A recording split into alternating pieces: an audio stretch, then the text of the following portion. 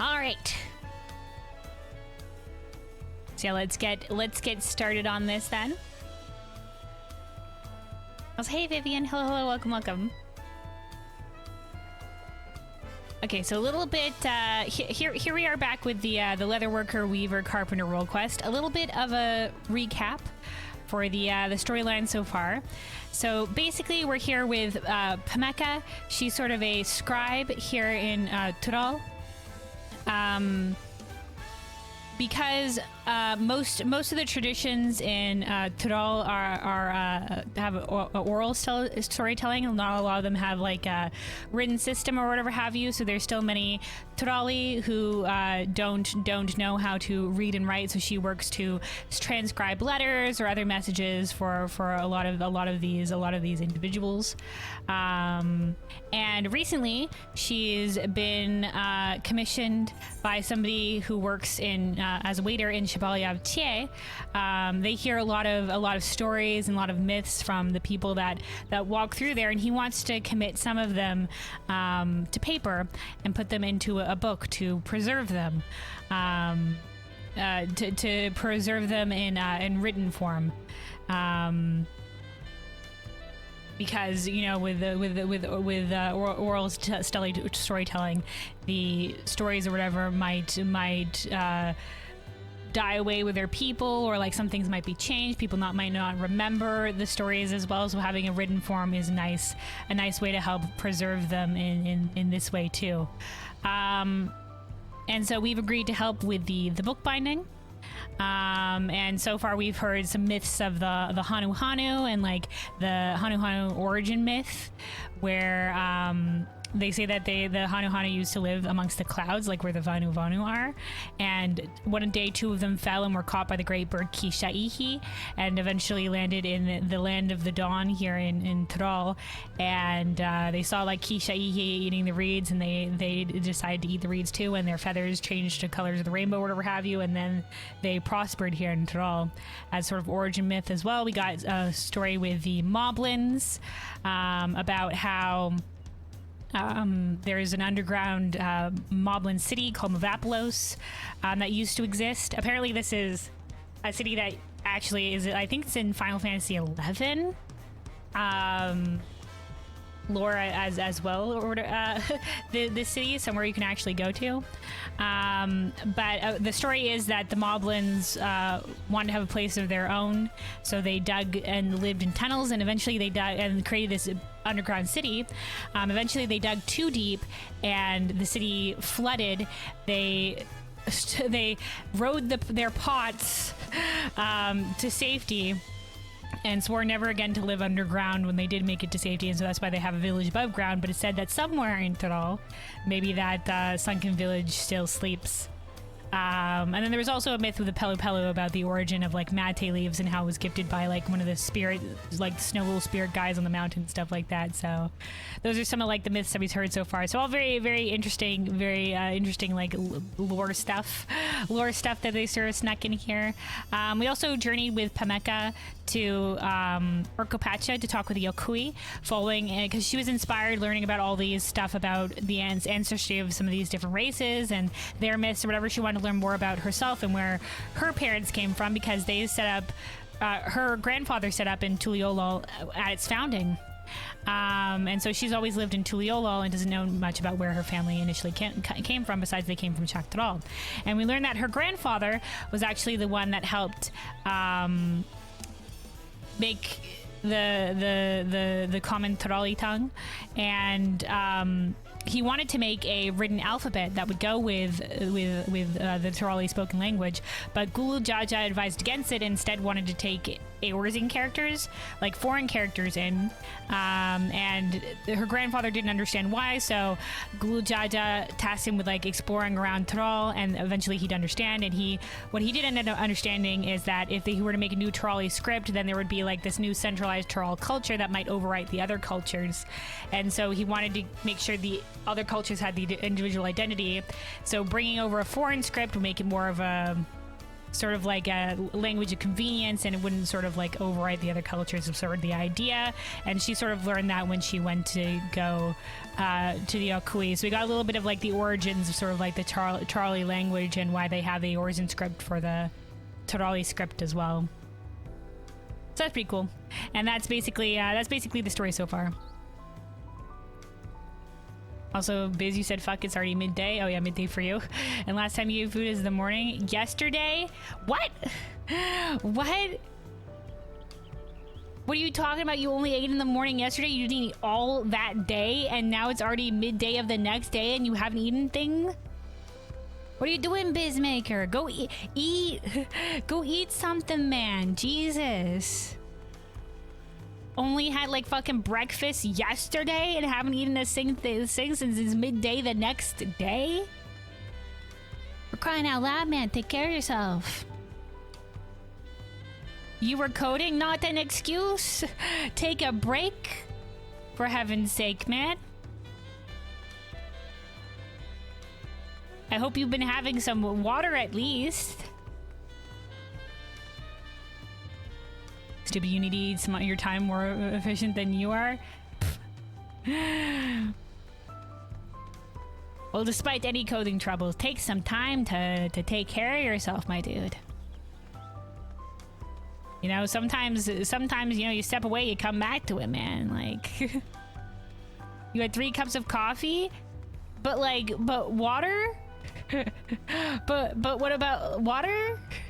I mean, coffee still has some water in it, so it's not like completely dehydration, but like also like water?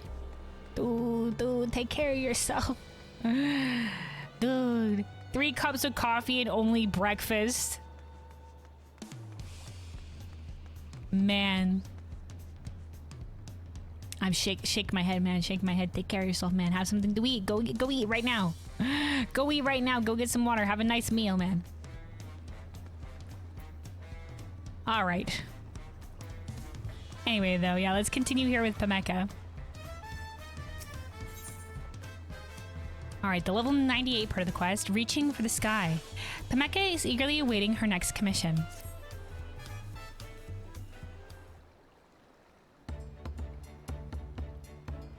Kelwyn, just the person I wanted to see. Our journey to Warlord's Echo gave us countless insights, don't you think? Into my own family history, the Dawn Servants' wish for this nation, and the myriad ways by which our diverse peoples tell their stories. Yeah, because we learned a little bit about the Yokuis and their like glyphs and the way that they carve stuff into stone up there while we were there as well.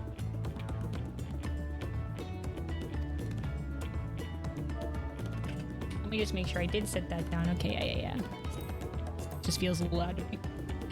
I feel readier than ever to transcribe more tales for Zemoweni, who is the waiter we're working with at Shelbali FTA, the one that's heard a lot of these tales. Up in there he is. Well, you two look happier than a pair of Ronik in the sun. Has something happened? Zemoweni, impeccable timing. Oh, you know what? I may not have taken. Maybe I didn't take note before, but maybe I did. She got like the little Kikirin earring. Is there a Kikirin earring at all? It's very cute. I'm back from my journey of ancestral discovery, and bring with me a freshly penned tome of my family tales. Oh right, yeah. We did do that while we were out there as well. It was the only book cover that we've made so far that actually has like a unique model to it. The rest have been like super generic, and they're just like, oh, we want to make a cover that represents the peoples or whatever have you, and it's like plain ass model of the item that we made. I'm just like, please, Squeenix. So at least that one was unique. Might I persuade you to read it? It would be my honor. No better way to put my reading skills to use. All right, and Zemoweni has been learning to he was inspired to learn to the Tarali script or whatever have you. I'd also like to make improvements upon my writing, but I suspect it will be some time before I can pen anything like you can. Speaking of, a Mamulja customer came in the other day and entertained us with some wonderful stories. Perhaps we can compile them in a book. All right, the Mamulja, let's go. Of course, we'll begin our preparations straight away. To cover our Mamulja tome, we ought to include materials from Yakta L.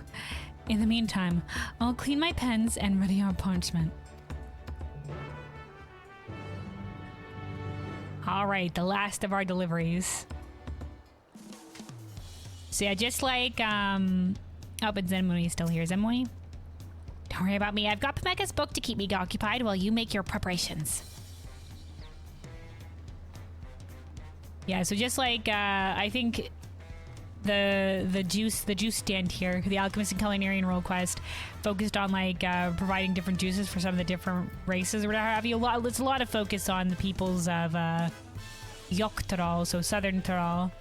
Not a lot of the Shaktaral people, like the Vieira, the Shtona, the Tonawatan. Because we're like, because the first half of Dawntrail focused, so we know a lot about Southern Taral because that was the main focus, but not a lot about the Northern Tarali people. Very little, which I'm hoping we're going to explore more in the post patches. I mean, right now it's, you know, like 7.1 or whatever. It's been, you know, a lot of Alexandria, and it's probably not going to change or whatever have you. And they're obviously not going to add new zones, but we did get a little bit of the Hetsato stuff as well, so I look forward to more of that because, like I said, like Yoktaral got a lot of focus in the main story, but not a lot of Shaktaral. Anyway, let's see what we need for this. For the next tome, we will need materials from Yakta L, preferably from the Jaktika Heartland. All right. That's what Pameka has to say about it. Let's look. Chumeki stuff. Mamulja cover component. So we need Gopthorium leather, Sarkanet cloth, and dark mahogany lumber. Okay, so the Sarkanet cloth, I know where we need to get Sarkanet, whatever have you. This is, yeah, over here by the Cinder Fields. Had to make a bunch of that for the leave quests. And then, yeah, this is the Goptharium leather. So we already have some acacia bark. This is basically like it's used for all of the later stage leathers as the additional material. And we get it out here by Amewetsoyan. So that's where we get the acacia bark. And then the Gopotherium, let me remind myself where this thing is.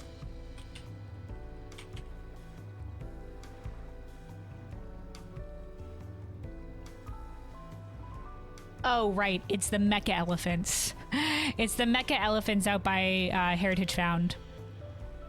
So that's where we'll pick up some of that. Yeah, it looks like we need one of each for the stuff. So we're going to need 6 of each of these. And then the dark mahogany lumber. Okay, we just need dark mahogany logs. And yeah, from the Jaktika Heartland. All right, okay. We know what we need. So let's get out there. We're gonna gather these all ourselves, as I usually like to do with these role quests. We might as well gather a little bit extra while we're out there, just in case we fails the craftings by accident, or if I want to sell some of it later. Might as well gather a little bit extra. All right, so we'll start with heading to Yaktel for the gathering stuff, and then we'll go out to Heritage Found for the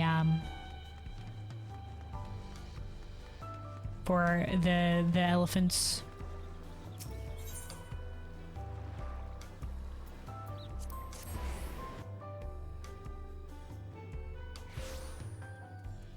All right, so both of these we will need botanist for.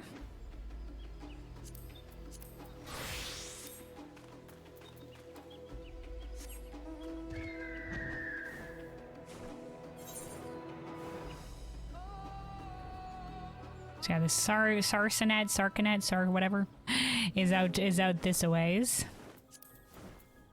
And let's see. How many per cloth? 5 per cloth. So we need 30 to make 6. So we might as well... Well, we're out here, we might as well double it.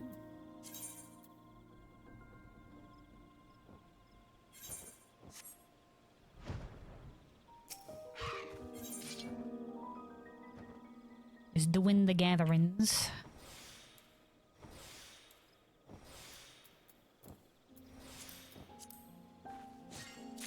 So Bizmaker, you said Path of Exile 2 will be basically one game that you can successfully play an entire year without need for any other game for you.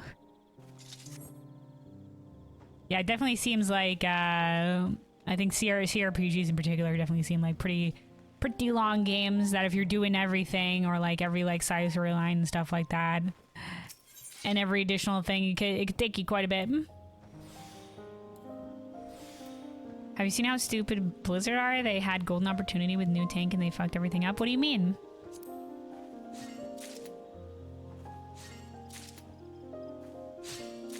What's your particular qualm with the new tank?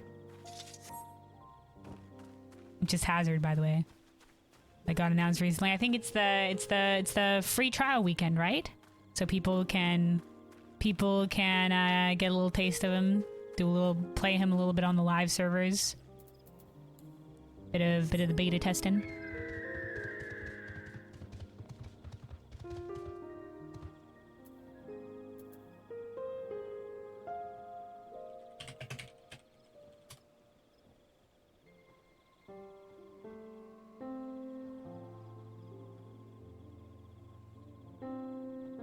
Oh right, sorry. Sorry, I was thinking of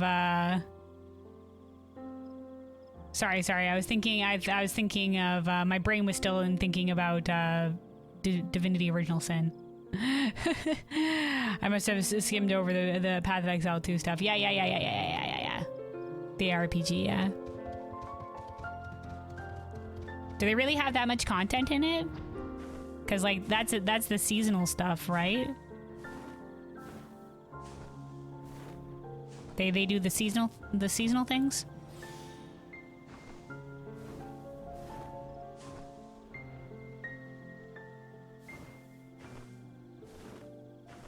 Ult of new tank is called Downpour. It's purple and looks like rain. They could have named it Purple Rain, but they didn't. Ah, I see. I see. Well, there perhaps could be a reason for that as well. Maybe it's supposed to be a subtle reference.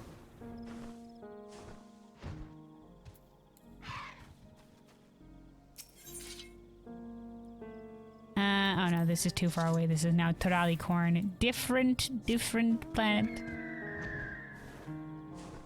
Path of Exile 2 has an infinite amount of content in terms of character builds. Oh, okay.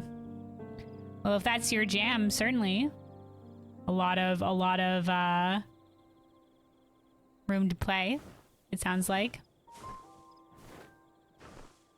My younger brother plays like some ARPGs and stuff like that. He plays Diablo. I think he's tried some Path of Exile, and he greatly enjoys trying to conceive of new builds on his own. That's part of his fun. So can understand a lot of people enjoying it. Getting creative with what you can do.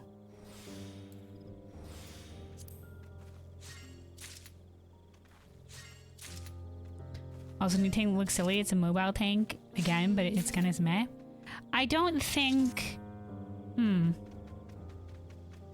I guess Ramattra, when he gets into his big arm form, he can run a little bit faster.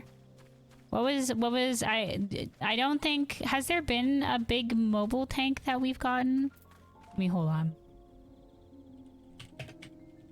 And I mean, Mauga has his big charge, but that's sort of like akin to Reinhardt. Otherwise, I wouldn't call him a very mobile tank. Like when I think of mobile tank, I think of a dive tank like Diva or Winston.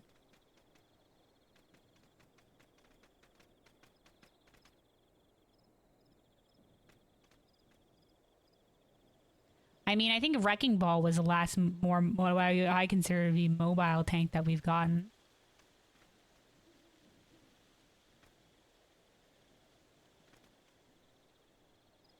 I guess in Overwatch 2, Doomfist did become a new tank, so Doomfist probably also counts.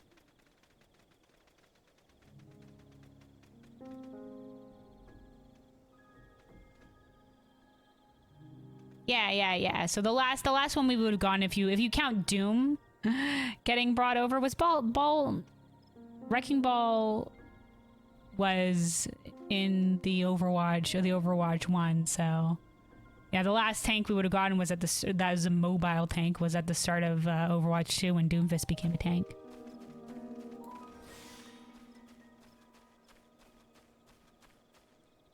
Not enough shield, in your opinion, on the new tank? Or not enough shield tanks in general?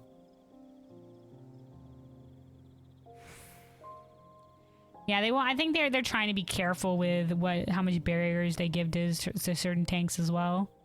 So, I mean, because Ramattra does technically have a shield, but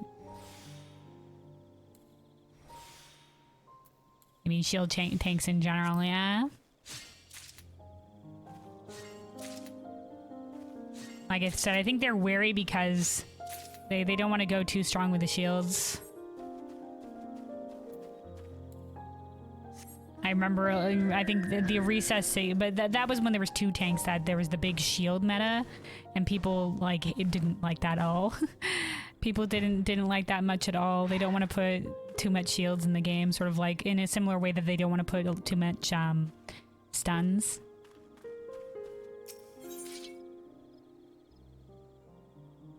But some more options in terms of shields would be cool, because like Winston has his bubble, like Reinhardt has his shield. Obviously, he's the big shield character. Sigma and Ramattra both have like sort of a placed shield.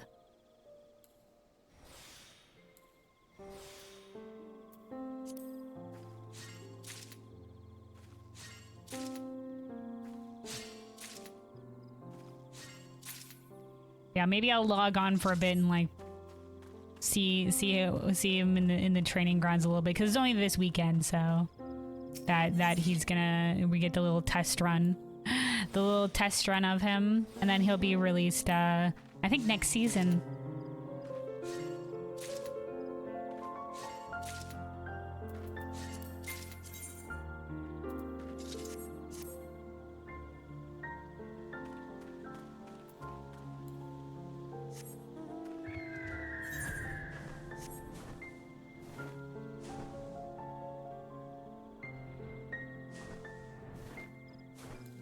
Yeah, it'd be interesting to see how he ends up, because sometimes it's hard to know, like, until people like really get their hands on a hero, like how well or poorly they're gonna do. Because there's definitely been a lot of heroes that have been like really strong, like right out the gate running, in fact to the point of being like too strong, and of like as soon as they release, like they're the new meta. And they're super strong and everybody's playing them. And there's some heroes that have sort of been maybe a little bit more underwhelming when they released. So we'll have to see. He's good on maps with high ground. Oh really? Does he have what kind of mobility does he have? And there's a stun. Yeah, I don't know his kit. They didn't really show that off in any of the trailers, so I don't know what his kit is. There's probably somebody that's maybe posted what Hazard's kit is online. Hold on.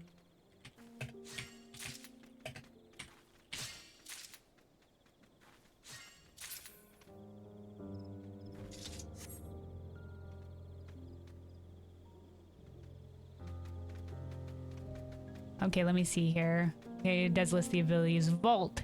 Scale short walls and grab ledges. Okay, so this is like supposed to be kind of like a little bit of a wall climbing tank. So not the high walls, but maybe some of the lower walls. Okay. We haven't really got a wall. We have a wall climbing support with Kiriko, and we have a couple of the Shimada brothers. So it doesn't seem like a complete wall climb though, but it is for shorter walls. Okay. They released his gameplay trailer. Oh, did they? Okay, maybe I'll take a look at it in a second. Let's finish gathering the stuff out here in Yakdal, and then maybe before we get out to Heritage Round, we'll take a moment and look at the gameplay trailer.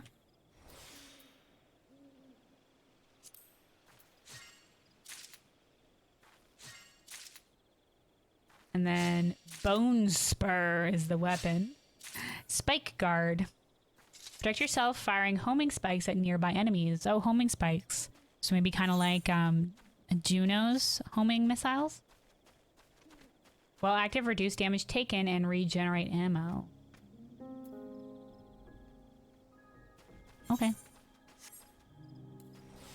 I need a little bit more of the sarsenet here, and then we're gonna go get the lumber from the Heartlands. Oh, wow, looks like that one got through the hold on, ban that bot there. That one got through the automod. Yeah, we got it. Taken out. Sniped.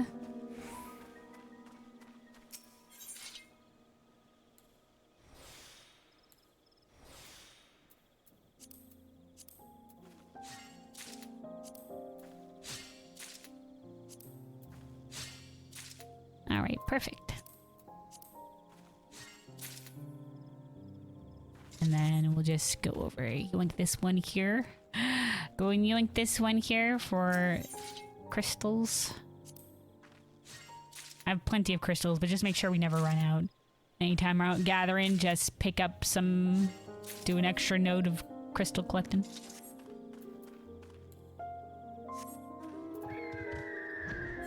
All right, to the Heartlands.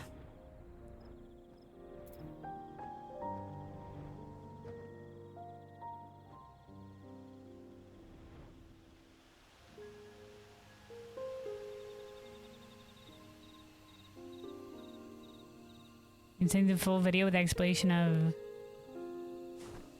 EA of Path of Exile 2. EA? What does that stand for?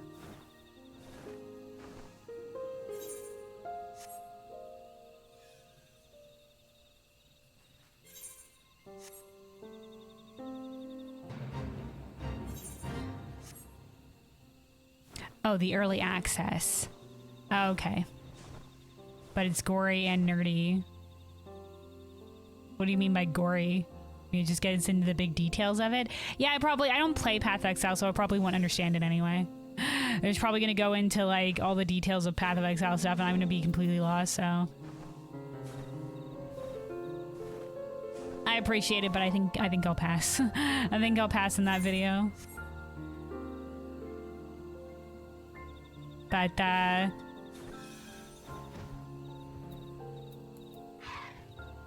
you know, great for people looking forward to it.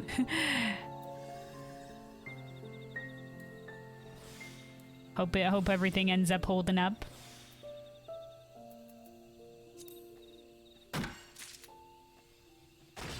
Has a good release and everything.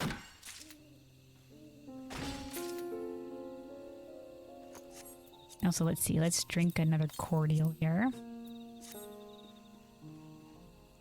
All right, let me double check how much lumber we need. Okay, yeah, it is. It is 5 for 1, same as the sarsenet cloth. But this is like 99. I don't think we need to do the other increase. A 1% fail is going to be a low fail chance. I don't think we need to waste our GP.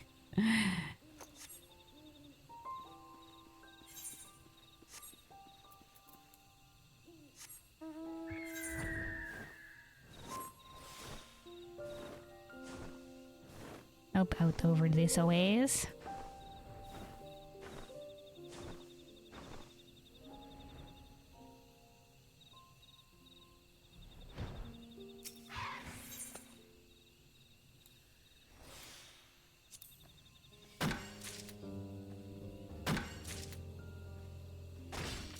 Jonathan and Mark explain everything in a very right way that even new player will understand everything, but they are both gamers and nerds, so you can hear how they like the game, and by gore you mean actual gore, like blood and insides of humans being shown on stream, because that's part of the game. You mean just like, you know, the gameplay of Path of Exile? As in they show gameplay?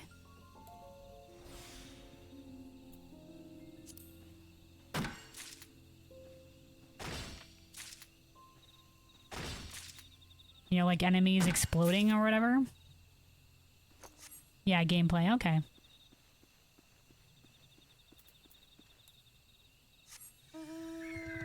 I know some games like to be very gratuitous on the kill animations, or you know, like some games that where you kill a big group of enemies, they all like explode into guts and shit like that. Pretty classic. Pretty classic. Like I said, some maybe get a little bit too into it, and those ones I'm just like, oh, that's maybe unnecessary. Maybe unnecessary for me in particular, but some people like the literal meaty kill animations. Up, I think, no, this is too far. That's not going to be wood. That's going to be for the bananas. We're outside of the wood gathering area. It's all sort of in this northern place. Nope, it's coming up in this south place too. Let's go do a little bit further to the right. I think we've strayed too far south. That lifestyle is mostly based on New Zealand folklore and legends. Oh, that's cool.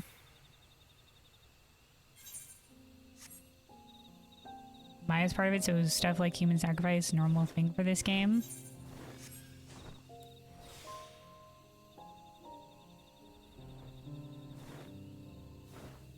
Okay, in terms of like the story or like actual gameplay mechanics?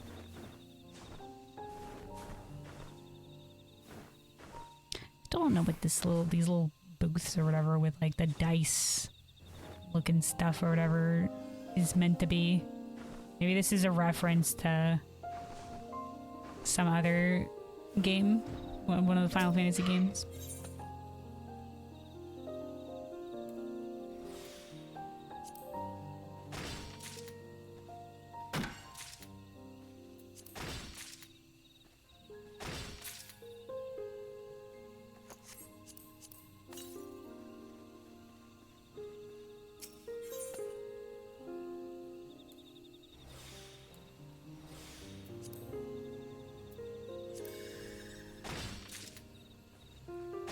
Story and monsters and world around you and some gameplay mechanics. Okay.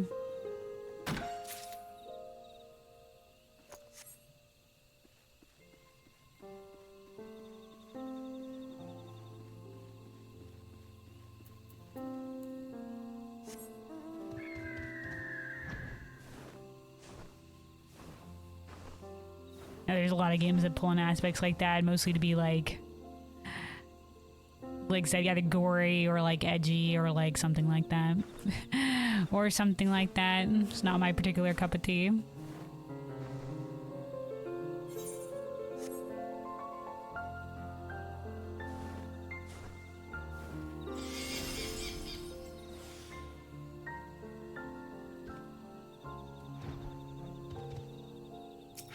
Alright, let's see. We're almost done here.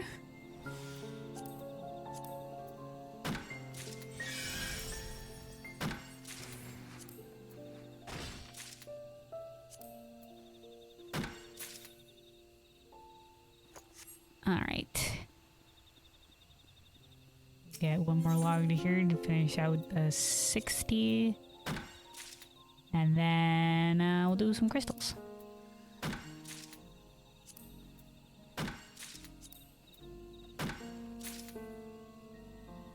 Full 18+ games, naked blood everywhere, bodies that are being torn apart, basically environment mobs around you. Okay. I mean, I feel like it's similar like vibe for like Diablo and stuff like that. They also try to get very edgy with it. In that capacity, they're just like demons, evil, blood, gore, violence. You know, keep the forces of evil at bay. The forces of evil fucking doing crazy shit out here. You know, that kind of shit. Kiwi is a very popular part of this gaming community. Like, the fruit?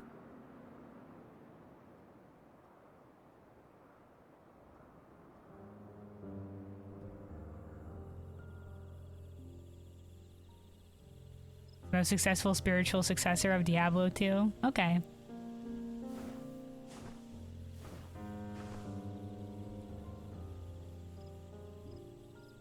So you said that very similar, like the kind of like edgy, like defeat the forces of evil, violence, you know, etc., etc. Oh, the bird. Okay. The flightless bird, the little guy. A little bit of a tangent away from it. Oh yeah, there's blood, bodies everywhere, things being torn apart, and also like a little kiwi bird. Okay. Even Diablo 4 isn't that close as Path of Exile. If you say so. I haven't. I only ever played Diablo 3, and it was only through the main campaign. Just because it came out, and I'll be like, oh, I'll give it a go. And then I played through the main campaign, and then I was just like, well, that was an interesting story, fun little jaunt. I'm done, and then I never came back to it.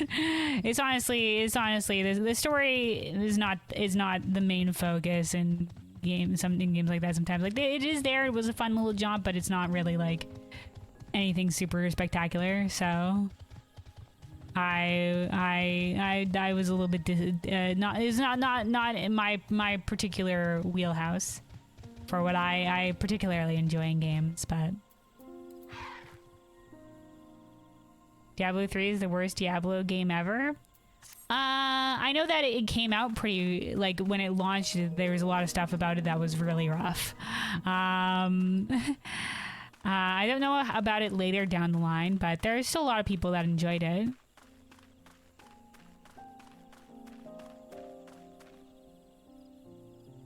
Path of Exile 2 on release will have a very cool story. That's good.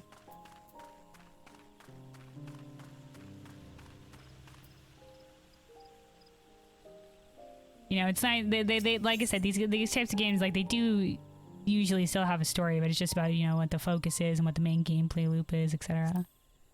So, but if it's got a good story tied to it, that's grand. Not Diablo game, Diabloid is in subgender of ARPG. Okay. So you're saying it wasn't the worst Diablo, you're saying it was the worst in a larger variety of games. Okay, but your concession says you still think it's bad. That's all you meant? Like, I don't think the statement of your fact changes, but okay.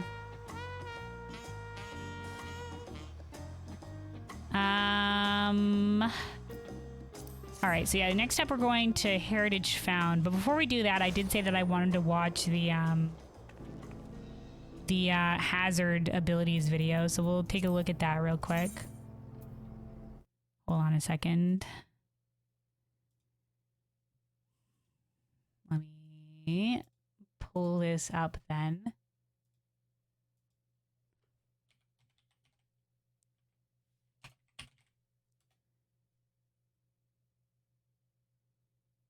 Here we go. New hero gameplay.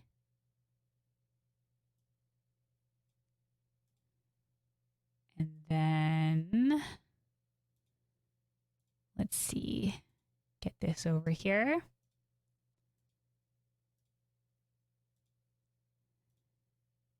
All right, let's take a look at this.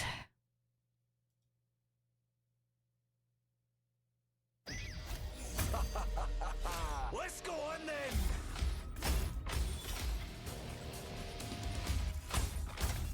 Okay, so he's got his blade and his little spikes. We could all use a little anarchy. Time to take We can all use a little anarchy, alright. Anarchy. Time to take what's ours. Coming through. Okay, so yeah, a little bit of the wall vault. That's cool. Who called? Come on. Jagged wall. Oh, okay, and you can say it's a physical object in the world. Does it push them very far? Oh, it does. Interesting. So it acts also like a little bit of a boost. Let's take out the rubbish. Oh, okay, so his vault, that's also his wall climax, is a little bit of like a leap. Okay, so kind of like Winston-esque. Okay, you can also come out of the ground, so you can do it like a Maywall, kind of. But it can also be horizontal, so kind of like a Maywall. Pure dead brilliant. Pure dead brilliant. You can't stop me. Okay, so his Volt and the Leap are two separate abilities. Yes, won that one. The best defense. stabbing. The best defense, stabbing. Come and get it, laddie yeets. Okay, so this is kind of like, while he's doing a guard, so kind of like a Doomfist guard, he's firing projectiles while he does so. So kind of like if you did like a light Ramatra ult with a Doomfist charge punch. So instead of charging his next attack, like shooting Doomfist during that does, or like shooting Zarya while she has a bubble, he attacks while he's doing it. I'll give you a slap. Oh, so interesting. To climb the higher walls, he has to use his May wall like ability. That's cool. That's cool. Oi, oi. Enemies in the doorway. Like I said, it's nice that it's nice to have another hero that can sort of climb walls in the same way like Kiriko and the Shimano brothers can on the tank roster specifically. Pat it down. Is that gonna be his alt line? Oi, oi. Enemies in the Oi oi. Tear it down. Which means there'll probably be two versions of the alt line. Usually there's one like that the enemy team will hear, and one that your allies will hear. Hold still, would you? Oh, okay. So it locks them in place. I think they are taking a lot of aspects of May in this ult, aren't they? Because of being frozen in place during an ultimate, very similar. Guns blazing, teeth bared. Shreddy. Thanks for staying put. You know I'm the best. A little bit of animation was that there, the blocking off with the wall. You know I'm the best.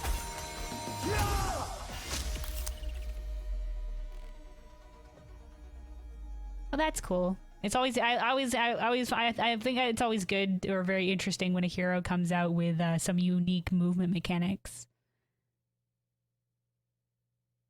Or some, you know, like some movement mechanics, like sharing a little bit of some movement mechanics that some of the other heroes have as well. You know, like I liked Kiriko's wall climb. It was cool. It was cool, like Juno's little, like, sort of like semi-free flight. It's not the same as Echo's free flight, because Echo's free flight, you can go anywhere. Juno's is you can't gain height. But she does have her double jump, Juno has, so. Looks like Purple Rain, but it's Downpour. Yeah. Well, like you said, there's other stuff that's called Purple Rain. Maybe they didn't want to call it Purple Rain for that specific reason. You know, not everything has to be like, hey, it's Purple Rain, let's call it Purple Rain because of this other thing. They probably wanted to specifically avoid that. Like, yeah, his abilities are colored purple. And that's what it's like a downpour of like the spikes or whatever have you. So, you know. Like being like, wah, they didn't name it in reference to this other thing is probably intentional.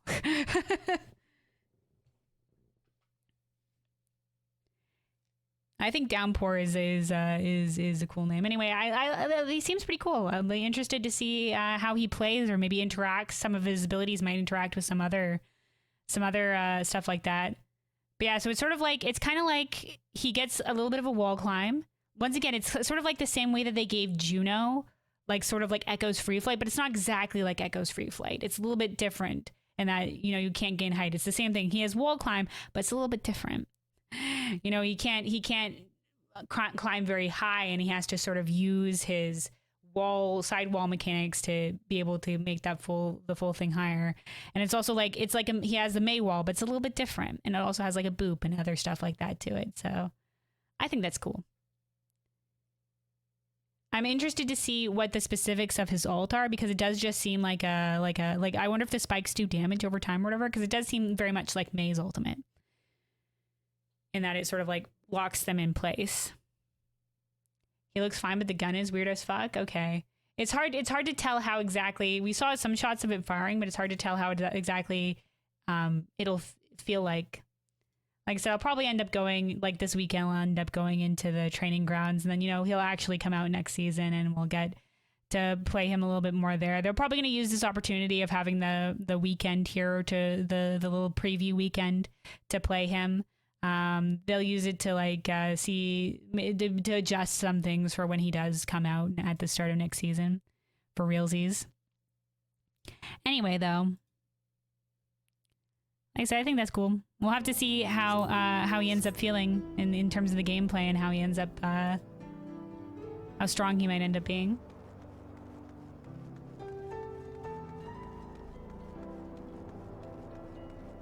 It locks but doesn't stop May from going invulnerable. Okay, so there might be a ways to escape it, unlike May's one. Like, could you Moira fade out of it, for example? Because some ults you can and can't Moira fade out of. We'll have to see. There'll be some people that put up videos that show how his abilities might interact with other abilities. Because there's always some interesting cases where that does happen. Like, you know, when Iliadi's ult was shown off, like, it'd be like, okay, you can Suzu it, or like you can, I don't know if May Freeze takes it off, or I mean, May Ice Block, I mean. Anyway, let's get out to Heritage Found to collect the last thing we need for this delivery. Let's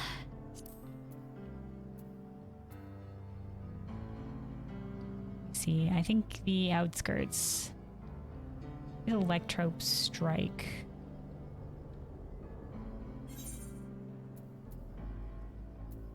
Oh, actually, well, this will be slightly. The elephants are like right here, so probably equidistance.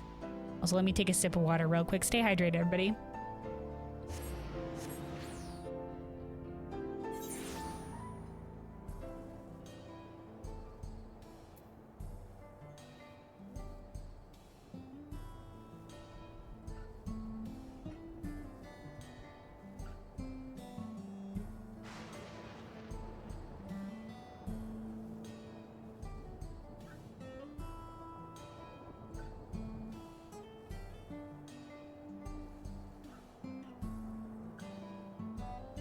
Starts. Most of this. Hold on. I pulled up. This is particularly loud. I pulled up that video you were talking about. Hold on. At the timestamp. Whoops. Hold on, because I closed down the video and opened a new tab. There we go. There we go. This footage has been recorded in Path of Exile 1, since that's where you can use them immediately. All right, so it's armored. The Ogham supporter pack contains a cosmetic armor set befitting of the Count of Ogham himself. There is also a matching back attachment, which has an alternate variant depicting the influence of corruption. Also in this pack, you can find a portal formed of the rusted ice. Well, during early access, you'll need a key to get in. To thank our existing PoE supporters who have spent more than $480 US, we'll be giving you guys a key for the PC version for free. Anyone else who wants one can get the new early access support. Whoa, so is the armor for the Kiwi specifically? Is it a pet? In the store, okay, there's like items. I can see the little. There's other skins for the Kiwi. Is it like your buddy? Most and see all the different skins for him. Since that's where you can use them immediately. The Lord of Ogham supporter pack. Is it just your like your Palico? Like if it were like Monster Hunter? It is a pet. Okay, is there different pets or is it just the Kiwi? Like, is it like just the Kiwi in sort of like the Monster Hunter style and that you have your Palico, but there can be a bunch of different skins for your Palico? Or is it like you can have any sort of pet? It is very cute though. A lot of different skins. Or kind of like in the same vein, like you have your Chocobo and you can like dress up your Chocobo differently. Okay, only the Kiwi with different armors. All right, that's cool. So kind of in a similar vein to like the Chocobo. In the current packs? Okay. Maybe they'll do some things different with it over time. Because I remember in like, for example, Guild Wars 2, when they initially came out with mounts, which was I think a couple expansions ago or whatever have you, all the mounts were a very set species. And a lot of the initial skins of those mounts were just different skins for the same species mount. Like their main mount was a raptor, and then there would be like your flying mount was a griffin, and then there would be like some other mounts for some other different situations. Like the mounts were also heavily tied to like movement mechanics in the world. Also, hold on, let's get on to. We'll try farming a little bit of this the normal way, but we can buy these with bicolor gemstones, so if we're having a bit of ill luck, we'll just go and buy them. The skins that we need here. Let's see. We do need 4 skin per hide, which means that I think we'll need a total of 24 of the leather. But yeah, anyway, my point was later down the line though, they bought, there was a whole bunch of different skins for the mount or whatever have you that makes it just like a completely different creature. A completely different creature, but I think it still shares like some of sort of some of the base animation stuff. Like the same bones. For the Guild Wars 2 mounts, I think. I haven't looked in on Guild Wars 2 very recently. But I played it initially, did heavily dislike the leveling and couldn't really get into it, but I did enjoy the story, and so I look in now and then, you know, see how things are going with the Guild Wars 2. But I haven't done so in recent memory, and there's been a whole bunch of updates and stuff since I last checked in.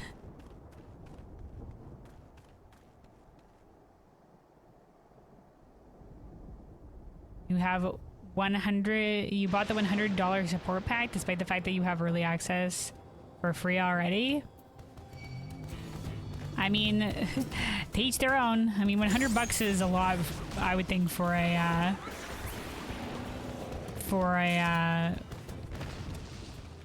pack for a game, but it's got cool rewards or whatever have you, and you know you're gonna enjoy the game, and like you said, you have early access already for free, then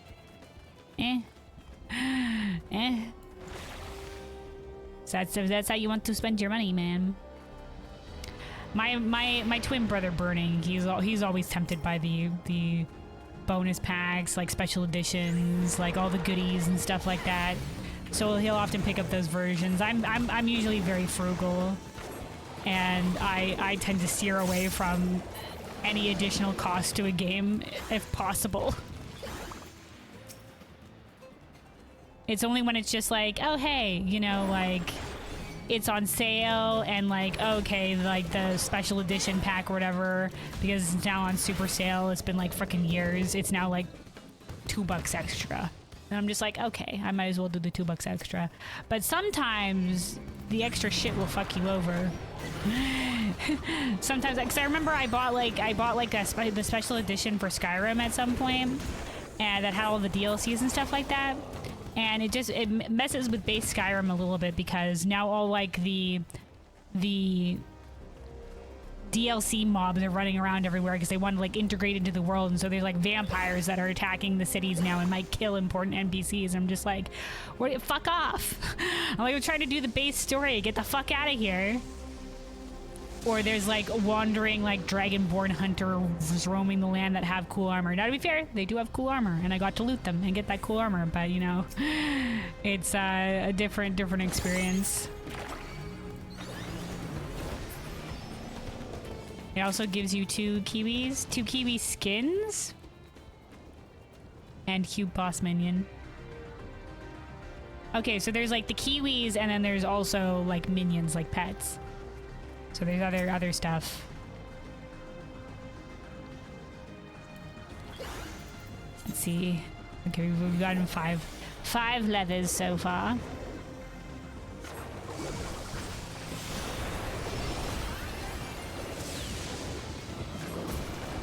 Maybe I should have done my field here in a place where there was more elephants around.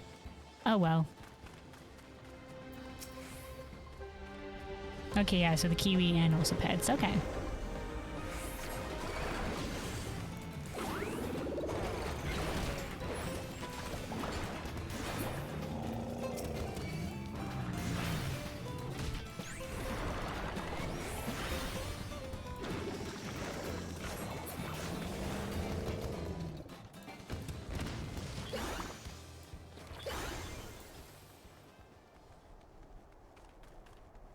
Two kiwi, 2 sets of skins for the armor and weaponry, 2 cool stuff for a hideout, 1 hideout, and a lot of premium currency. Okay.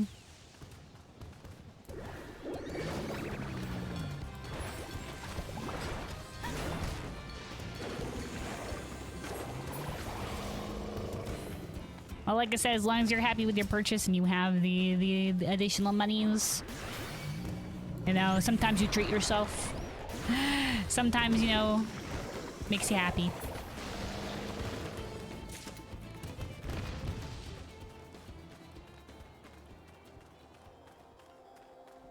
As long as you're, you know, doing it in moderation, not splurging. I know some people that, you know, could maybe do to hold back a little bit.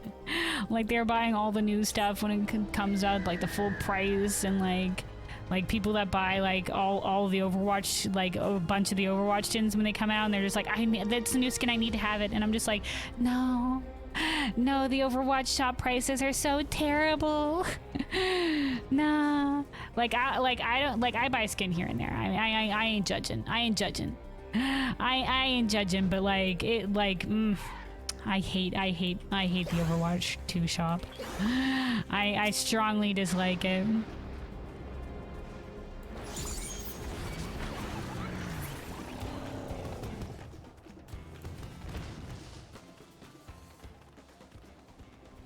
You can check out the boss menu where it works. Okay, hold on. Or how it looks.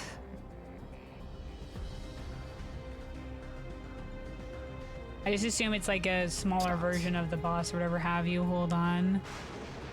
2, 10, 40. Go great, so it'll look better. The fallen soul. Okay, hold on.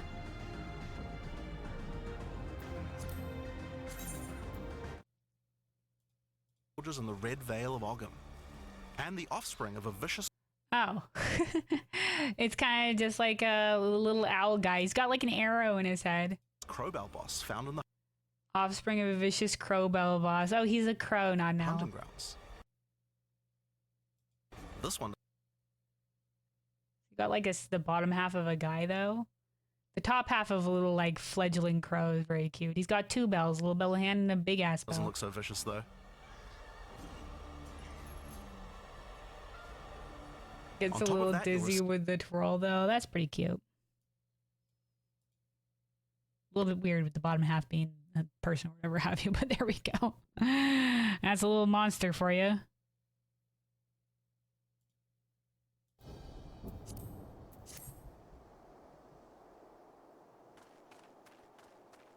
All right. Once again, I am a sucker for birds, though. I like, if it's like a bird mount or like a bird minion or pet or something like that, I'm just like, I want it. It's very, very cool. That one, like I said, it's not entirely bird, but the bird part is very cute. Seen his eyes like he never had a thought in his head. And he's got the very big eyes, for sure.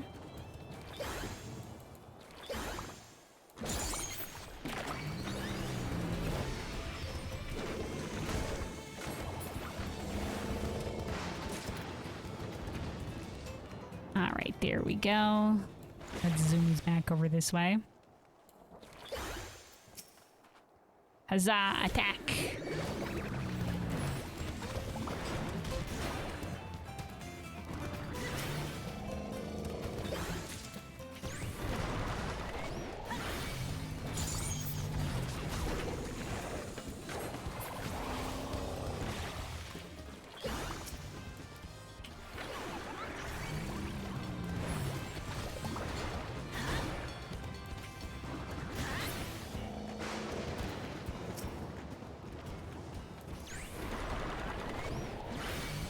Like I said, we need 24 here. I don't really, we won't have to pick up extra. If we do need extra, we'll come back for it, but farming the leathers is always a pain in the ass because you have to kill creatures for it, or use, like I said, use the bicolor gemstone, so not gonna pick up extra here. We're gonna get what we need and we're gonna leave.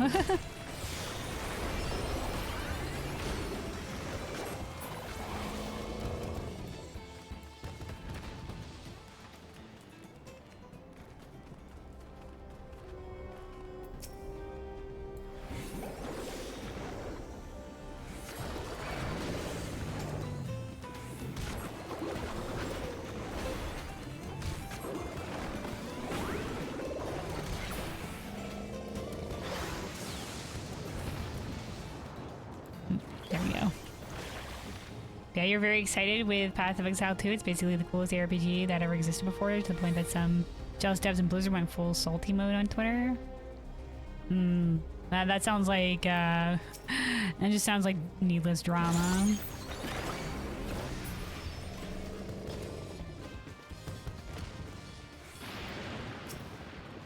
Or rumor mongering.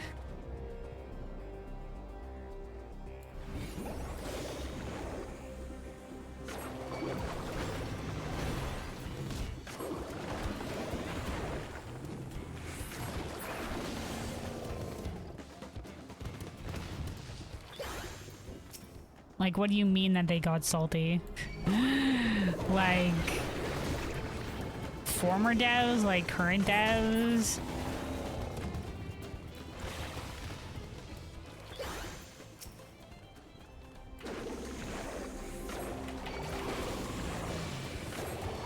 Like, don't get me wrong, we've been shown before that certainly, you know, some devs at Blizzard are, like, pieces of shit.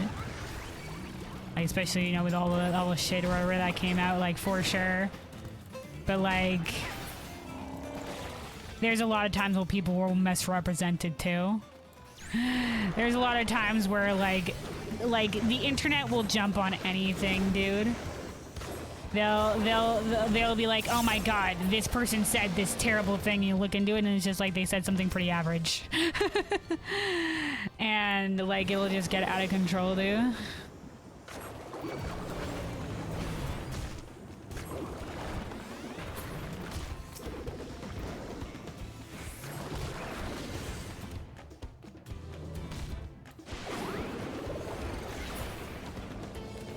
Okay, so this is exactly what I was talking about. They said a normal thing.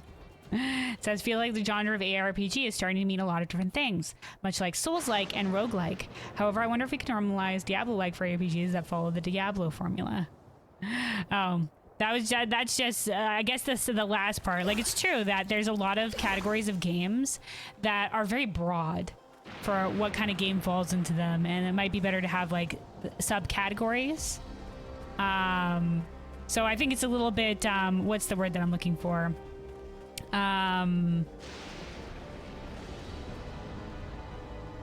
Arrogant to be like, let's call them Diablo-likes. Because I guess, like, some genres have gotten started off certain games, and for a long time people knew them. Like, you know, Souls-like is still called Souls-like because of Dark Souls, right? But, like, the FPS genre in its entirety was initially known as, like, Doom clones, right? Because, or like something like that, because, you know, Doom was like the first game or something like that did it. It was Doom or some other game.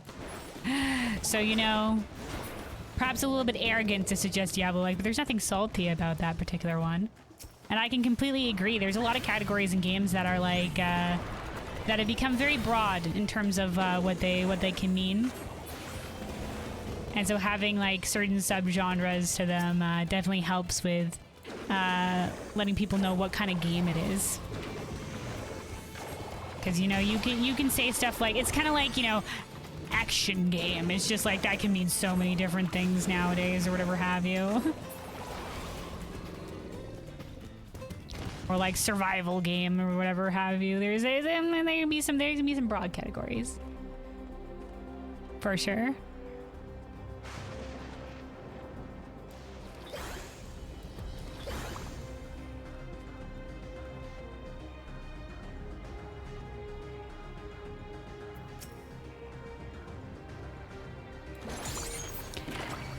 But it's also kind of like, you know, how, like, MMOs, you know, for a long time as well, because World of Warcraft was like, now there were MMOs that existed before World of Warcraft, obviously, but, you know, after World of Warcraft and World of Warcraft's success, there was like a big boom in them or whatever have you. So a lot of those MMOs were called like WoW clones or whatever have you, but a lot of them were like final and so on. They just obviously like took a lot of like, they wanted to try to bring MMOs into a new age, so a lot of them took inspiration from World of Warcraft stuff, but they did their own things as well. So, or, you know, kind of like when Battlegrounds, the Battleground genre like first took off. There's a lot of people that wanted to try to follow up in the success to varying degrees of you know, their own success themselves. But now there's, you know, a lot of battleground, battle arena. Was sorry, you know what I mean. A lot of those types of game on the market. Battle royales. That's the word that I was looking for. Not battleground, battle royale.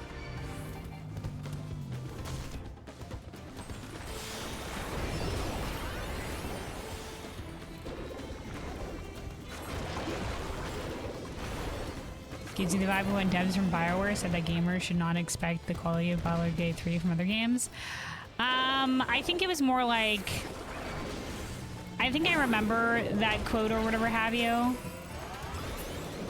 And I think...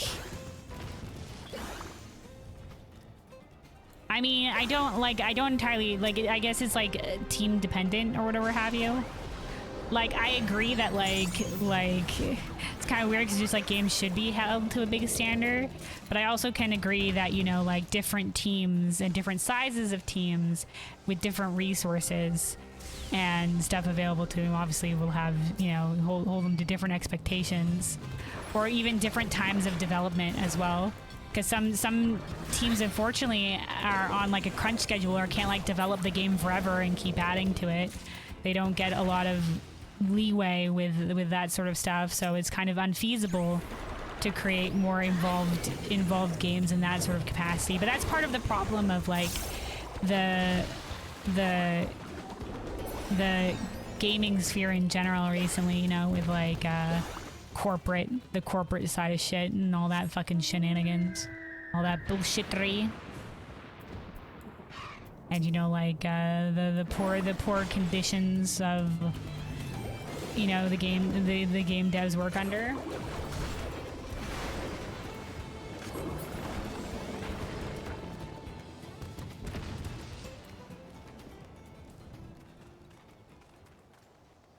All right, we almost have all the stuff we need. We need 24 in total, so we're almost done with the farm here.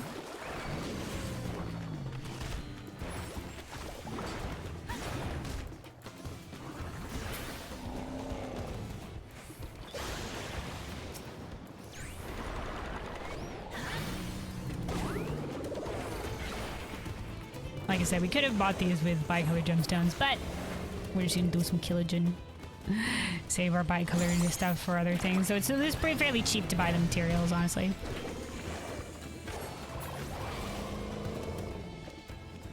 It'd be less of a pain if these guys didn't have, like, such a variable drop rate, if you weren't praying to RNGesus. This is the problem with leveling Leatherworker.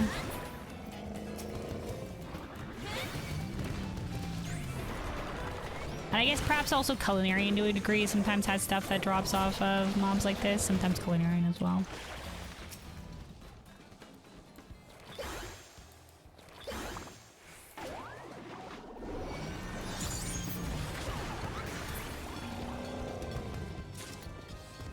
Up, all right, there we go. There we go. All right, we'll kill this last elephant since we're right here. Hope someone to get that free paint off before we engage, but it's all right. It saw us. Sting. All right, we're good. Yeah, let's return to Tuliolol, and then we just need to craft these together into all the things that we need. And then we can hand in this delivery and continue the story. Let's see. Let's head out to, instead of having the background Tuliolol jazz, let's go out to Yaktail. Since we're making things for the Moolj anyway, we'll go set up here by the lake. Have some nice music in background to engage crafting in. Let's see. Maybe we'll start with Weaver. And we'll make the cloth. Let's see. Let's make sure to do this and to also eat some food.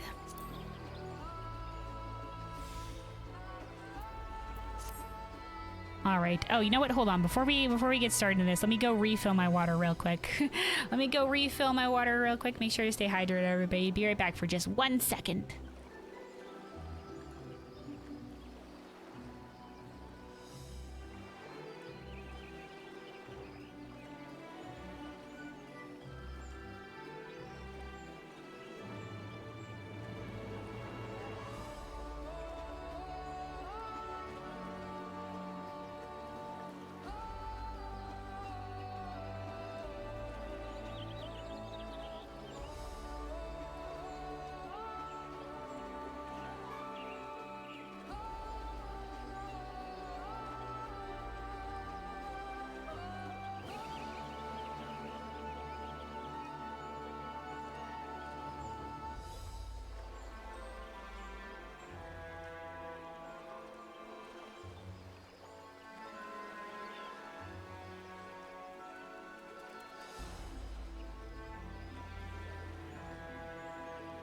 right, I'm here. I got my water. We're good. We're good to stay hydrated here.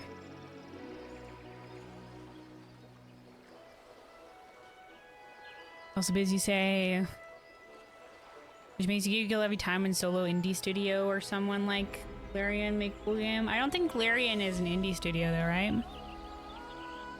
And all big corpo studios is instantly starting attacking players and trying to defend themselves from challenge. I don't think that always happens, but... And like I said, like, I think probably the people that were talking about, you know, Baldur's Gate 3 and stuff like that, and how, you know, you can't expect that from the games industry as it is, was more of a criticism of the games industry and not necessarily Baldur's Gate 3's success.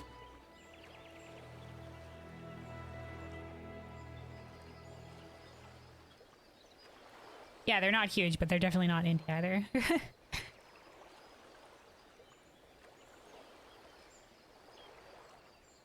All right.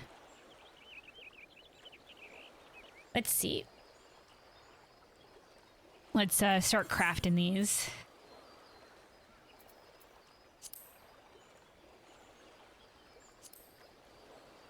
But, you know, like I said, like the big dev companies as well, they have, you know, like they have their own like the unfair criticisms and other stuff like that too. Like, don't get me wrong, like a lot of the times like they'll forget, but a lot of the times they'll forget, but it's because corporate. It's not because the game does themselves, it's because of the corporations and stuff like that and them fucking shit over. Like I said, in the general poor state of, you know, what's going on with the games industry right now, so... You know, sometimes you gotta give people like just the benefit of the doubt. Oh, interesting. We have an excellent condition prog. Let's use this for progress. It'll give us more chunk of the progress bar than it will for the quality bar without all our buffs running here.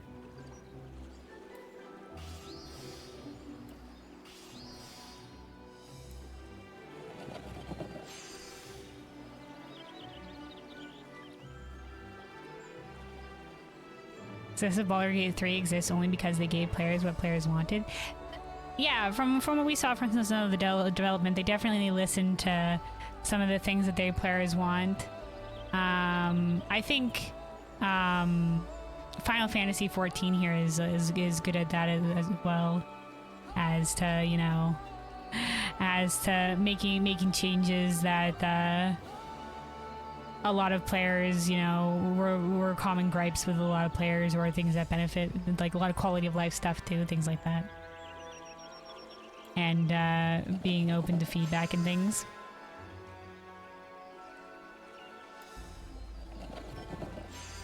Is the norm back then until all corpos went us versus them mindset?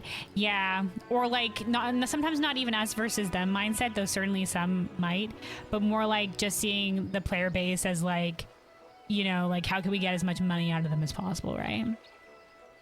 Instead of like, you know,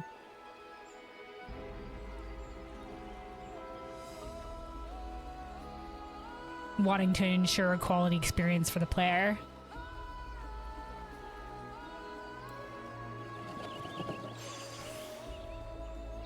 All right, let's see. Let's do one train finesse.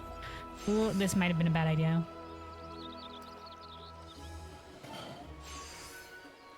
I only say it might be a bad idea because we're gonna be low on CP. Let's use prudent synthesis here.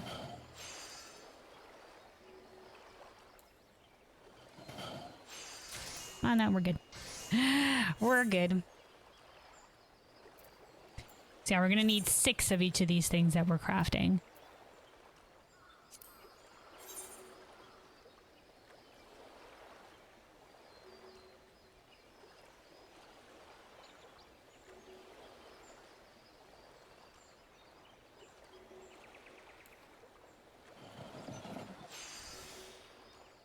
Blaming players for all their problems, calling them names because they don't want to see politics in games.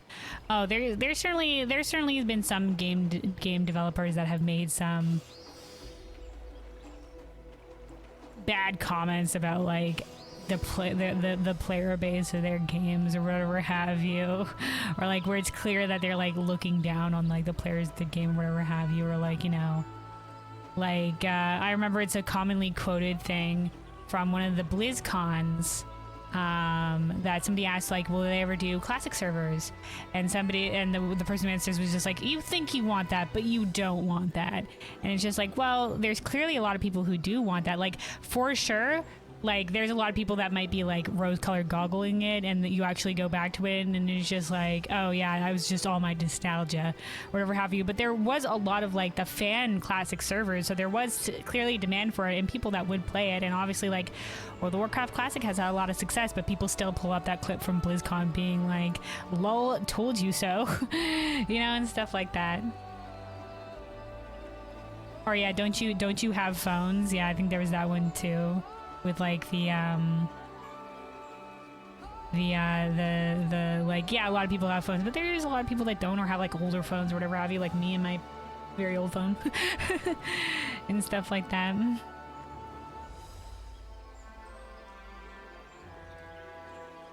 For like not caring about a certain subsect of the player base, etc.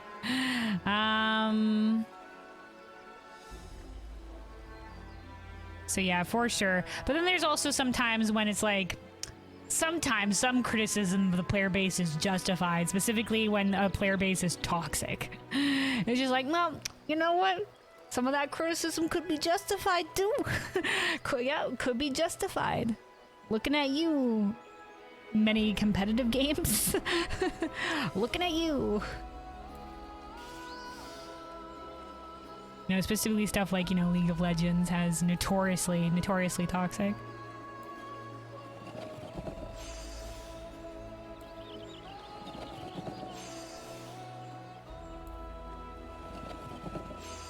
Not to say that everybody that plays it is, but on the general, overall, a bit of assessment. From my understanding and from listening to other people that maybe play the games, like,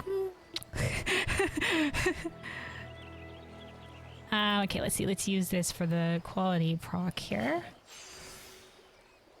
And then, yeah, we'll do one train finesse. And then, oh, we got it. Hold on, we got another proc with this. Let's use this. Let's use this one for progress. And then we'll do Viragot's Blessing to get as much more quality as we can. Oh, hell yeah, we got another proc. Okay, let's do this. And then I think we'll have enough here to do a quality. And then, oh yeah, this is gonna get us the rest of the way. Perfect.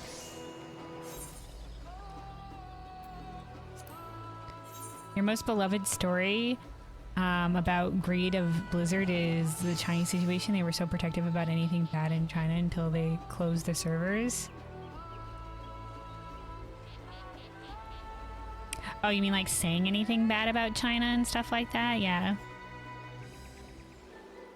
Well, I mean, you know, people, you know, like they don't, you know, like they want to keep their market or whatever have you, so.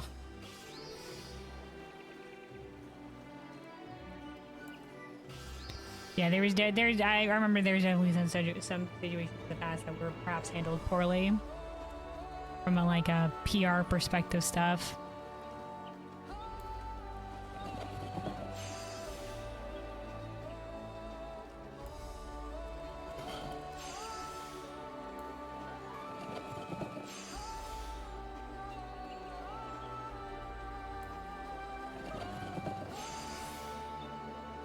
Alright, we'll use one train finesse.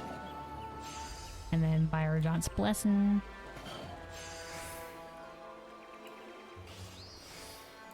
And then Prudent Synthesis all the way, unless hopefully we get a proc. It's gonna be enough for another one of these? No, just shy. But we will have enough for this, and that's all we'll need. That's all we'll need.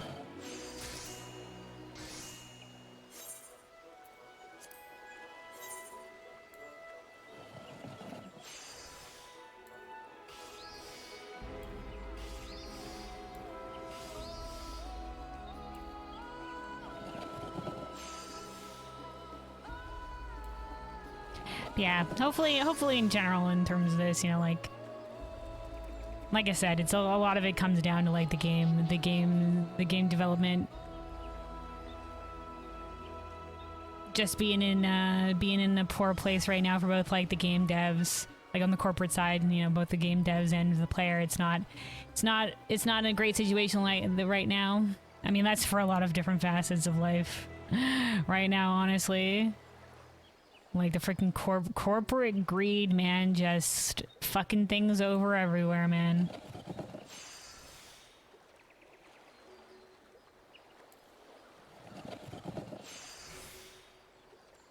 Yeah, we'll have to hope that things take a turn for the better in terms of the game industry in particular.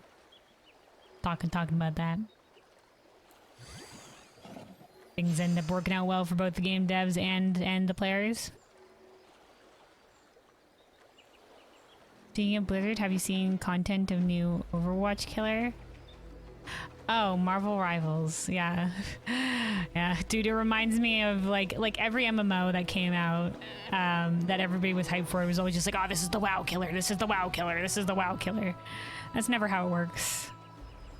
That's never how it works. And I think for a lot of people, they like a lot of people like, once again, as it will always be for any big popular thing, the only thing that will ever kill it is itself.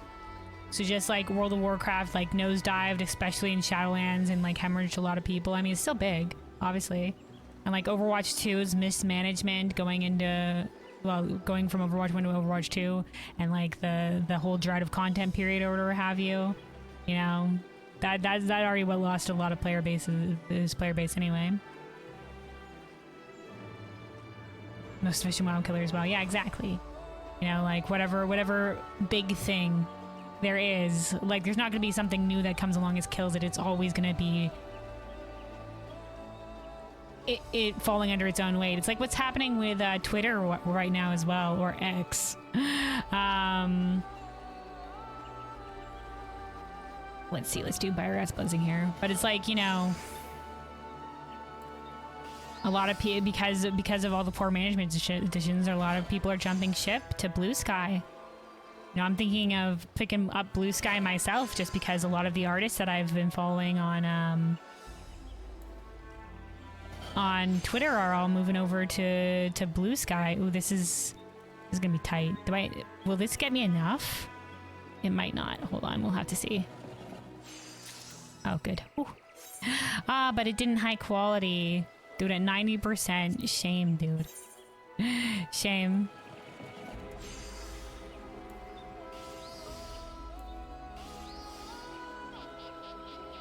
Let's use this one for progress. We don't have the full buff set up for quality.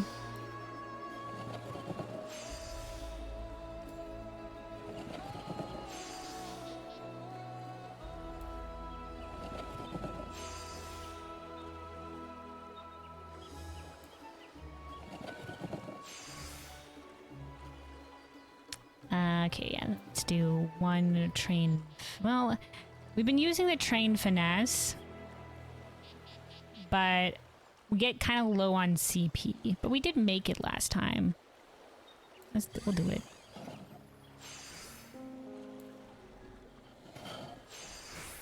Oh, time for the nighttime Yakdal theme.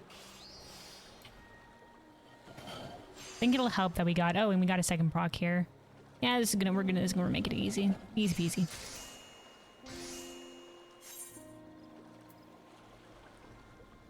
Let's see, one more for the sorry, cloths here. Well, we might go. Maybe we'll go for one extra. See if we can't high quality it.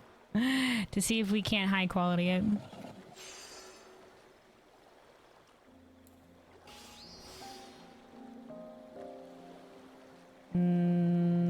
Let's do another progress.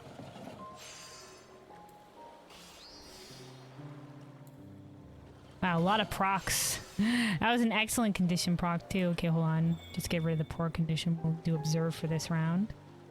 And then...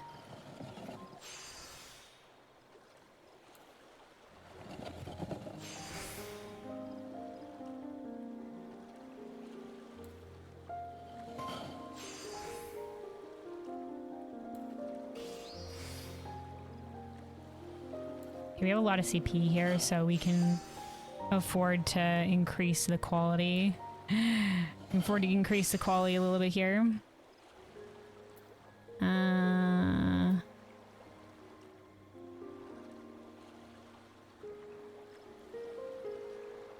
We do one more here. Yeah, we're still gonna be good.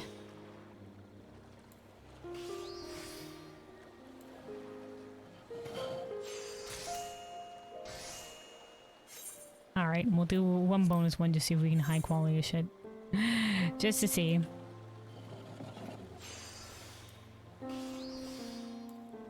For the full batch of high quality sarsenet cloth.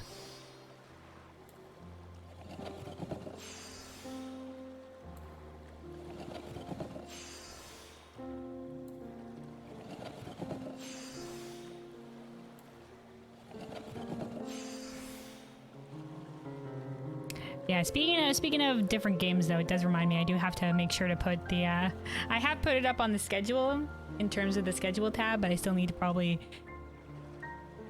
put up a post on Twitter and Discord to remind people that we are going to be starting a new variety game this week in the variety game time spot. So like Monday night, Tuesday morning time for me. But, you know, it'll be up on your own time zone if you check the schedule tab. We're going to be playing Ace Attorney Chronicles. Hold on, let's see. Let's do the progress on this one. So it's going to be the new variety game we're going to be starting in on. We're going to be starting on this week as another game that I've had in my Steam backlog. Another game in my Steam backlog we're going to be getting to.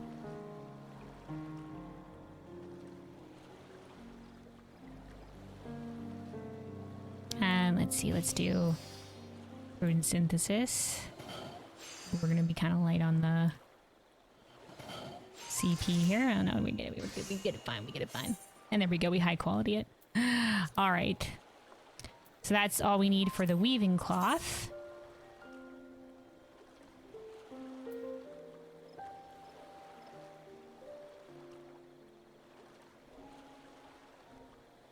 Do you like the FF reference in Discord? Oh, the one that was in like Destiny 2 where there was a test of your reflexes line? It was Destiny 2, wasn't it?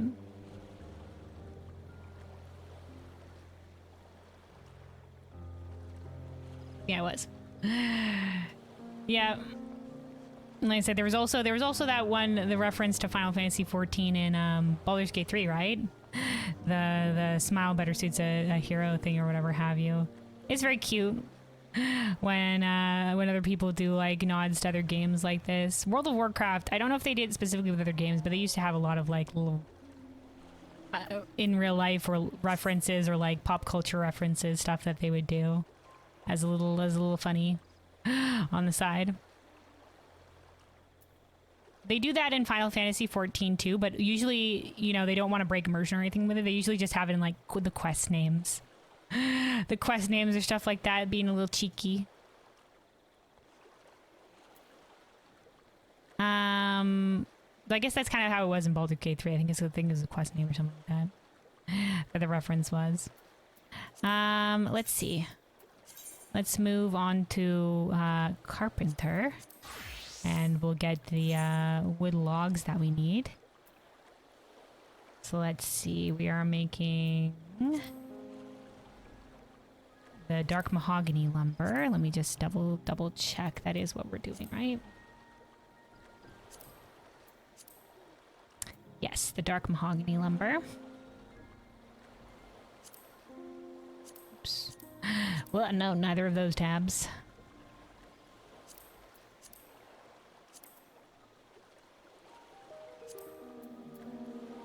All right. So yeah, we need 6 of these as well.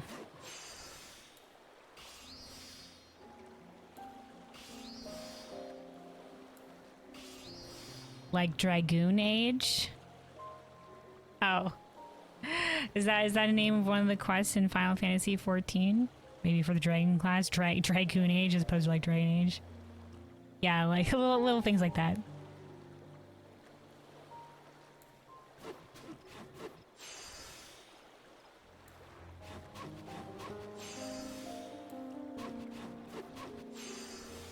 Ah, it's an achievement name. Okay. Yeah, they do that with achievement names too, don't they? Being cheeky. Or having references or things like that.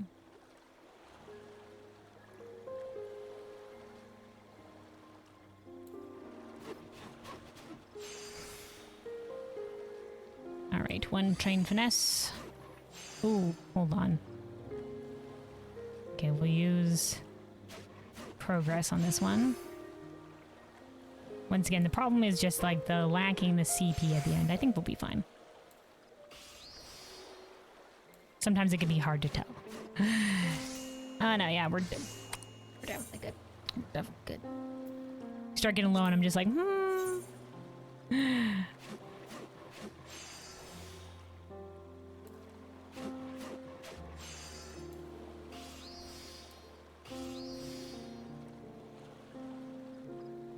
Well, doing a second progress here fuck us up. Let's do this.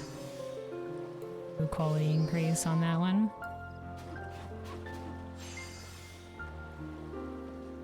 By the way, that sky in video reminds you of Skyrim. Which video? The Destiny 2 reference one?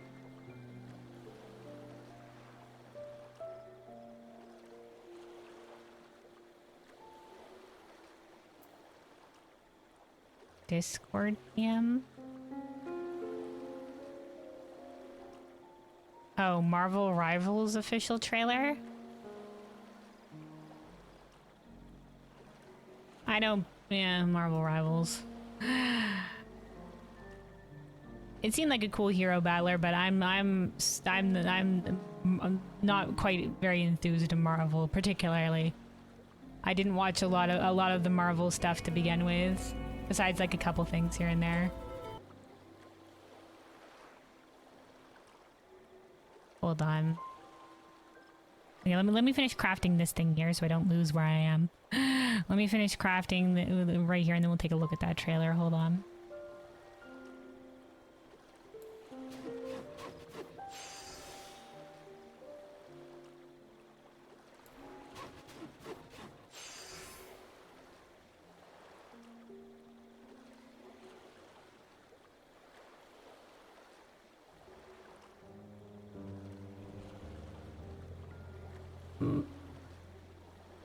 Skip. I kind of want to skip on this proc. Let's use it for more CP.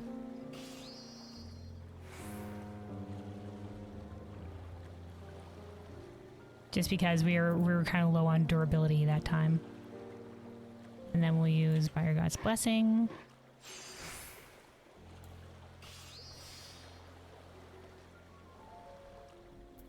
This is the cost to do this. Do this, and then this will get us more with each one of these. Oh, good. We got a proc that will send us the rest of the way. All right, perfect. All right. Ugh. Map design looks very cool. Okay, hold on a second. Let's get this over here real quick. Oh, hold on. There we go. There we go.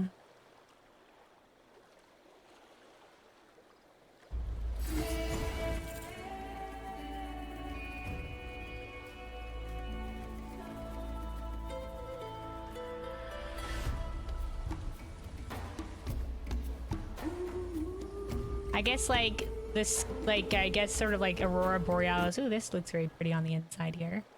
Oh, is this supposed to be the Black Panther? Yeah, this is all Black Panther. Yeah. Wow, Wakanda.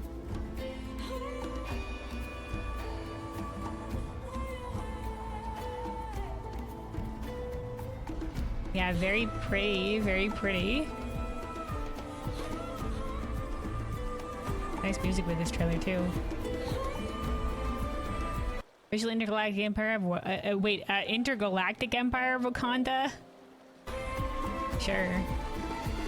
So this is a reveal for a certain map. Yeah, like the colorful sky. It's not quite Aurora Borealis. but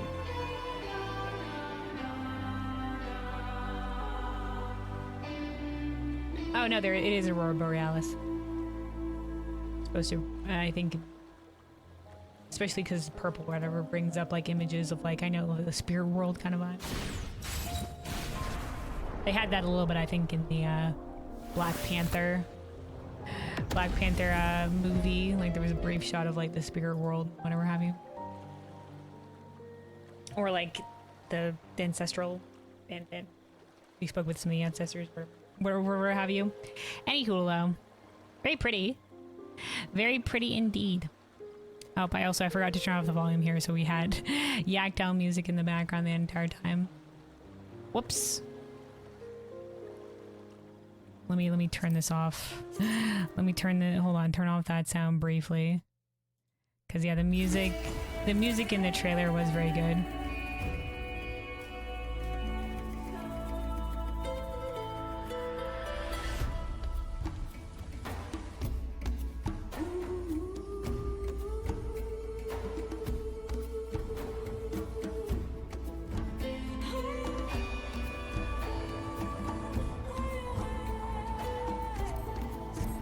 Keep crafting while we're listening to this one a little bit.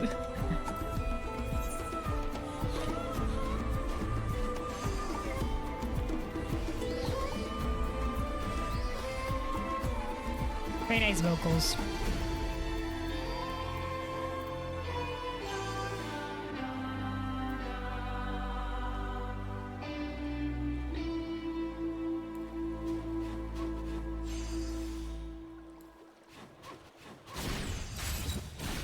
That's just the logo sounds. But yeah, very good.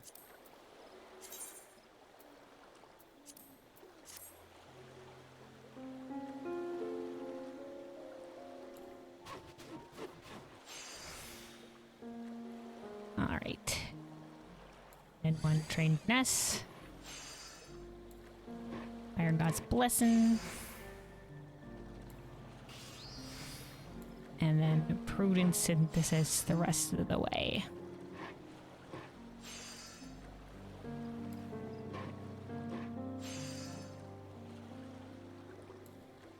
Almost the rest of the way. All right, 3 more of these to go.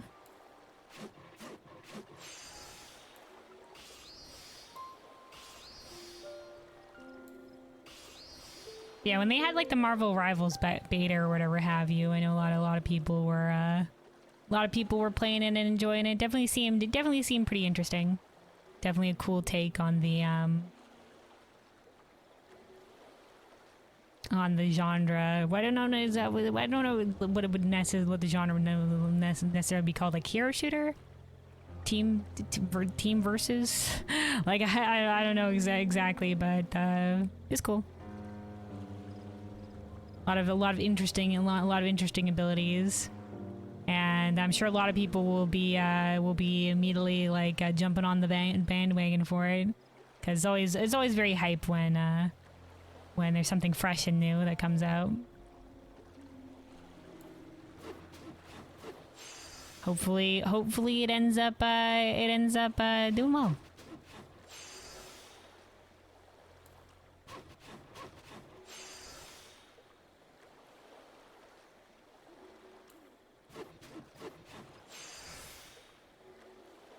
All right, 1 trained finesse. Fire God's blessing. And then prudent synthesis.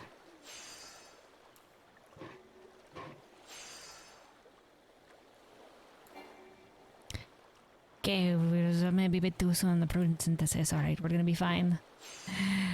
Ooh. Hopefully we'll be fine. I think this will get us the rest of the way, right? Oh yeah, we do. Just a little bit low on the CP there, cutting a bit tight.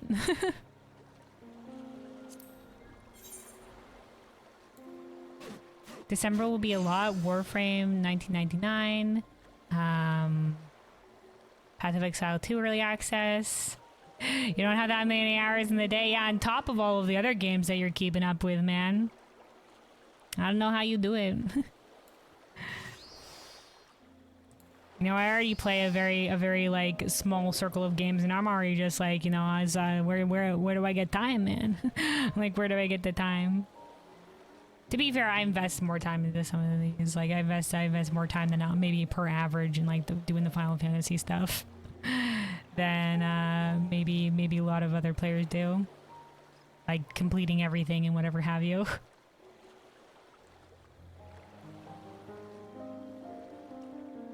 But yeah, never enough hours in the day. On top of like, you know, other hobbies and stuff like that, like not to mention, you know, like the daily necessities, chores, work, etc.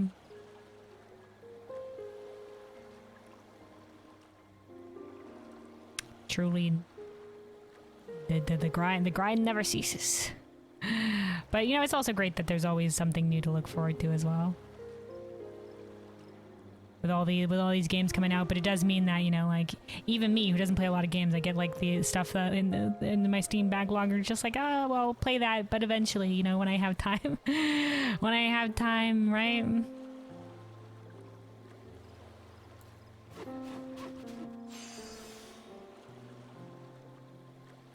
That's where you gotta be like, you know, like this past year when I was just like, oh, I'll get back to variety gaming when I have time, and it's just like, you know, sometime after a year of not taking on a new variety game, and it's just like sometimes you gotta be like, all right, you know what, we gotta make time, we gotta make time, you know, you gotta get back into the swing of something if it's something you want to do,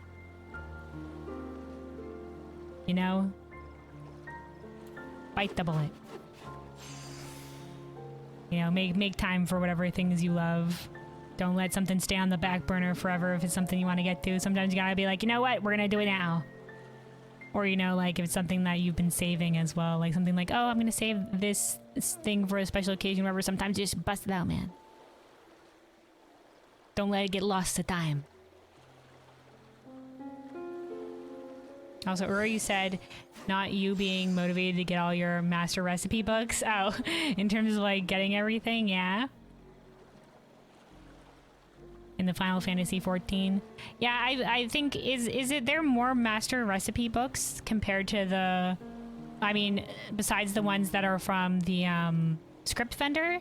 Because I've bought most of the master books from there. I think there's some other ones that are also in A Realm Reborn that are more involved to get. If you're collecting those ones as well, I mean, Godspeed. I think about going back and like collecting it all too, just to be like, just to have everything. But that is a little bit more of a I mean, there's not a lot of reason to have some of the older recipes or whatever have you, but and it is a little bit more involved. Let's do one of these. And Byre God's Blessing. And nope, we got a proc.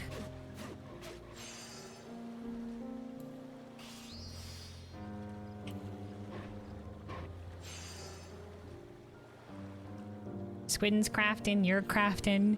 You hadn't bought the books from the start of Dawntrail. You have everything. You have everything else? Oh, hell yeah. Yeah, I think because I've had like scripts to spend. Oh, speaking of which, I think we might need to spend scripts before we go back and hand these in. Because I had so many scripts to spend, I'm just like, oh, well, what do I spend it on? I could spend it on selling shit, or like, I think there's some like of the Heaven's Word relic stuff that I could buy.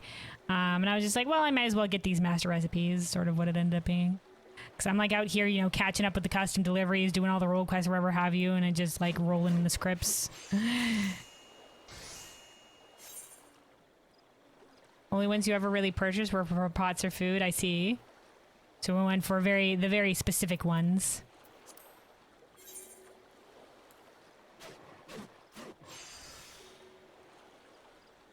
Yeah, considering this is my last role quest, like this is one of the major reasons that I leveled up the Crafter and Gatherers, is because I wanted to see some of these storylines, so. And I'll probably invest some time in, you know, maybe making my own food and pots. because that's another reason that I maybe wanted these guys up. But I'll have to, we'll see how much I'm actually going to do with these crafters now that I have them at max level. I'll probably slowly work on making sure they're like at least a little bit geared. At least a little bit geared, because right now I'm just rolling in level 90 script gear, so probably at least get them geared out a little bit and start being able to make some of the higher end stuff. Some of the higher end stuff or some things. There's also like a lot of like stuff like housing items and minions and chocobo bardings that can be made from crafting. You know, you can, a lot of them you can buy on the marketplace. We're selling the marketplace, but you know, I can also maybe craft them as well. I'll have to look into all the different things that I may want to make.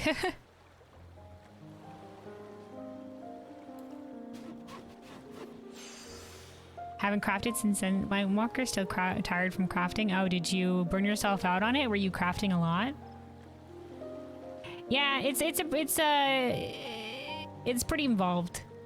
Obviously there's like this whole like mini game aspect to it that's a little bit more like hands-on. I think World of Warcraft maybe tried to do something like this in like Dragonflight. I'm not entirely sure. Not something exactly like this, but I think the crafting was maybe a little bit more involved in Dragonflight. I can't remember how, but like in World of Warcraft, it's just like you have the materials, you craft the item.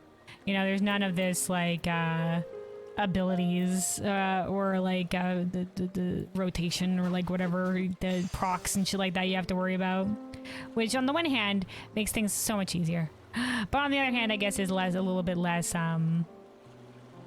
involved. But a lot of people like that, they use macros for it. It might seem intimidating from the outside, whereas in World of Warcraft, you know, you just have you can make it. You know, and there might be things to getting certain recipes or collecting certain materials. Some might be more expensive or more rare or whatever than others, or have certain ways of getting materials. And also in like World of Warcraft, it doesn't work like in Final Fantasy where, you know, you can level all the crafters. You have like 2 major professions, including like the gatherers, two major of those. So you have like for me, like for example, I had herbalism and alchemy because I would herb my own herbs and then I would use potions. And then there's the secondary professions, which everybody can have all of those, which is cooking, fishing, archaeology, which they added in like Cataclysm.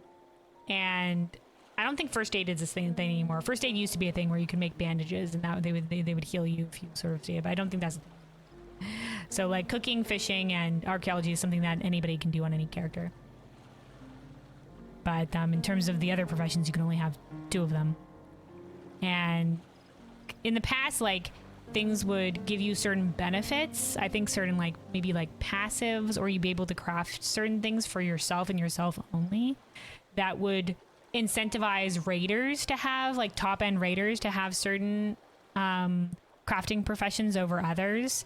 And that was both so they would have to have like alts if they wanted to make other stuff, or, you know, like buy shit off the auction house, which I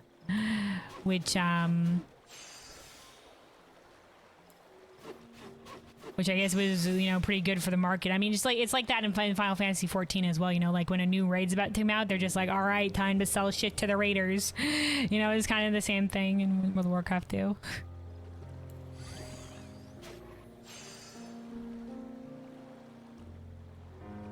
No, time to get ready to make some gil if that floats your boat.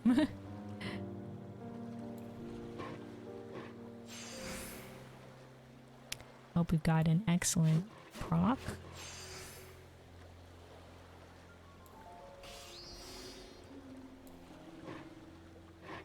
Also, you said you love your crafting macros. Hell yeah, I need to maybe think of maybe getting something set up like that, because I've just been going manual. I've just been winging it, honestly.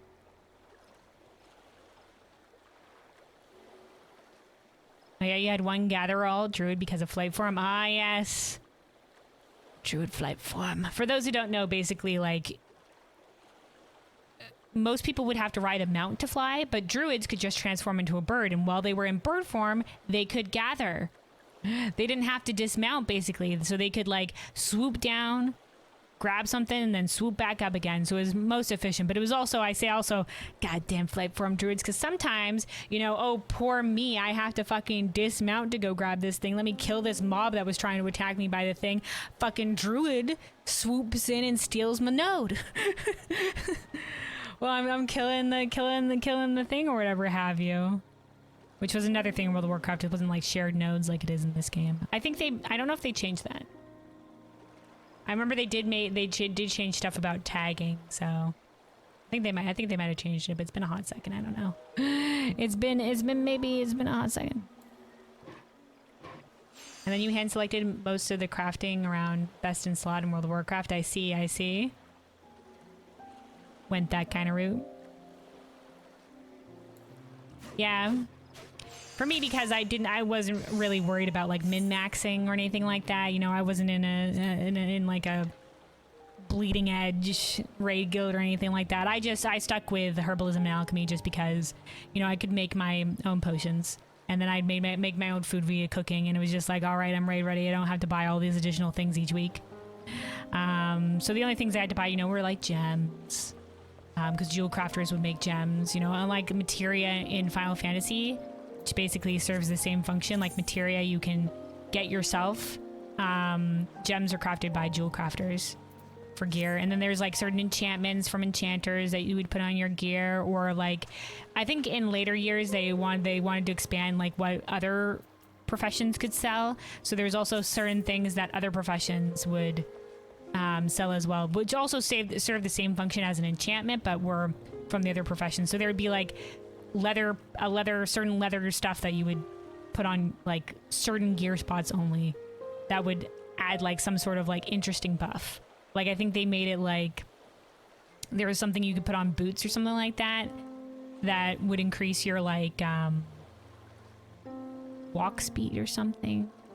Or one that would increase like your mount speed by a little bit. So anytime you got new pants or something, you would want to get that. Stuff like that.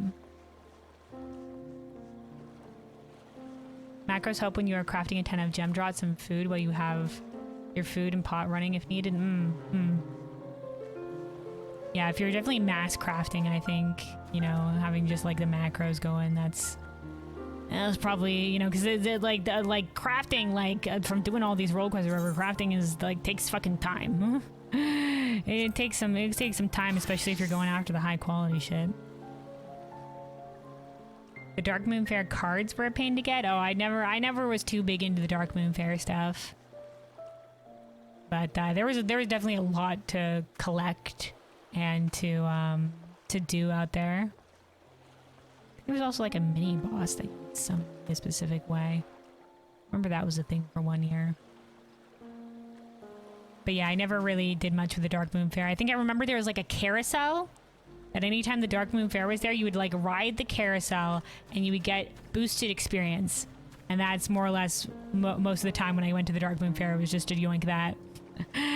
For the boosted experience, I would ride the carousel once, I'll be like, all right, thank you for the buff, goodbye. But there's definitely a lot to do out there. Like I said, like in World of Warcraft, I would have probably done more of like some of the side stuff or like achievement hunting or like leveling alts and stuff like that. But because the grind just got to be so terrible in World of Warcraft,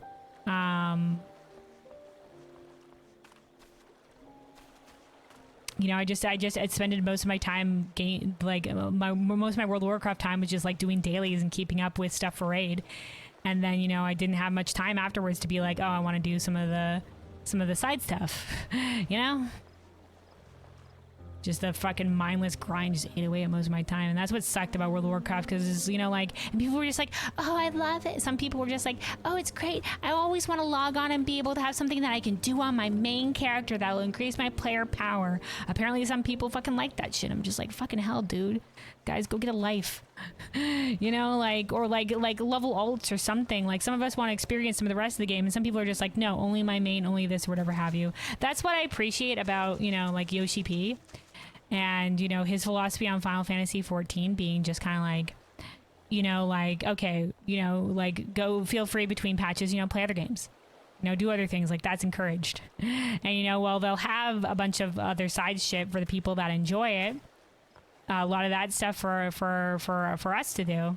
You know, for people that only want to do the main story or the main shit or the main raids or whatever have you, like come do them and then you can leave. And then, you know, like, you know, they don't have to worry about like wanting to keep players around because of this and put them on the endless hamster wheel, you know? Now, to be fair, World of Warcraft is from what I understand, it's in a better place now. But one of the reasons why I left in Shadowlands was because it had hit an all-time low. It had hit an all-time low. Like the eternal hamster wheel grind had started in like, I think it was Warlords of Draenor with the perpetual power. It might have been Battle for Azeroth. I mean Legion. With the artifact weapons and having the eternal power grind or whatever have you. I think it might have been around there, but it was for several expansions where the grind was particularly crushing, and it was just like, man, you know. Anyway, we have one last set of things to craft. We need to craft the leathers. So let's get let's start doing those. Let's start doing those. Let me also take a sip of water real quick. Stay hydrated, buddy.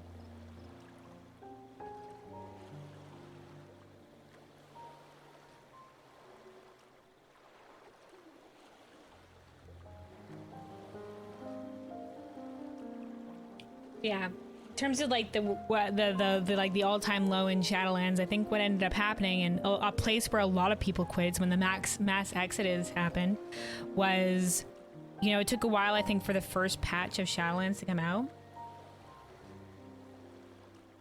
Because unlike Final Fantasy XIV, that has a very rigid like release schedule that they stick to religiously, World of Warcraft is just like loosey goosey. Like, when's the next patch gonna come out? Who knows? When it's ready, you know. And that means that there's sometimes now I think recently they've been a little bit better at doing a good cadence of it, but definitely in the past it's led to places where there's been big droughts of content for an inordinately long amount of time. Like at the end of a very notorious one is the end of Mists of Pandaria, where with the final raid, then like us getting like nothing until Warlords of Draenor. Like we're stuck in that last patch for like until the next expansion hit for a long time. For a long time, I can't remember how long, but that was a pretty notorious content drought, whatever have you. And you know, for me, like, you know, like I'll always find like something to do or something to grind or whatever have you. And we were a heroic guild, so we were still going into like the mythic fights or whatever have you, and getting a little bit further into the raid than we usually did because we had some extra time. But the other thing is, a lot of people were burning out too. A lot of people were burning out on doing like the same content over and over again. So we like eventually lost too many players over time to really be able to continue it. So even though we had still stuff to do, like a lot of people burnt out from it, which is very understandable.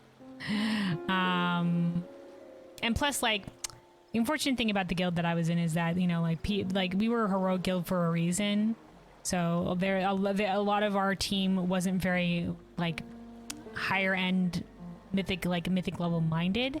So like if things got too demanding in terms of like a fight, or like they didn't like, there was definitely like a lot of players like welcomed like trying the harder content, and there was a lot of players that didn't.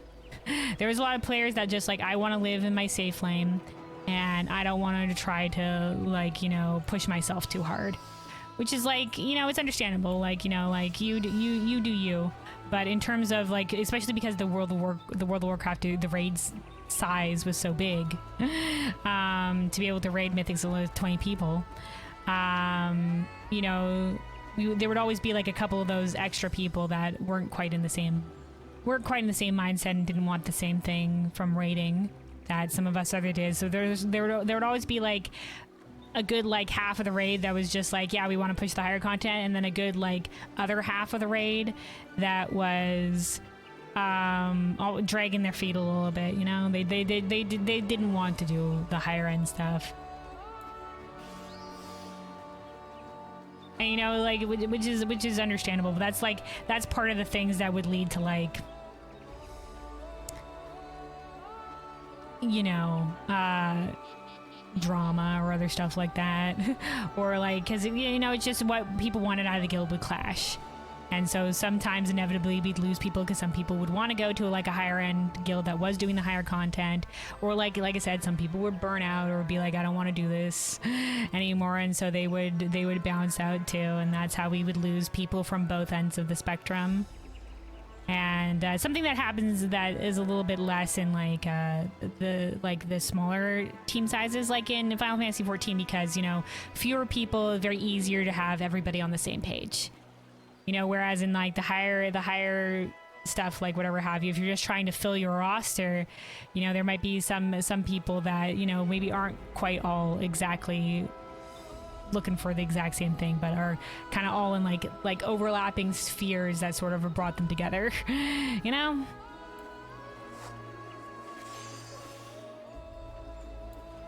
And plus, like, it also, like, a lot of it, like, we weren't on a very big server, so, you know, there wasn't like we weren't like in one of the, like, the big rating servers or whatever have you. So there have been like 10 billion guilds all recruiting and a lot of people doing the higher end stuff or whatever have you. So,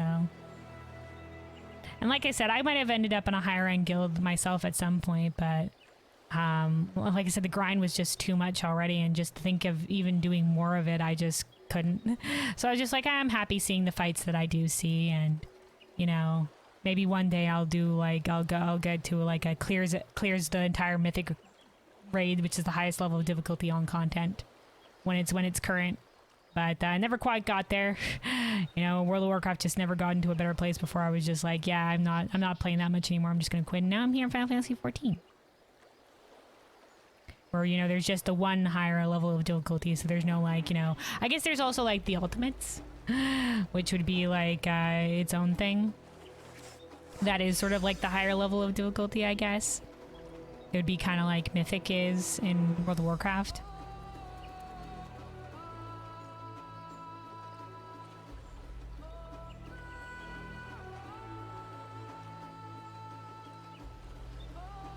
Yeah, I think it's also kind of the thing where, you know, it's just like, well, you know, in theory, I'd like to do like this higher end content difficulty and stuff like that. But then there's also, you know, finding the time and doing all the preparation and stuff like that. That's part of why I didn't end up getting into a higher level guild in World of Warcraft. And, you know, like I said, people's lifestyle changes as well.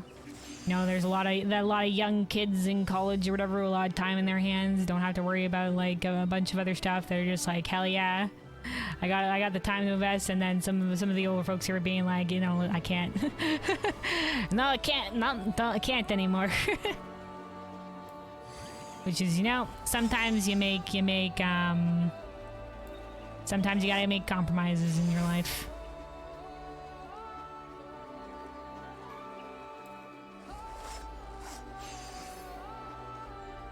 Alright, let's see if we can't get the progress here. We're only 71 in terms of the quality. But considering we're low on GP here, I think this might be... Is this even gonna get us all the way? Okay, it did, but low quality it, and we only have enough for the base shit anyway.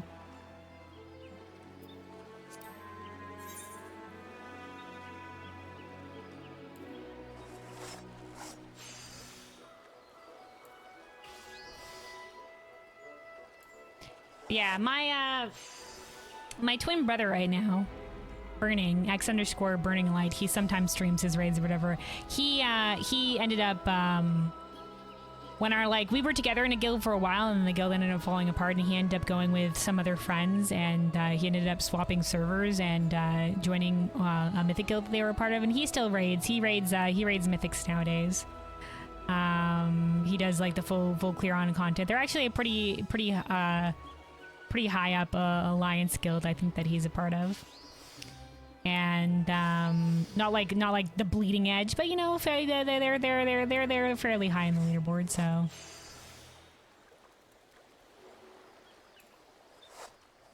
and so he's out there doing the high level content that I think both of us always kind of wanted to do. So he's doing it, and I get to hear about some of the fights.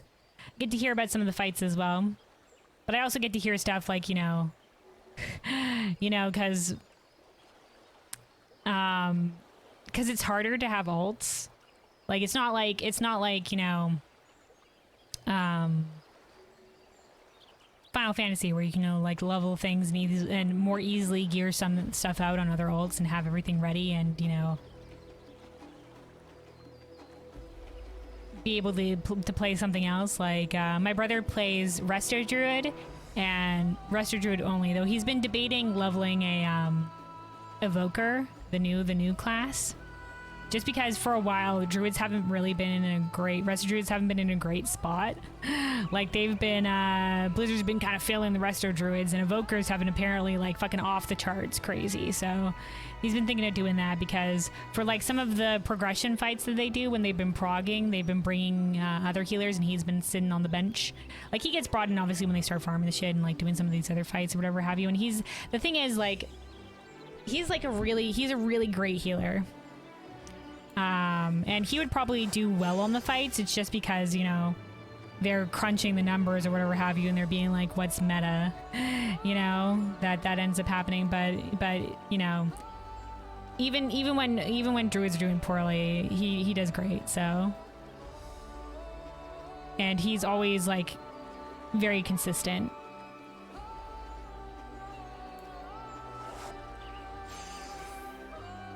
So I think there's definitely some times when they could be like, maybe not better, but they could bring him in. At least in my personal opinion.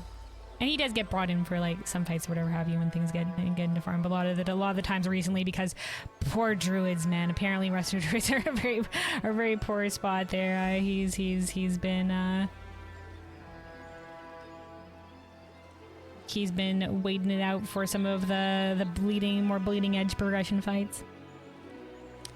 All right, let's do one trained finesse. And then by God's blessing.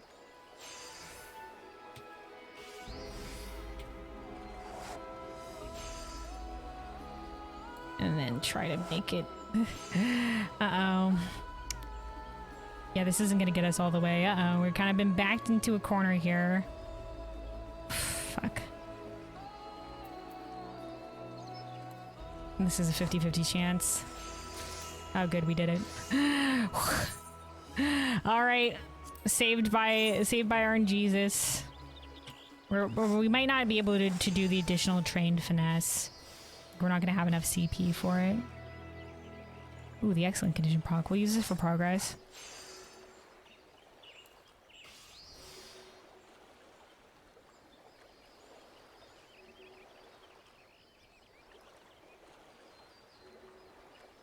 Yeah, that's also one of the benefits of being like on, because he swapped server specifically to be on this different server, because, you know, having a bigger raiding population on a server is definitely a thing.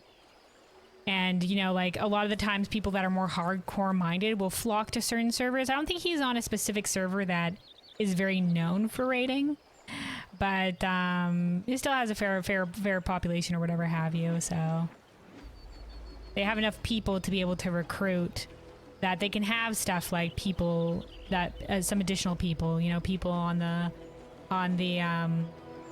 people that can sit on the bench in case somebody can't make it one week, or, you know, to be able to bring certain classes for certain fights or whatever have you. And a lot of people do have alts for that as well. That's why I said my brother's been thinking about maybe leveling Evoker.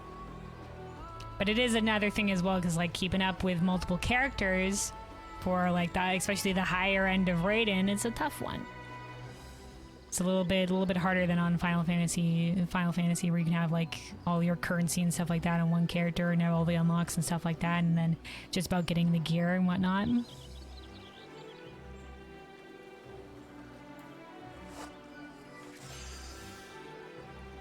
But anyway, I know I said this before and I'll say this again, but I do miss raiding in World of Warcraft. Raiding in Final Fantasy is a lot of fun, but the fights are definitely it's a different design philosophy for the fights, and there's a lot to enjoy about both.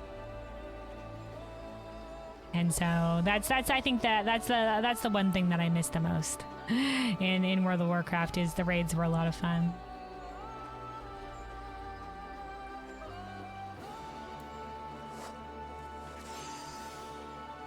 But you know, ain't no way I'm gonna be keeping up with like two MMOs. It ain't happening. So I'll just have to be like, Man.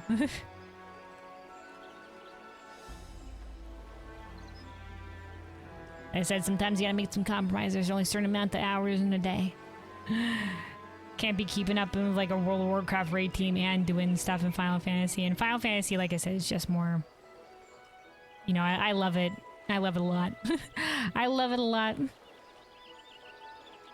know, especially like, you know, I left World of Warcraft for a reason. No, I did enjoy it when I played it, but it was getting to be in a bad state. Now, luckily, I think it is doing better, so that's always good to hear, though. That's always good to hear.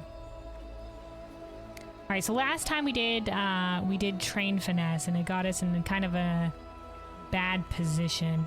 Let's try just doing the Byregod's Blessing. It's kind of low in terms of the CP, but in terms of the quality, I mean, in terms of the quality, I think, could we get away with doing, we can maybe do a little bit of that. And so there's a low chance for high quality. But we don't have to worry about running out of the CP there. Ah, yeah. Yeah. Some of the leathers are going to be low quality. It's a pain in the butt. Oh, hold on. We've run out of food.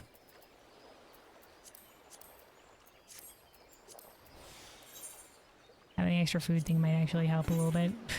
Might actually help a little bit. They each have their own design. The raids were designed in WoW to hit harder and for healers to not care about doing damage. Yeah, that as well. Back in Vanilla, it felt slightly different at least. There was a mix. Oh, Vanilla was its, was a whole different thing. You know, it was, you know, probably be the same at looking back at, you know, how raiding and stuff like that worked in a Realm Reborn. You know, it's like it'd be a whole different experience to how things currently are. A bunch of different abilities that classes had, and the cross-class thing of leveling different classes, and different classes could have different abilities, and whatever else they were doing with the fights. Whatever else they were doing with the fights.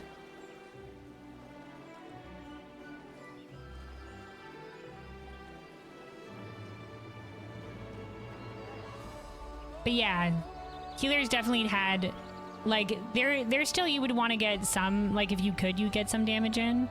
But it wasn't really as much incentivized as it is in Final Fantasy. Like, it's not like, okay, you want to heal as little as possible, and you want to be damaging as much as possible. It was more like, you know, you want to heal, and then if you're incentivized to, or if you're pushing something, you want to maybe get a little damage in if you can.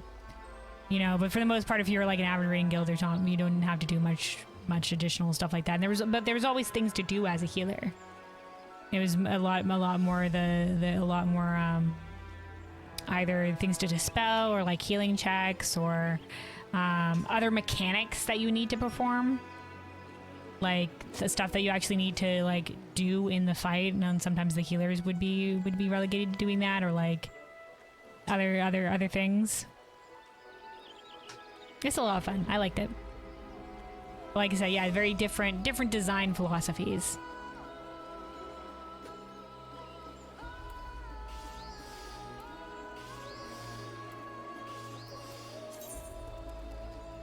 And I don't think one is necessarily like worse than the other. Like I said, I greatly enjoyed playing healer in World of Warcraft, and I never thought it suffered from like not being incentivized to do damage. You know.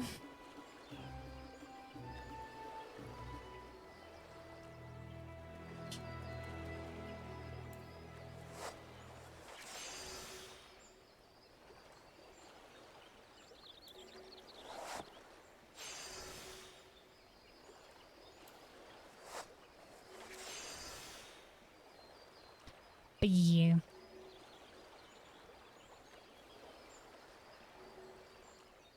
There's also, I think there was a lot of like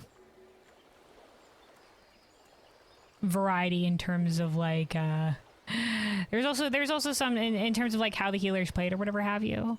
Like there's still a lot of variety in the Final Fantasy as well, but there was definitely like very clearly like some moments in fights where you know, like, cause like paladins were very much like, we were the turret healers. We were kind of like the black mages of healing. We wanted to be stationary as much as possible.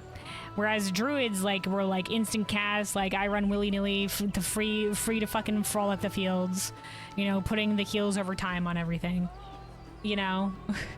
And there were definitely some fights that would favor some healers over the other ones in terms of just the design of the fight. It's just like a very similar situation. Like sometimes a boss in particular would like completely frig over melee. Like, it's very hard on melee in some fights, because, like, the melee would be getting blasted with a shit ton of mechanics, and the range would be at the back being like, I'm not gonna hit by a thing. You know? Or, like, it would be very hard being closer to the boss as opposed to away from the boss. And as a paladin, there was a lot of incentive to be closer to the boss. They tried to do, over the years, it's changed on how they've incentivized to do that. They've always tried to make paladins want to be closer to the boss. It's kind of like how sages have that one ability that you have to be close to the thing. It has a very short range to be able to damage it, so they incentivize you to be a little bit closer mid-range. For paladins, I think most recently, and I don't know if this is still a thing, but there was like a passive that would increase the amount of healing that you did the closer you were to a target. And so because we were healing the tanks a lot, we wanted to be closer to the tanks, so we would often be in melee to maximize that. And then for a while in the past, there was also it's not a thing anymore, but there was a thing where if you were doing auto attacks, you would generate mana. And because mana management would be a much bigger thing in World of Warcraft, any time basically I wasn't healing, I was autoing the boss, so I could get mana back.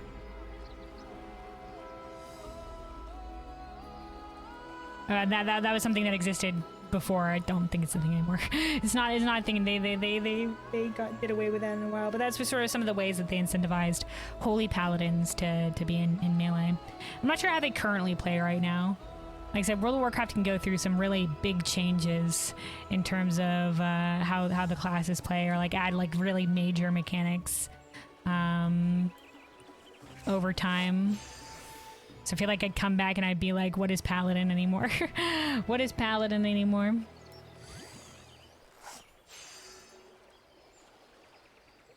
Alright, let's go with progress for this one. This proc, and then we'll do Buyer God's Blessing. Okay, 81's a little bit better. I think definitely our food buff running out was hindering us a little bit there. Having the little bit of extra from the food buff is good. And this will get us the rest of the way.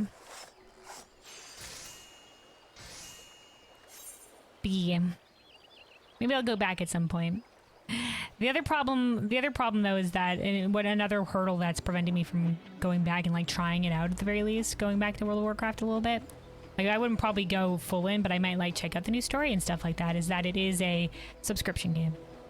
And you know, it's just like, I feel like, you know, that's a big hurdle for me in terms of like, I can't just like jump in, you know? There's gotta be like, okay, but there's like a paywall to be able to just get in, and that's enough for me to be like, maybe I won't. Maybe I won't. But there's also like, I think like free login times or whatever have you, so maybe at some point.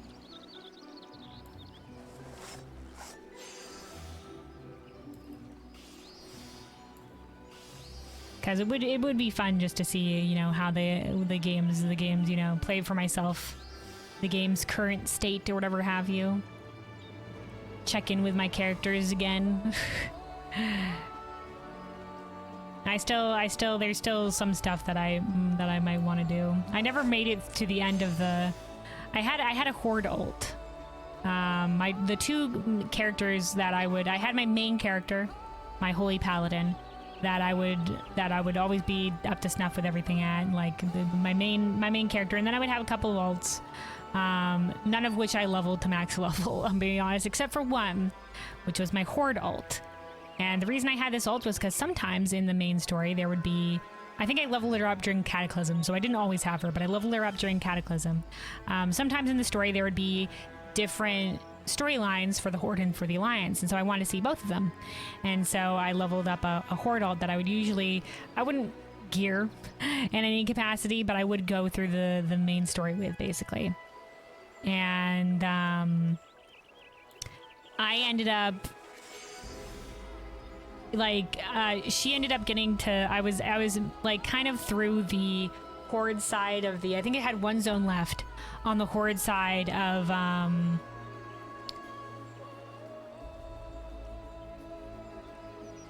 the leveling for Battle for Azeroth. When I ended up kind of falling off of it, and then Shadowlands came out and I still wasn't caught up. I was like, oh, I'll totally level her, but once again, like the grind was just so terrible. I was just like, ah man, I don't really feel like, you know, leveling an ult. You know, I'm a little bit, I don't want to burn out too hard on World of Warcraft, so it's just like I don't want to invest more time in the game even if it's something fun like doing the story and stuff like that. And the other thing was that I knew after I finished the Battle for Azeroth story there would be the post patch, basically what would be the post patch story, which was the Sylvanas shit.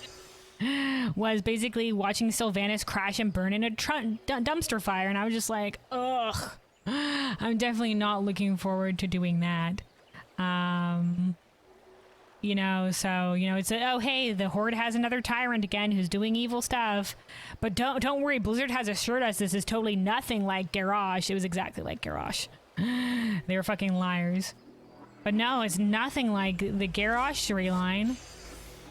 This time at the end of the storyline, instead of assaulting Orgrimmar and going through a raid, they're gonna do a duel outside of Orgrimmar. That was like basically the only difference. It even ended with, and then the bad guy gets away and they basically are the lead into the next expansion. Like, it was the exact same. And it really sucked because from a story perspective, it's just like, shouldn't the Horde have learned? Isn't this something we've grown from? Aren't we like having any sort of growth or continual storyline for these characters, like a character arc? And Blizzard were just like, now let's do it again. Oh, lol, the Horde have fallen under another evil tyrant. And it's just like bashing my head in, dude. You know, at the end of the Garrosh thing, Vol'jin was the one that led the rebellion against him, and he was just like, the Horde is family. And, you know, like, we're all equal, we're all in this together. And then the Sylvanas shit comes around, and Sylvanas is once again driving the Horde into a ground and do evil shit, and everybody's just like, well, I guess we have to do this. And like there's even some of the leaders that started rebelling against Sylvanas, but it's just like this is the exact same thing once again. You know, it feels like there's net zero growth on the Horde side.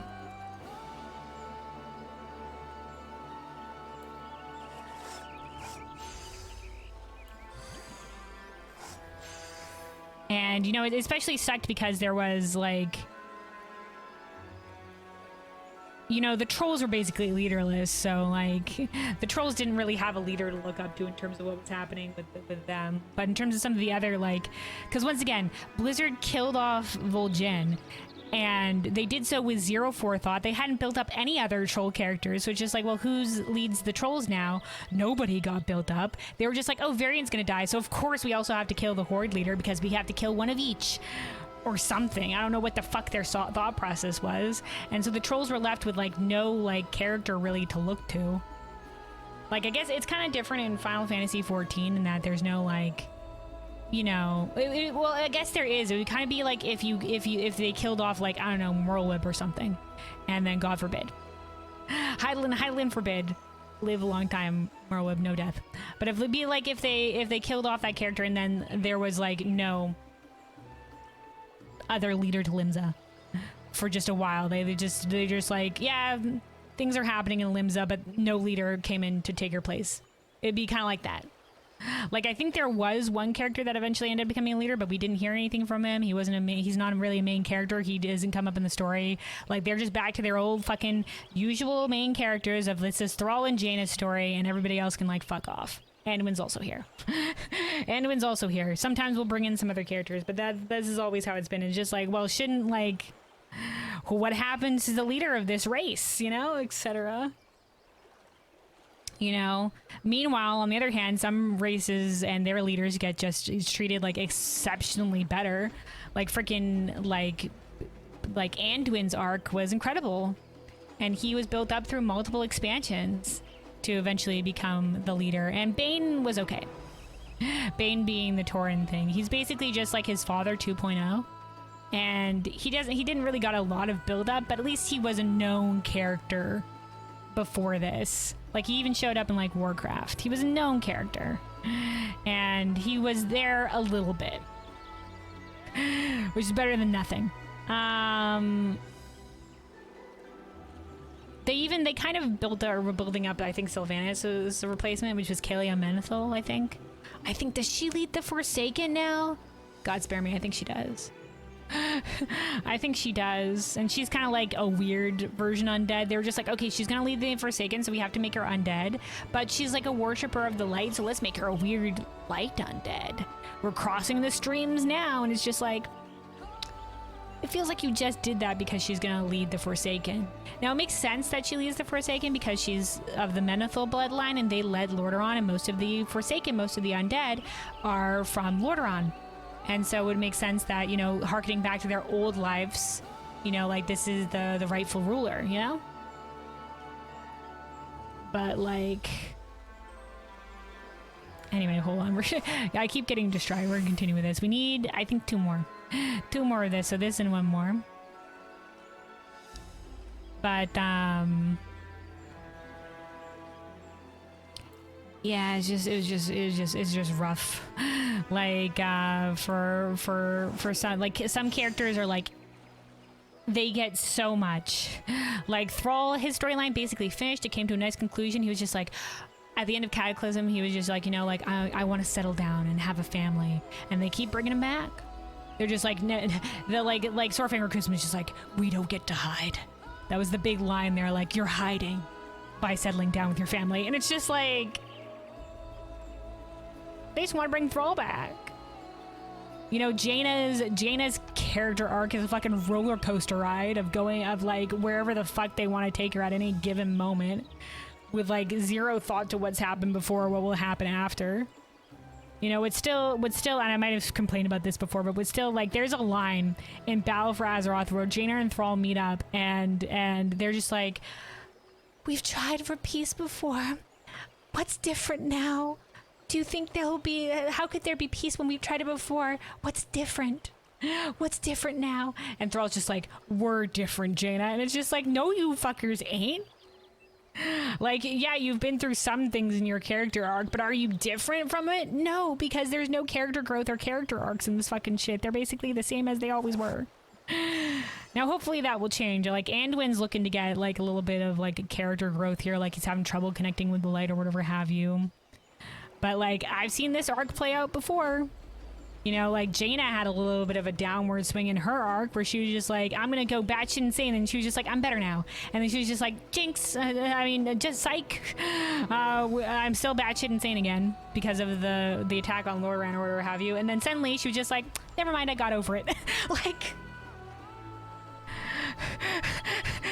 without any preamble or any like show of this at all. Like, it was fucking wild. Like, she was fucking bipolar out here, dude.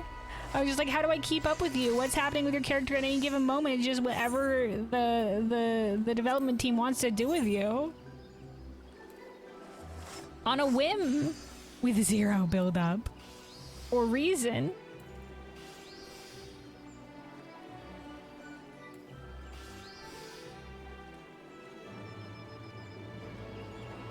And then, like I said, just like, there's a lot of characters that just always perpetually sit on the back burner. And Blizzard's always just like, oh, we'll bring in characters when they're relevant. They're fucking liars. They're just like, oh, we'll share the spotlight with other characters when it's the moment. Liars.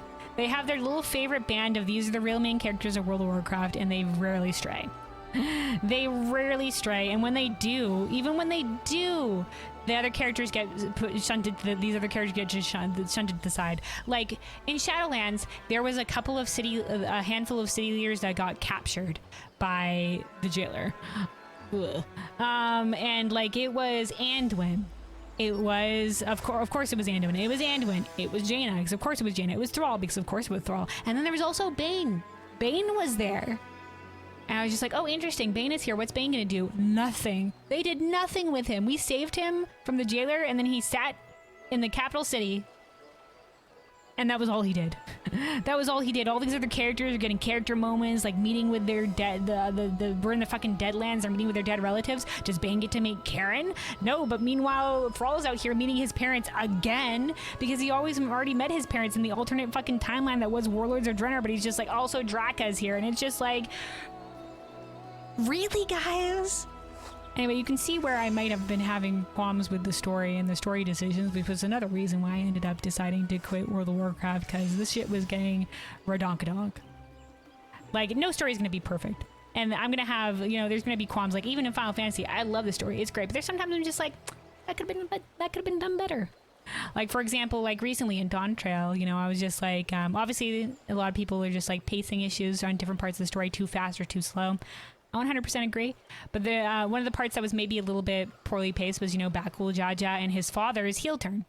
And redemption story, because it's basically just like, I'm evil, I'm evil, I'm evil, I'm evil, I'm evil. No show that maybe there might be a little bit of nuance to it. Even in moments in private that we saw in cutscenes, no show there might be nuance to it.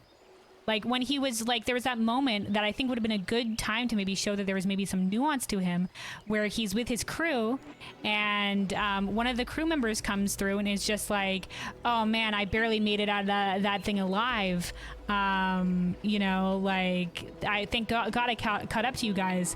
And he was just like, can I just have a moment to catch a breather? And Bakul says, no, only the strong survive. And to be fair, that's part of like his whole like thing or whatever have you, but it would have been better because he's doing this for the Mamulja if he was like, yeah, brother, you know, like, you know, to show a little bit of maybe care there, you know, like, yeah, he's an asshole, but he's maybe doing this for some sort of reason, like it's something to do with like wanting better for the Mamulja. So when it comes to Yakta L, and then he was basically just like, yeah, I did all this evil shit. I released Valley Garamanda, which is a super evil thing. And then it was just like, yeah, it's because my parents were terrible and all this terrible shit was happening. I'm better now. And then that was it. That was it. And his father was worse because his father just like, I'm terrible, I'm terrible, I'm terrible, I'm terrible. You know what? Maybe you're right. It was just like, there was no moment where like you could see that maybe it clicked for them. Like, oh, there is a different way. It was just sort of just like, and I'm good, you know? And they kind of tried to explain it a way of just like, you know, oh, they've been thinking that this wasn't the way for a while, and this was just like the push and the little push that they needed, but we didn't get to see that. We didn't get to see the moment of like, oh, I can see now where I'm wrong. You know? And so that was my only qualm with stuff like that, but. But you know, Bakul Jaja is going to be part of the Alliance Raid storyline, so it's going to be interesting to see if they want to do anything with that. So far, we've only gotten the one line from him where he's just been like, it's always possible to want to build a better future, and I can't atone for the things I've done before, but I'm looking to be better now. And it's just like, okay, but that's not what not really what I want to resolve out of this. But yeah, for all the little things like this, though, like it's still like a great storyline. I love it. I love the Final Fimbles, and obviously like way less qualms than what I had from what they were doing with the World of Warcraft story, especially like I would say like Warlords of Draenor onwards.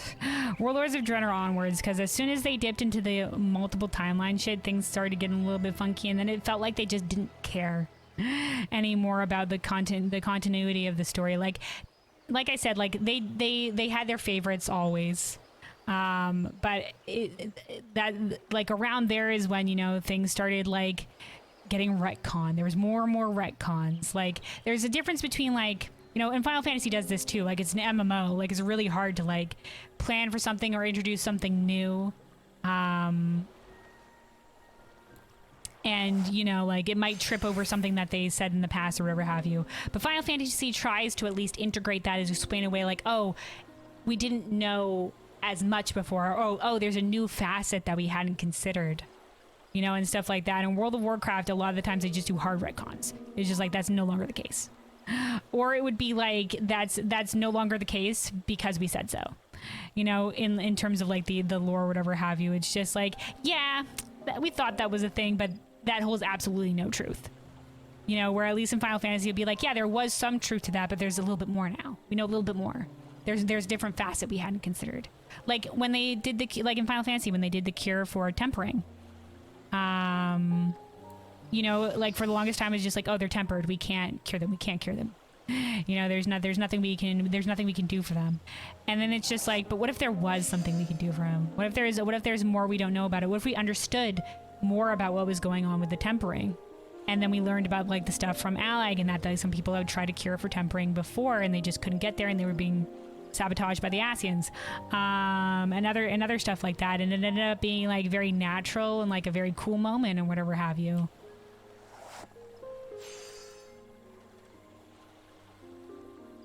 But you know, it didn't look down on or like just overwrite what was there before.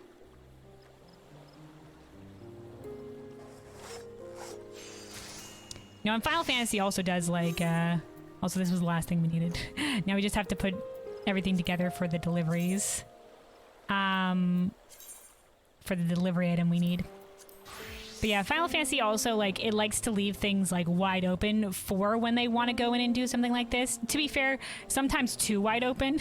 Like, sometimes I'm just like, wow, we in fact should have answers. That's always the worst one, which is just like there should be answers, but they're not giving it to us. Or when they're like for example, like Emmett Selk in Elpis is being like, yeah, these are the convocation and these are, you know, the convocation is divided into like, when they recruit people for the convocation, it's people that either have great knowledge in their field or people that are particularly suited for a certain role. And these are how each of the convocation members divide. And he explains all of them except for like 3. 3 of the convocation members he just doesn't mention. And he's just like, why doesn't he mention them? He doesn't even say anything about them. He's not even just like, oh, and then there's the other 3. He doesn't even acknowledge them. And that's a situation where they absolutely should have had that in, but I don't think they knew at the time.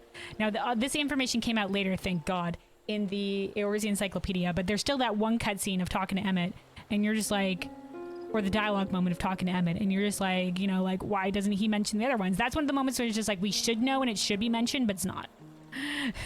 And then there's sometimes where it's just like, yeah, we're leaving this purposefully super vague, like in terms of like how some of your class abilities work. Is either in terms of like, I feel like they did this. Like, sometimes they'll explain things and be like, okay, this is exactly how this works, just so you're understanding. But they'll still be like, it'll be kind of a little vague or open-ended. Like, a lot of the times we'll know how something works vaguely in like a wide scope. But when you should be like, how does it specifically work? We don't quite know. Sometimes that can be how things work like that as well. Like, for example, in the end of Dawntrail. We know that the souls, it's mentioned in 7.1 as well, that souls are no longer being collected in Alexandria. Like, they still have souls in storage, but no new souls are being collected. And memories are getting stored in living memory. And it's just like, okay, I can understand why things wouldn't be stored in living memory because they've been cut off from living memory. It's not connected anymore. But why aren't souls still being collected? Like, the machine is still there to collect souls and purge memory. Like, is it because they don't have a spot to store the memory anymore? Like, did we break the machine? Is the machine not working anymore? Have we said don't use this machine anymore? What happened with that? You know, what's the specific details of why that's not happening anymore? Like, because we didn't break anything when we were going through the orogenics thing. We just beat up a lot of defense shit. So it's just like, we didn't break anything along the way. Like, what happened? Why isn't it working anymore? Well, we don't know. You know, and it's just like, it's just not working anymore. Just you know, we just accept it. You know, but it's like, so one of the things where it's like, we broadly know, yeah, it's not doing anything anymore, but we don't specifically know what the fuck happened. So anyway, let's put this all together now. So we're gonna have a couple of the leathers that aren't high quality, but we have high quality for the rest of them, so we should be good to go.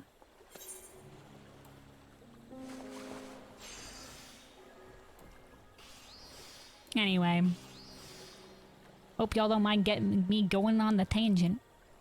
But yeah, a lot of the times when I'm just sitting here crafting, I'm just like, wow, I should probably talk. I should probably talk while I'm doing this. And sometimes I'll get, you know, caught up in something and stop crafting while I'm doing it. I'm just like, oh, well, I gotta keep going as well. I gotta keep going as well. But yeah, in terms of shit that I can just sort of sit here and talking about, like World of Warcraft and the World of Warcraft lore is definitely up there. Because, like I said, I played the game since vanilla, and I've always been a big enjoyer of story and lore in games, so I know a lot about it. And obviously I have a lot of gripes. And obviously I have a lot of gripes of how the story went as well. But there's also been like, there's been great moments. in the World of Warcraft story too. A lot of things that they did well, like the cutscene team always pops off. The cutscene team does great in World of Warcraft. Like there's some moments where, you know, obviously like it's not as your character focused as Final Fantasy is. Like we are the main character in Final Fantasy 14.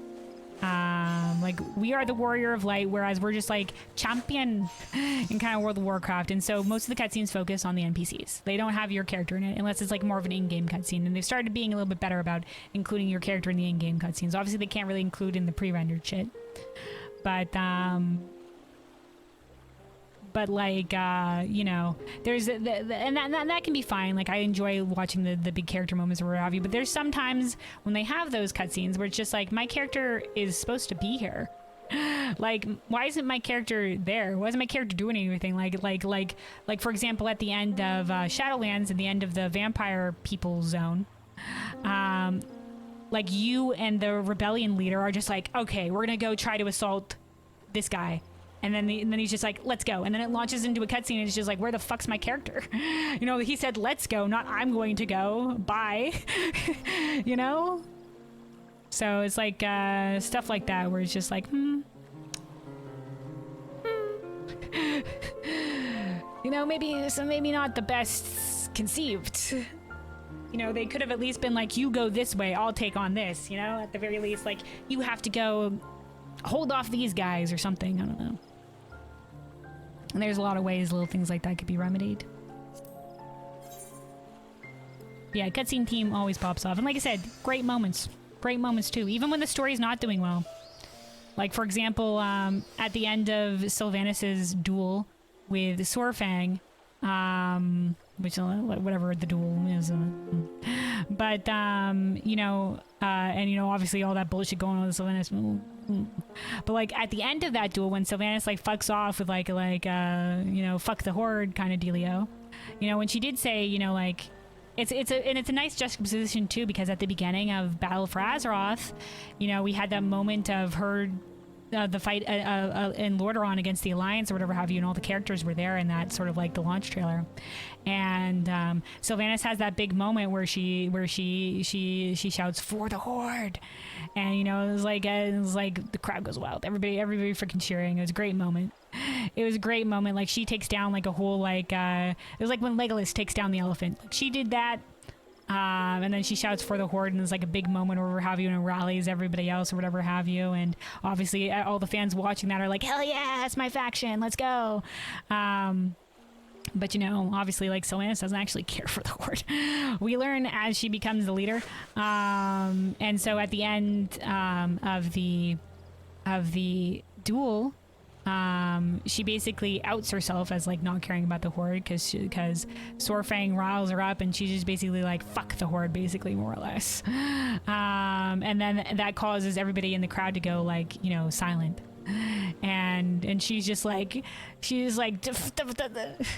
know, like she realized she's got baited into like revealing her like her hand or whatever, and showing that, yeah, she doesn't care for the Horde or whatever have you. And then she's basically like, fuck all of y'all, shit's coming, and then she fucking left or whatever have you. And then at the end, when, you know, she frigs off, and it's just like, okay, what's gonna happen now? Like, will the people fight against her? The one Forsaken, that standing guard, starts the bangs the banner stick that they're holding down. Is like ting ting ting ting, and then all the other people on the parapets that also have these banners, they start following suit, like sort of like a thing, and then they part ways and they like welcome Sorfang. Well, Sorfang's dead, but they like let them carry Sorfang into the city, and like that was Pogger's moment, man. That was great. Ooh, we should, you know what? We watch some videos here. We can maybe watch it. Hold on a second. Let's make sure we. I'd have to remember what the cutscene is, but yeah, the duel, man, the ting ting moment, very good. Like I said, the cutscene team always pops off. like I said, there's a lot of cool moments in terms of the lore and the story that were very good as well. Like when Illidan shows back up, like, yeah, Illidan showing back up is kind of like is kind of like a little bit of a retcon. Like, oh, he didn't die at the end of the Burning Crusade. He was captured, and it's just like, okay, you know, it's like it's not great, but it's just like it's not terrible, you know. And it also helps that Illidan was, you know, kind of done dirty in terms of the story. Like he was always the anti-hero, and Burning Crusade is just treated as a straight villain for some reason. And yeah, so him being captured just makes total sense. And like Final Fantasy 14 does that too. I mean, look at most recently in patch 7.1 in terms of the Cirelja, in terms of the villain that's the, you know, for the Alliance raids, he was the Vizier that got cut down. The Palaceer that worked with Zeralja, and he got cut down and he's just like, oh, he's dead. But nope, it turns out he actually lived though. You know, like, so characters actually living is something that happens a fair amount.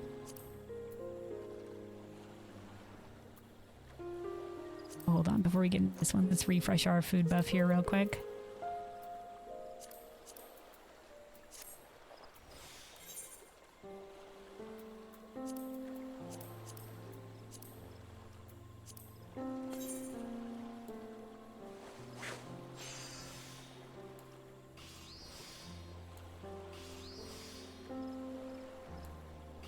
But yeah, so it was a cool moment when Illidan ended up coming back in Legion. It was at the end of the raid, like they were trying to use his body or something to be the vessel for Sargeras or some shit, and he ends up escaping and like crushing alternate universe Gul'dan's skull. Don't worry about the alternate universe shit. And everybody was just like, hell yeah, man, Illidan's back. And he's just like, follow me if you fucking dare. And we're all just like, hell yeah. You know, it's big moments like this when beloved characters come back. I mean, those are always big pogger moments. I mean, especially in stuff like an MMO where there's like a lot of characters, and like that's where I feel like World of Warcraft could learn a little bit better about bringing some of these characters back. And Final Fantasy does a good job of bringing these characters back, and everybody cheers when they do come back. But they could also like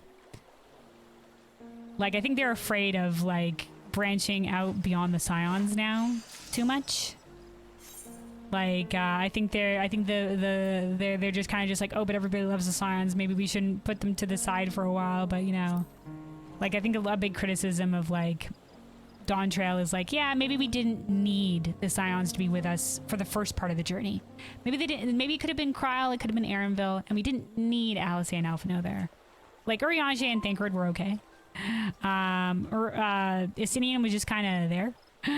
But you know, but they're just like, I think they were just kind of like people of the twins. They didn't want to get rid of the twins. Those like the twins can also be there, but you know, like it would have been a big moment as well if the twins also came back in the second half and everybody would have cheered whenever have you. And I think they were kind of superfluous in the first half.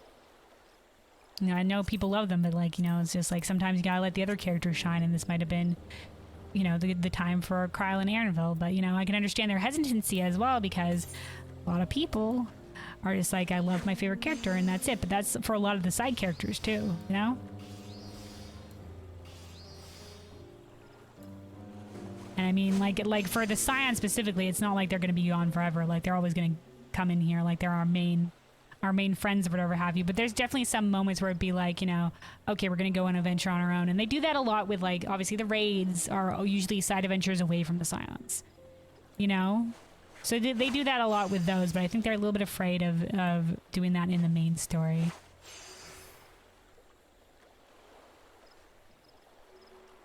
Especially with, like, some of the Scions that are usually, like, consistently always with us, which is the twins. One of the twins always, you know, like earlier Realm Reborn, nah, like there wasn't, but like from Heaven's Ward onwards, always one of the twins is with us until like the very end of like Stormblood, where they obviously get yoinked, but that's part of the whole feeling of that end part as well.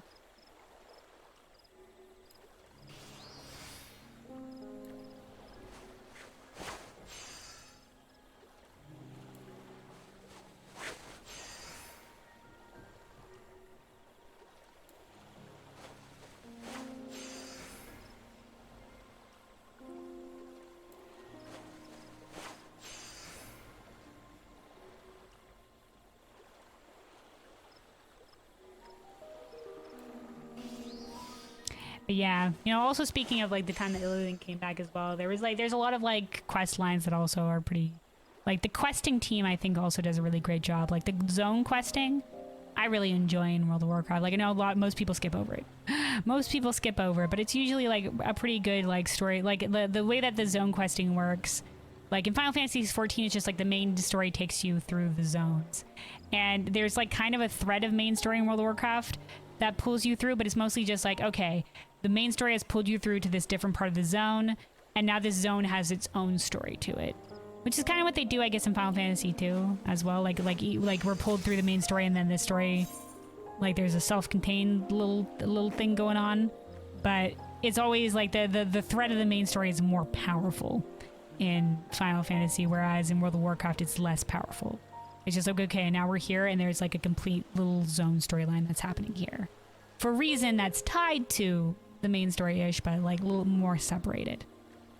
It feels like, but I enjoy those little storylines, and like then there's also like some like post, like further down the line in the patches storylines, like the story with Suramar and the Nightborn was excellent, and a lot of people enjoyed that, and the characters and the progression of helping the Suramar rebellion slowly building up to the raid. And that was great. Characters were great. It was a lot of fun in terms of gameplay. Great storyline, which is why it was kind of very disappointing for a lot of people that were that really liked the Nightborn and the Nightborn characters. That when they were just like, all right, we're making them to a playable race, they're Horde. People like me were like, what the fuck?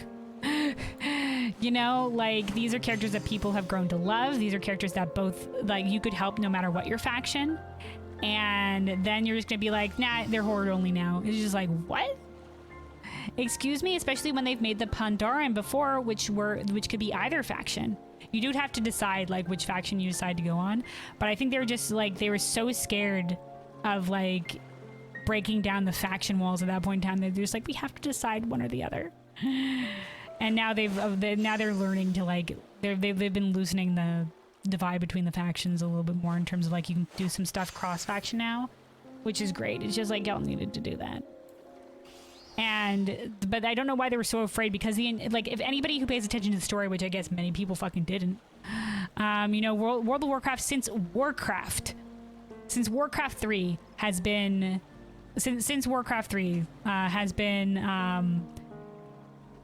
we're putting aside your differences and working together for the greater good.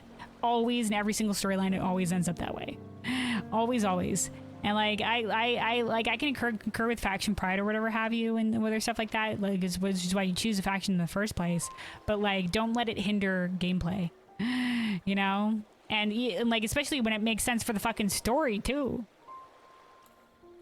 You know, like being able to play with each other should have been a thing like for a while.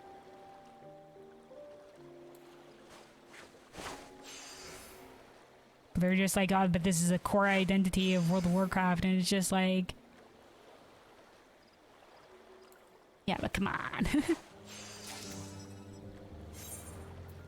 All right, this is the last one we have to make. I know we've been rambling here, getting on a bit of a tangent, been a bit slow with the crafting, but here we go.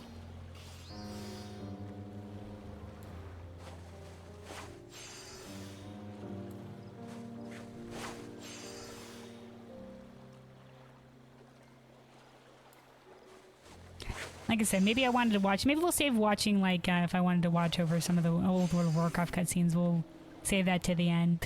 We'll save that to the end. So I'm kind of afraid it's just like, yeah, it's a really epic moment, but I'm kind of afraid I'm just like, but is it an only epic moment if you know what the fuck's happening? Because sometimes that's just that's a thing where you're like, show it to somebody who doesn't know what's up, and they're just like, so who's this guy? What does this mean, or whatever have you? And meanwhile, I'm just like, you don't understand how fucking epic this is. This is amazing. I think some stuff work even if you don't know the characters, but some stuff definitely is kind of just like, yeah, it's an epic moment, but if you have an idea what's going on.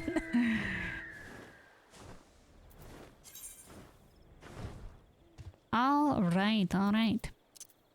So yeah, let's get back to Tuliolol and hand these in. And continue with the story here.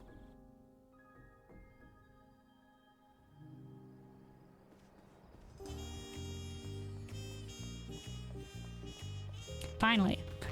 After all the crafting and talking, we continue the story.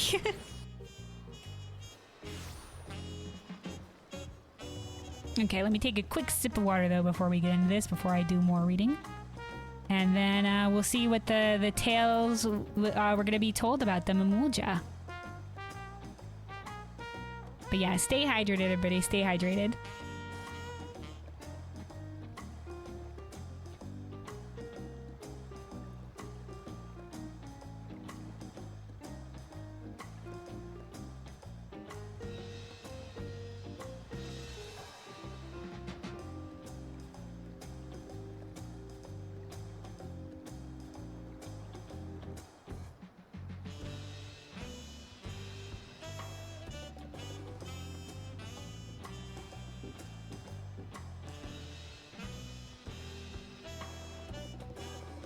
All right, hydration achieved. Hydration achieved. So yeah, let's hand in our last delivery here and continue the story with the mecha. So we're very close to level 100 on each of these. So I think one delivery on Weaver will get us to 100. So let's do that first.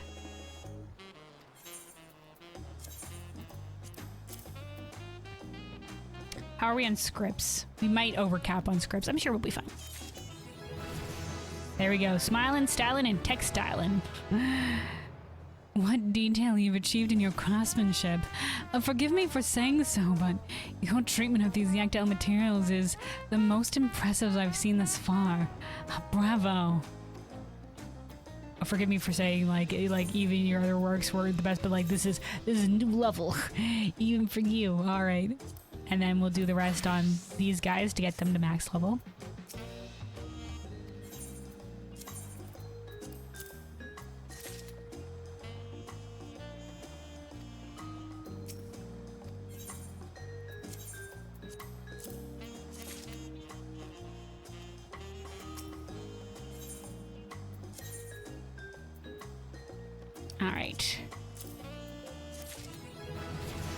Here we go. Tougher than leather.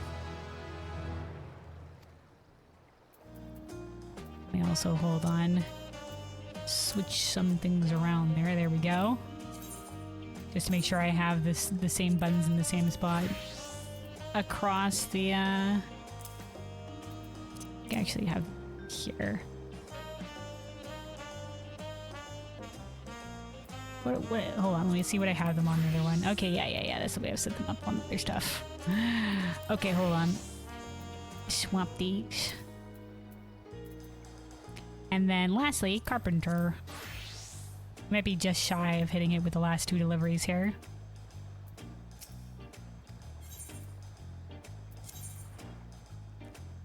And it looks like if we do our overcap, it's going to be just barely in terms of the scripts. Alright, yeah, it seems like we might be just shy of 100 here on Carpenter, but that's okay. Yeah, okay, we're just barely gonna overcap on scripts. That's fine. Yep, just a wee bit.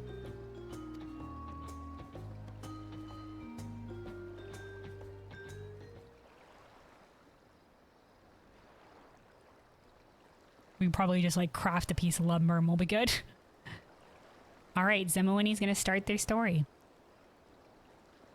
Ahem. This tale was told to me by a Mamulja of the Dawntrail clan. Oh, the Dawntrail. We don't hear a lot about them. The poor left out clan, honestly. The Dawntrail have long been known for their skill as mounted warriors, but their mounts were not only meant for warfare. This is an age-old story passed down through generations and generations. Look at all the freaking hand movements he's doing with these. He's a good storyteller. Animated. There once lived a Dawntrail youth, bound by the creed of his people, to seek a land blessed by sunlight. Yeah, away from the forest where they struggle to live, where the little sun breaches the canopy. For this elusive paradise, they searched endlessly, fought endlessly. Compared to his warrior friends, however, the youth was ill-suited for battle. He and his wyver were entrusted not with weapons, but a cart with which to deliver parcels. Would that I could ride a winged mount, the youth thought. Upon it, he could breach the thick canopy of the forest and gaze upon the splendor of the sun.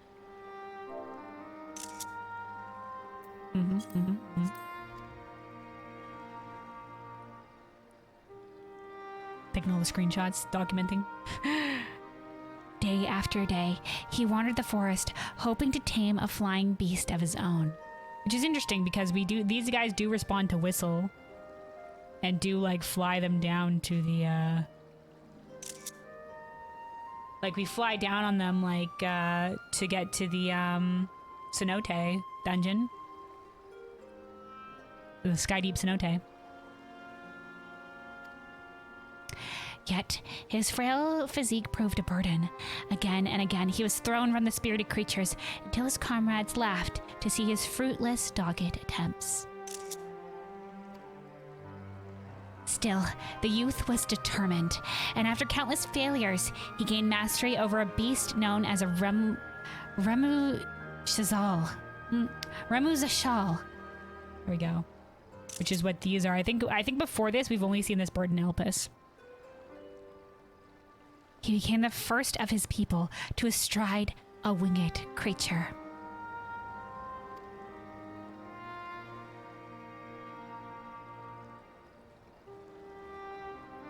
Right away, the youth went to his aging parents and taught them how he had achieved this feat. Then, leaping upon Muzashal, he took to the skies. Higher and higher he flew towards the canopy, until finally disappeared. He never returned home again, but it's said that he found the land of sunlight his people searched for. Fascinating. Are we to find out like there's like a stray Dopro clan somewhere? Interesting tale, interesting tale. Like a group of Mamulja that, I mean, we do know there is Mamulja clans elsewhere, like further south in Yoktara, because we meet some of them in the Role Quest. So we do know that they exist further south. So maybe he went to go to those clans. Maybe he died. Maybe he just died, or maybe there's some other ones somewhere. To be fair, if it's just like this one of him though, then you know, yeah, a one does not a clan make, but you know, could have been more situation. The techniques he left would be learned by all Dopro, and to this day, it's not uncommon to see riders upon winged mounts, basking in the sunlight upon the winds. Okay, so that's sort of an explanation of how these guys got tamed. Not just the wyvers. Because Dopro are known for being their beast riding skills, their beast taming. Once again, blank, generic cover. Then we did the fancy cover for the one book. They're just like, listen, we're not going to get in. Even though they have other fancy books here, they're just like, let's not get too much into the model. What an alluring azure hue. Like the depths of a cenote, untouched by sunlight. Or the deep blue sky that the Dopro youth yearned for. A complicated and beautiful color. Also, like a lot of that forest glows in the dark and it's blue. Purpley blue. A lot of that too. A complicated color. Deep like the ocean, wide as the sky. What sort of impression did you get from the story, Kelwyn? Want to know where he went? Other Mamulja elsewhere? I was glad the youth's valiant efforts paid off, or I wonder if he found what he was looking for. Yeah. Well, that second one, did he find it? Where'd he go? Where'd he go?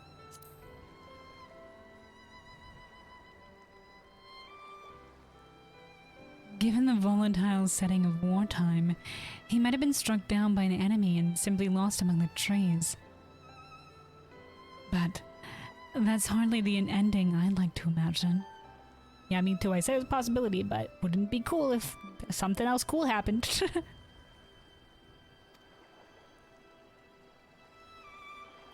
may never be able to return to the past and to discover the truth for ourselves, but we can carry our feelings about them into a future they help create. Very apt for a lot of Final Fantasy XIV's themes or whatever have you.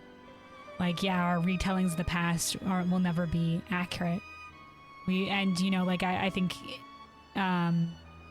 with the Vieira or the Vis out in the first, when we went to go investigate the past stuff with the Ishtola there, when we uncovered the stuff about one of the Vieira of history, like maybe having the echo, whatever have you, that was leading towards the truth of the echo, I think in the post patches, they mention how history is learned, not lived. And it's just like, we may never know the exact truth of what happened because only those that were there would know, but we only have our best estimates in terms of retelling, and there's no way to know some of these things for certain, but the legacy of what they left behind endures. And how they are remembered is important as well, and will help inspire others even after they're gone, or the things that they did will help pave the way for people going forward as well, like us in that alternate timeline, how we inspired a lot of people in the 8th Umbral Calamity or whatever have you. Even though we were gone, our story remained. The same thing with what like Emma Salix, remember us, remember that we lived. The ancients and the ancient society is the basis, the foundation of everything. Even if we don't remember, again and again, the past comes back in these games in unexpected ways. Echoes of what were. Echoes of what were. Of what was, I mean. Echoes of what were. Echoes of what was. What might be, again, things that happened in the past coming back to haunt us or to benefit us. Ancient histories and ancient technologies of old societies. Again and again and again, a common theme of how the past leads into the present. As Euless would say, the unbroken chain. And how that carries forward into the future.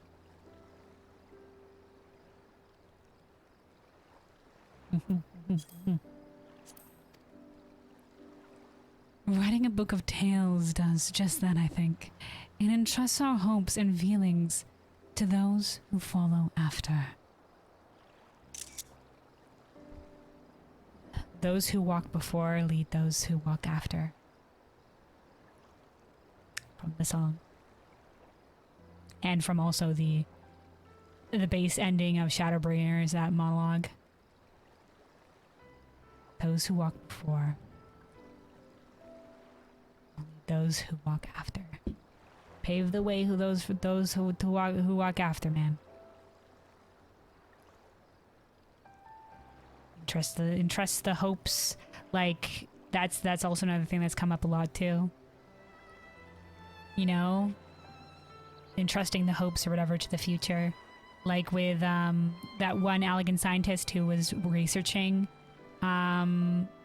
cures to tempering, and sort of like recorded himself in his message, hoping that someday someone would make the cure for it. And that happens a lot in these things as well, like passing the torch.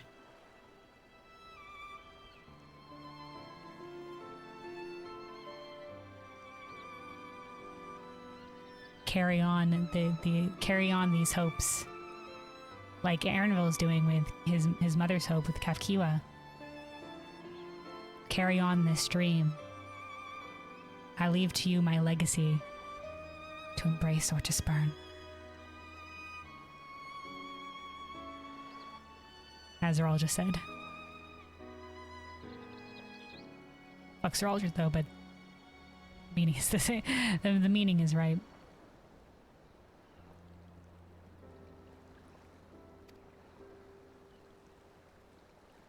In other words, words, if no one carries on those hopes and feelings, they might be lost forever. Yeah. The stories that I've told and you've penned, they're each filled with the history and aspirations of their respective peoples. Some important thing about them, or like what they believe is important. But my people have not a single written record. Our oral tradition is utterly unknown to those outside our community. The Tonawada? Were we to vanish one day, we would leave not a trace of our existence behind. Our stories would. Yeah. As surely many civilization has. I mean, there's the entire Lost Age. Where there was entire astral era where we didn't know what the fuck is going on, because they specifically didn't keep a lot of written records during that time. They spurned keeping written knowledge because they believed, you know, after the fall of the Allegan Empire was the age right after that. You know, they believed that perhaps it was the hubris of, you know, reaching too high that led to this. So there's a lot of things that happened there. We don't know anything about that time. We don't know what civilizations there were or anything, and like if it doesn't leave anything behind, and it still might, still could be something that gets brought into play. They left that wide open to be able to bring something in like that at any point in time. You know, there's also all the civilizations of the worlds that were destroyed and the rejoining, and now all that's left of those hopes and those dreams are what would be maybe still part of the soul that maybe could come back in some way, that maybe, you know, like how people can vaguely remember some things from the past, you know, like like a lot of the times when people were remembering stuff, or like with the getting the echo and stuff like that, even the ones that didn't get the echo were just like, I feel like I'm missing something. There's something I have to be looking for. You know, there's something that I need to find again. You know, even a vague feeling. But yeah, there's a lot of peoples that have vanished, and their thread was cut short, especially in the destroyed worlds. But you know, we've seen, you know, with Power of Dynamis, and even with, you know, out in with the destroyed civilizations, there could still be a way. Still could be a way for a hope to be carried forward. Just, you know, it's better but with the more written records and stuff like that. And you know, this also harkens to like the ancients. You know, what if everything you knew were to disappear? You know, like everybody's memory was erased when the Sundering happened, and that was one of the you know, and like we don't know how it was like early after the Sundering or whatever have you, but that's part of like, you know, what led to Emmett Salk's despair was everything that they had built was lost in an instant. Obviously, like the Final Days and Zodiac shit had been happening with all that stuff like that, but like Heidling cut off any way back is, you know, kind of the thing. But that means that she sort of cut off everything that had come before her.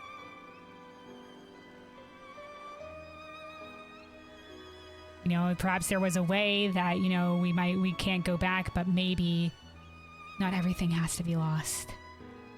And that's sort of why, like, we're remembering the ancients, we're bringing back this history of be like, hey, this is the tale of how the world was. These people lived and they were important, and they had their own dreams and hopes. Anyway, they're getting very philosophical on all this, and I'm just like, oh man, the themes of Final Fantasy, my heart. Anyway, yeah, their stories might also vanish. Sad. Sad. Zemawani. Pardon me. My shift starts soon, so I should be off. Thank you for the lovely book. Yeah, sometimes tragedy unforeseen happens, you know? Sometimes you don't know what disaster is gonna come. So to be able to leave something behind. To leave a legacy. Important thing that also brought up a lot in this game. Like I said, the chain, the continual chain from the past, the present, the future.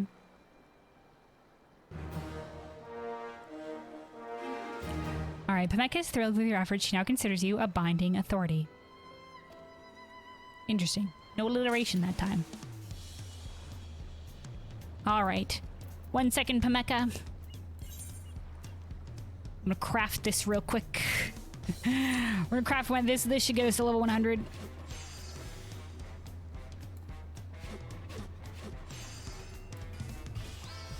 Move aside, we're crafting.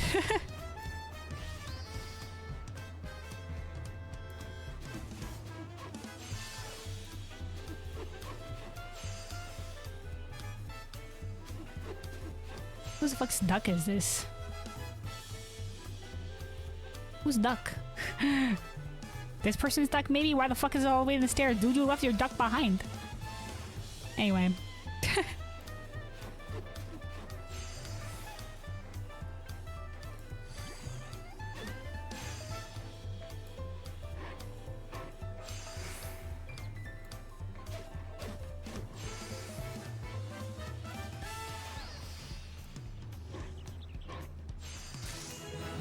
Yay!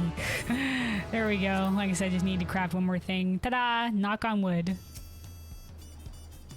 Yep, that is a person duck. Why are you all the way here? Up, also we've gotten the achievement Mastering the Hand, which I think is leveling up all the crafters. With the title Arbiter of the Arts. Yep, there we go. Achieve 100 in all the crafters. Alright. Let's continue here then with Pemeka. A place in the sun. Concern is writ plain on Pemeka's face. Oh, Kelwyn. Zemawani seemed troubled after our last session, didn't he? Yeah, he was, rightfully so. He was contemplating, like, what if his entire people vanished? He hasn't said a word about his next commission, and I fear he may have given up on our bookmaking endeavor. At first he seemed so excited, sharing the stories he heard at Chapelier Thier. I wonder how his recitations there differ from our transcription sessions. We're gonna go looking on him? Maybe he hasn't checked back in on us because he's suddenly determined to get a telling of his own people's stuff for the next book. Care to take a walk with me, Kelwyn? I think I should like to see Zemawani's performance for myself. Very good. Does Chapelier have TA with us? I'd be halfway to Chapelier TA by now if I didn't need to close the stall. You go ahead and see what Zemawani's up to. I'll meet you there shortly. Alright. Let's go over to the Ethernet chart over here first.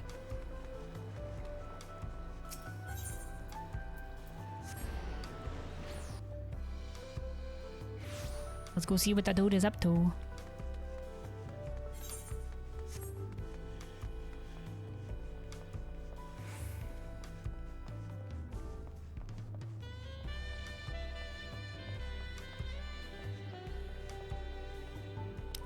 Is he on the lower floor here? No, there he is. He's just sort of like contemplating. We're not gonna... Thought we were gonna get him mid-storytelling session, but I guess not.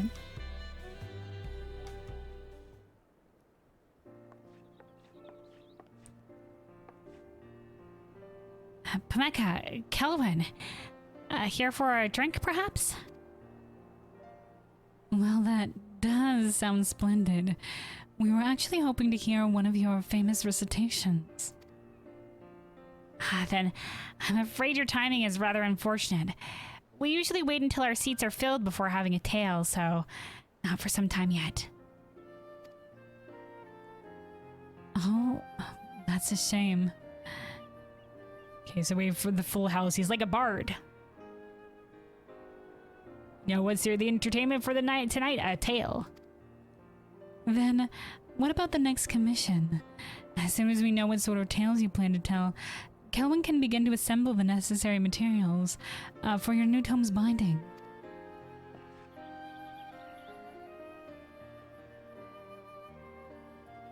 About that. If you have no further tales you wish to share, far be it from me to insist. Don't worry, I still have plenty to tell. The thing is, when I learned of your discoveries, I decided I wanted our next story to be something from my home. Our tales are completely unknown to outsiders. Should our oral tradition ever reach its end, our hopes and history would vanish with it. Which is why I would preserve what I can with the written record. Hell yeah. Sometimes it isn't even just like maybe they would vanish. Sometimes it's just like there's maybe a broken chain in the oral tradition as well. And, you know, like the people would live on, but maybe eventually they would want to know about their history, where they came from, and they wouldn't have any written records to look back at that. You know, it could be anything, like a big disaster moves them to somewhere else. They lose some of the people that knew the stories, or, you know, in a lot of cases in the real world, there's stuff with forced language changes, where like the youths don't learn the language that their elders know, and so it's hard for them to pass on the tales or whatever have you. So there's stuff like that. Like I said, other ways that, you know, disasters or other things that could break the chain of oral tradition. Not necessarily that the people vanish entirely, but, you know, obviously that's a thing that can happen in this game as well. But, like, you know, like disease or natural disasters or anything really. That sounds like a wonderful idea, and yet you still seem conflicted. My people neither read nor write. Would creating a written book of their stories truly be understanding and honoring their legacy?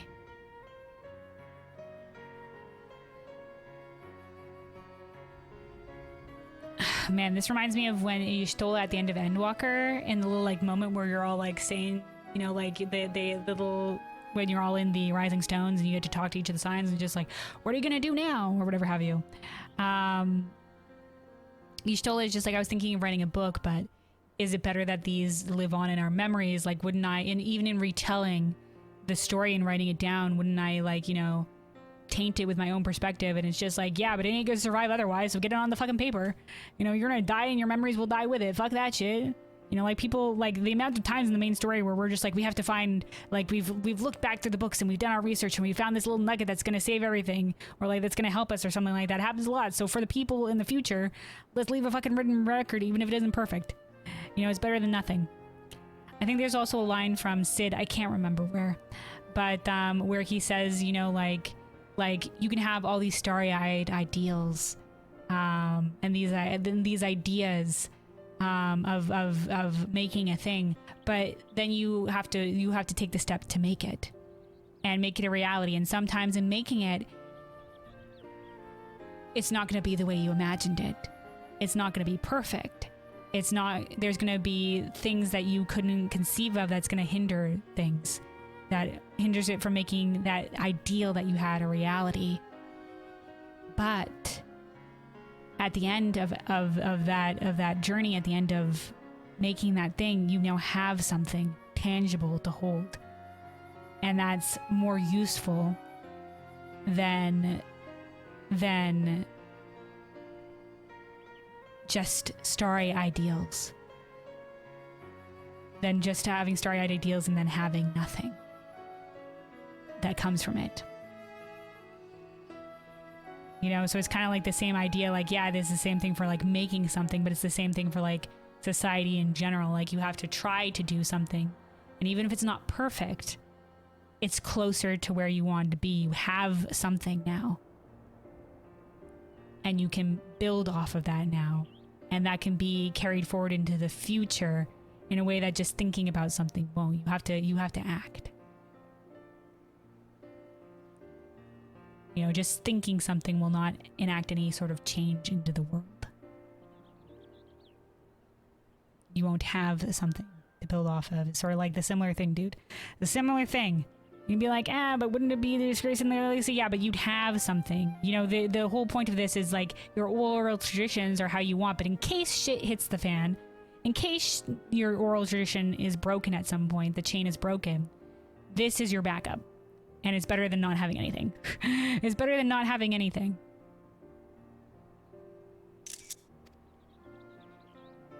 When you put it that way, how might we properly convey the stories of a people unassociated with the written word? Alright guys, if you want to do the next best thing, why don't you make a fucking storybook of it? Illustrated. Let's make a book that can be read without words, or take a page from your great-grandfather's book, Pameka. In terms of, I think they used they're talking about the Tuliolol saga, I think.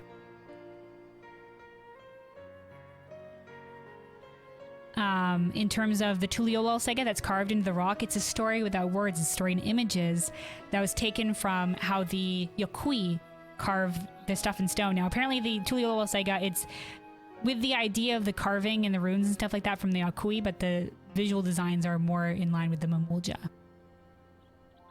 Apparently, I think there's a line that says that somewhere. But yeah, let's make a book that can be read without words. If y'all want to meet fucking halfway on this bullshit, let's do a picture book, storybook time. Of course, written words are only one way to tell a story. After all, illustrations can be just as effective. Better than nothing.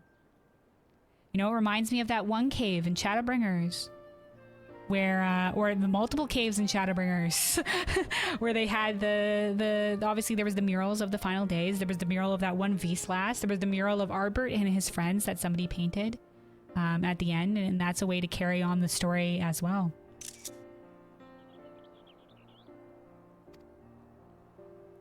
But we needn't stop there. What if we incorporated other materials in the book as well? Bird feathers and flowers? Things that harken to the setting and appeal to all the senses. Sure, press some flowers in there, why not? We need to devise a way to preserve the materials we choose. But once we do, our readers will be able to immerse themselves in the story without a reliance on the written word. A book that appeals to all the senses. I think that might work. I happen to have a few things you can use for the cover, and I can fetch more if you'll give me a moment. Okay, so this is like, hey, this isn't a full-blown delivery, just here's the materials, craft the thing. Then let us all reconvene back at my stall. Once you have the components for our cover, deliver them to me and we'll hear Zemawani's tale. Hell yeah, we're getting a Tonawatan tale, let's go.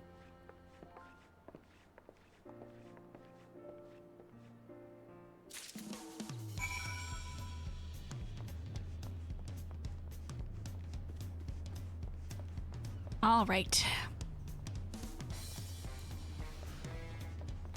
Yeah, bag out to watch you Mucky Mucky.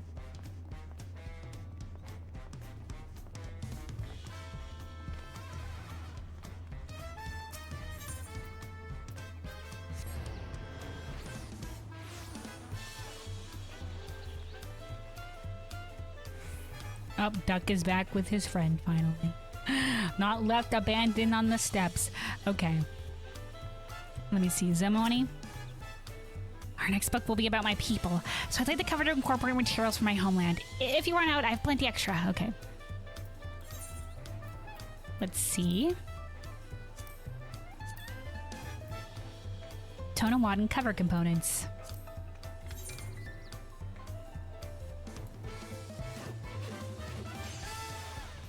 Well, I've already started in on it. I was like, oh, maybe I should eat some food with this. Oh, we're already going.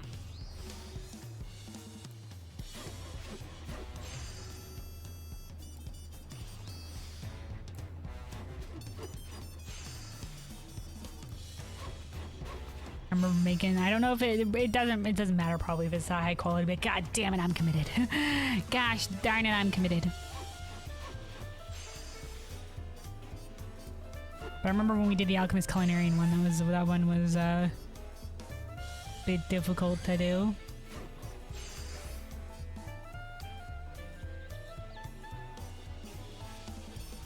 Alright, let's do Byregot's Blessing.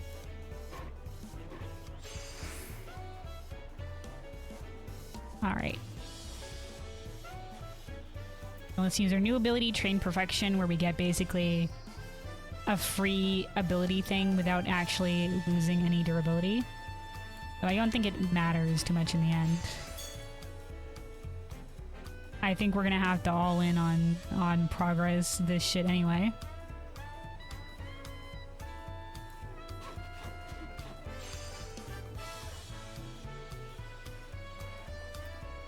The YOLO rabbit synthesis. Oh, thank God.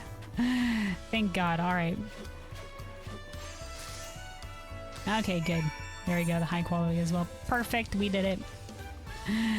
Gosh darn it. Let's see if this has an actual, like, look at this over here. There's at least something on the cover of these books. The other ones were just like, yeah, we're gonna have a new wooden book model and nothing's on it. No fancy, like, at least carving into the cover or anything. Like, I like to imagine maybe there is, but Square Enix, just a little bit more. Just put anything on the cover, just a little thing. Surely this is something you can do. All right, Pemeka. This time we need binding for a tome that will awe its reader's senses. Do you have something ready? Alright, Tonawan and cover components. An assemblage of components and props reminiscent of Shaktral. Oh, this reminds me. I didn't... Let's read the flavor text for this one. It says, crafted with the azure forest of Yaktel in mind, these components are fit for binding a book of the Mulja myths. There we go.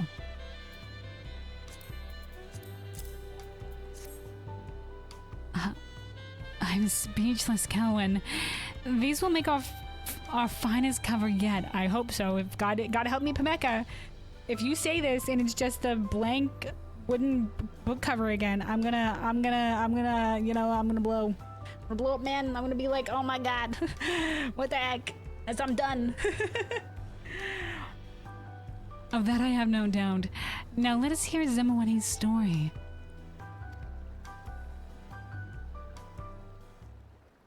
All right. The Tonawan myth. Wait.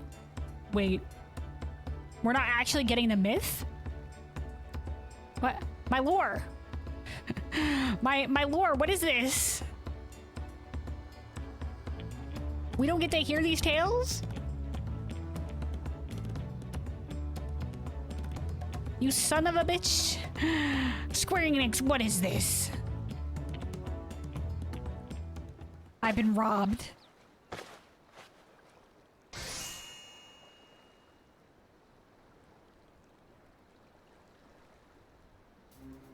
Oh my God, there's something on the cover. Wait, if look, there's script on it. There's like, now we can't do illustrations. So there is also script. Guys, we've been robbed. What is this? What amazing tome you've made. Careful script and illustrations. Pieces of the natural world as they feature my story. Reading this will be an unforgettable experience for anyone. Okay, that's great, but we didn't get to hear this story? We didn't get to hear this story? What the hell? I can't wait to take this home and show my family. I'm sure they'll be proud to see our stories reflected in such art. You should perform it for all to enjoy, or can I come and hear you read it in Chevalier of Thier? I'll do the second one. Can I hear this story? Can I hear the story though? We're gonna get to hear the story? Of course, that was my intention from the very start. I feel more confident than ever in my letters, so I plan to read aloud from this gorgeous tome, as opposed to reciting a memorization. In fact, I'd say our afternoon regulars will be flooding into Chevalier of Thier soon enough. If you'd like, I can save a table for you. Oh, thank God we are actually going to get to hear the story. Maybe? Please, let us hear the story. That would be splendid, Zemawani. We'll be right behind you.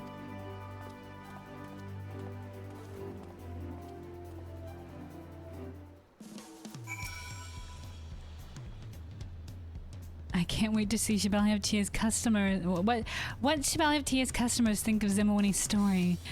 Go ahead, I'll catch up shortly. Alright.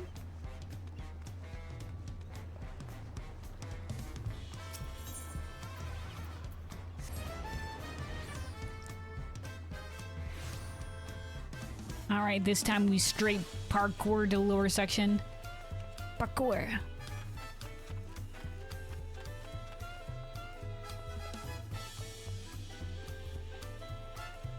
Wait, don't tell me he's at the higher section now. Oh my god, of course he is. Of course he is. You're just like, oh, he's gonna be on the lower floor for sure. Nope. He's up here. You're just in time. I've saved some room for you and Pamek over there. Relax and enjoy the show. Alright, destinating. Waiting. Waiting. We got saved the table. We're gonna hear the story.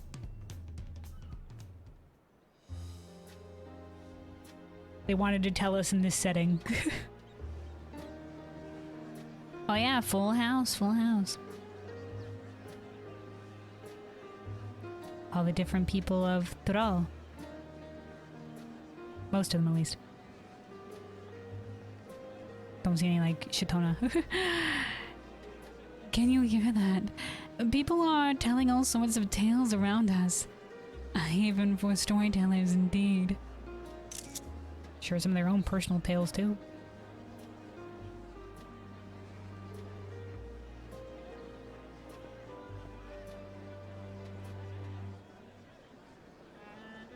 Obviously, we're also missing out on the Kui, but they don't come to the city often anyway.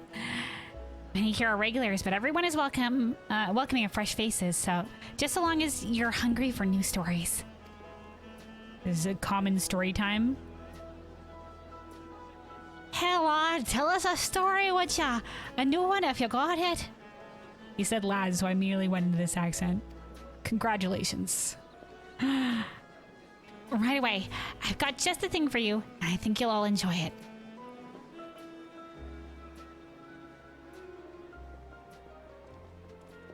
A hush falls over the crowd. Ahem. Today, I'd like to share something personal with you all. Some of you may know that I come from a tradition of oral storytelling, and my people rely not upon the written word.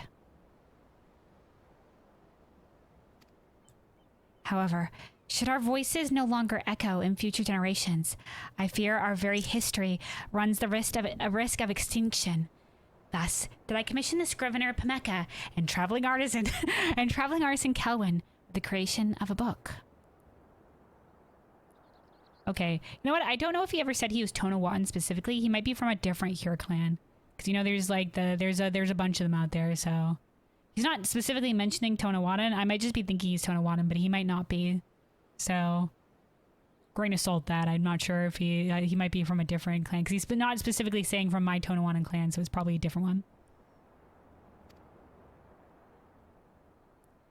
This is the story of my people. May it warm your heart like the sun upon the plains.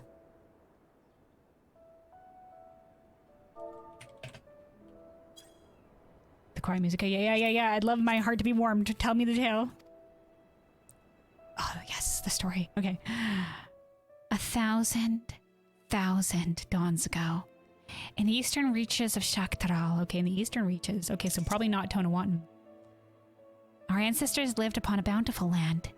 The soil was rich, and the wind carried with it seeds that flourished into healthy crops. But one summer, a great serpent of cloud coiled above our lands. Beneath its swollen body fell the rain, so endless that it drowned our crops and threatened to starve our people.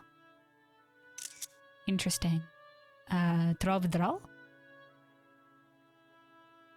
Also noting great serpent.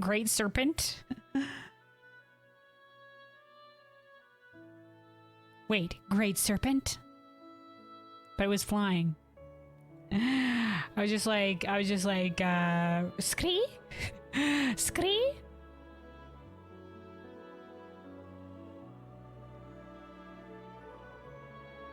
Don't know if they're associated with water though. The great serpent? Maybe we'll get an illustration of it. Maybe it might just be another different draw.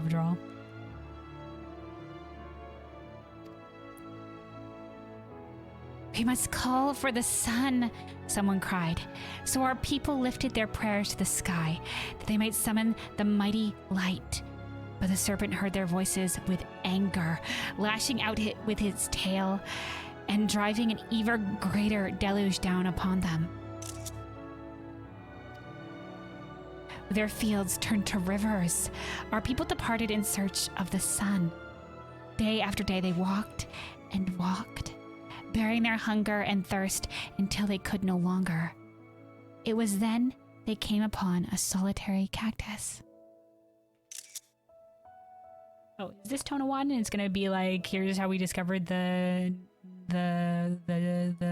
tuna fruit. Interesting that, you know, the Bamulja culture reveres the sun and looks for it. And that was their whole thing, and then this is the same thing as well in a similar tale. I think there is because Dawntrail, that's sort of like consistent theme. And also the sun happens in a lot of cultures. Also, hey Yuzu, hello, welcome. A 5 streak, man, hell yeah, thanks for hanging out. Yippee!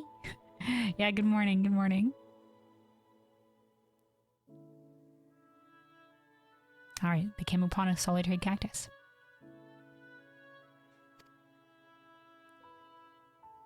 Chasers of the sun.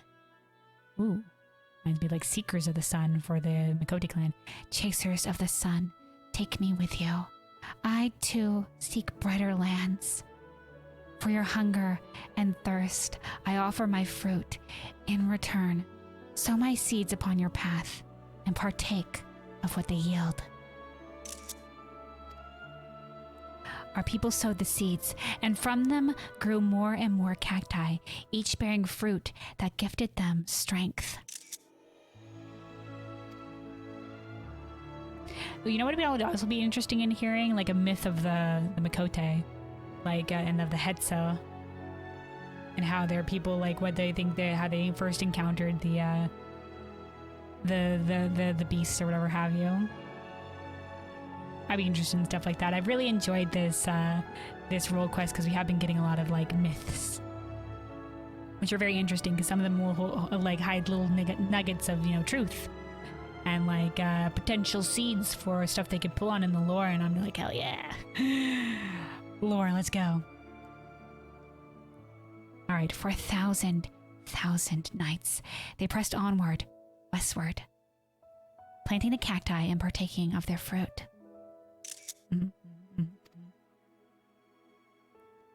Finally, they reached a wide land of sunlight.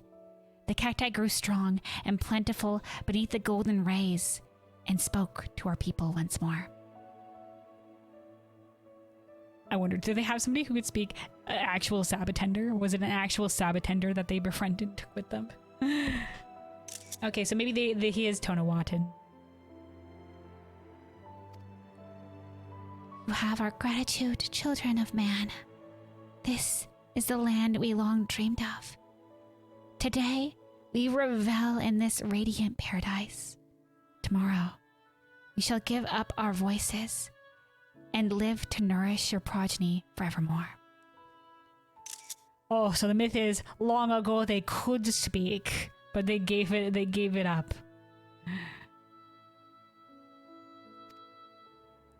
So it was that the cacti spoke the tongue of man no more.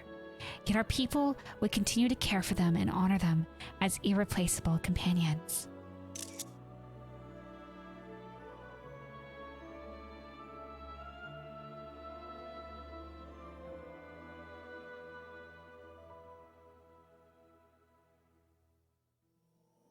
Okay. Like, could there be received truth in this? And the only way that I can think is if there was Sabatanders and there was somebody amongst the Tonawatan who maybe had a similar echo-gifted ability to Tenzin and they could speak with animals. That'd be the only thing that I could possibly think of that could be for this. But it's a cool tale. I like stories like this. which is like they communicated with the land or the animals or the plants and stuff like that. I'm just like, hell yeah, man. Obviously, there's a lot of stuff in like many fantasies where there's like spells that help you do that too. I always think those are very fun. Like in D&D and like speak with plants or like speak with animals. It was there, alongside the bright sun and thriving cacti, that our people founded a village and lived in peace and comfort for 1,000 tomorrows to come. In our native tongue. Okay, he is Tonawadden. Alright guys, false alarm, false alarm. I did remember correctly, he was Tonawadden. I was like, wait, maybe he's from a different one. No, we are correct. We're good. Not a different clan, Tonawadden. In our native tongue, Tonawata means sun chaser. Oh, new information, new information. Hell yeah, hell yeah. But there is no one reason as to why our people are so named.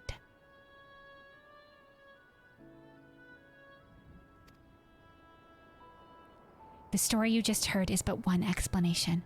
A tale passed down through generations in my village. But ask another Tonawata, and you'll hear another story. Okay, I'm listening. Tell me all the stories. More stories?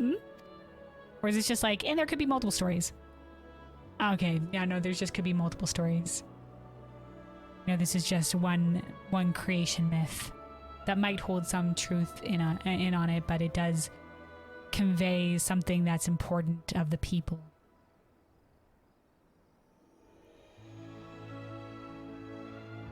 And some of them might not be entirely true, or some of them could be outright false, honestly, or misrepresenting something. Like we've heard histories before that actively work to maybe conceal the truth of the past, or shroud some things intentionally. I'm not here to insist that, or some things that just get forgotten. I'm not here to insist that ours is the definitive tale, but rather to say that in a small corner of this vast continent, there exists a people who believe it to be true. It is my hope that our stories are remembered by many, and our words carried forward into the future. I'm definitely gonna remember screenshot. Look back at the memories of doing this role quest. It was a fun one. Thank you. Standing ovation. Well done. Good moral fun tale. Sun chaser. Talked in cactuses. Loved it. Oh, good job, Zemweni. Good job. Alright, where the fuck did Pemeka go? Pemeka bolted. Anyway. What did you think? That's how we usually do our recitations. Whoever has a story to tell stands up there and regales the room. Okay, it's not just him, but others. Hell yeah, dude. Hell yeah. I caught Pemeka on our way out. It seems she can't leave her stall unattended for long, but I assume she's waiting for you there. Good job, dude. Thank you for everything, Kelwyn. I'm sure Pemeka's waiting for you back at her stall. Alright. I'm glad we got to hear the tale. They were just saving the tale to do in that setting, because I was just like, people, I have been robbed. Also, we got another stray minion here. Do they just, like, get lost? The fuck? Where's that person? Oh, she's over there on the other side of town.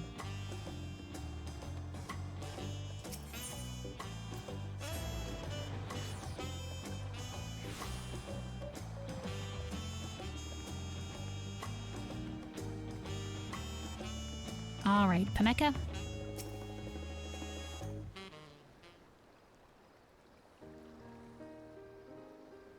Zemeweni's storytelling prowess is awe-inspiring, isn't it? He set the scene without flaw. I truly felt as though I was journeying along with those cacti. Good tale. Words are so peculiar, aren't they? When spoken from the soul, they can convey meaning that extends far beyond their written worth. Yeah, sure. Just kind of like we can understand words with the echo to like soul to soul communication. You know? And also, you know, like language can also be like very specific or limiting. It can be hard to convey things with language sometimes. Exactly how you want it. That's why we have all these different words with different specific meanings that are all kind of similar, or they're synonyms, etc. We're just trying to convey stuff just right. The way we mean it.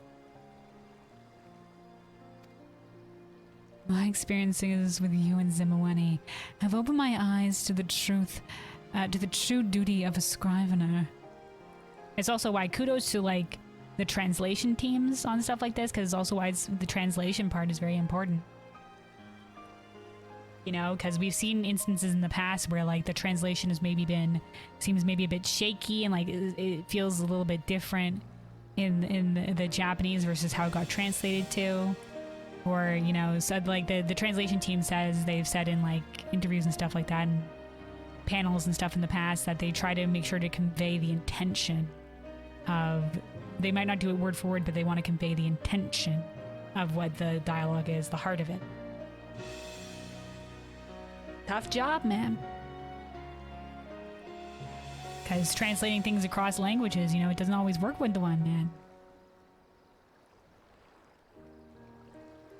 Appreciate the translation team. Translation team's one for you. Kudos. Alright, going forward, I hope my experience with you and Zimawani have opened my eyes to the true duty of a scrivener.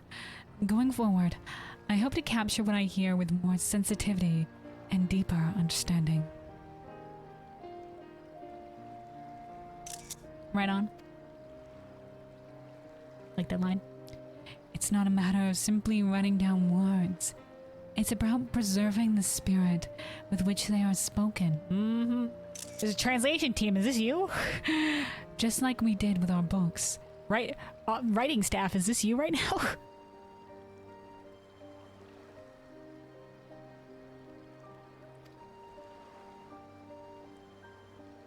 My abilities have their limits, however. So for the tales I cannot bind alone, I hope I can count on you, Kelvin. Tales I can't bind alone. Hell yeah, man. Call me whenever. More lore, more tales. I'm here. This is the end of it though. We're not coming back. I don't know, we'll take this one. Oh well, we might come back. But I doubt, for the culmination storyline, but I doubt it's going to have more of this kind of thing. It's going to be the culmination for all of them. We're going to just come back to the characters. Alright, Pameka has gained a newfound appreciation for her craft, and she could not be happier with your efforts. She now considers you a connoisseur of covers. There's the alliteration, it's back again. Alright, these are our stories.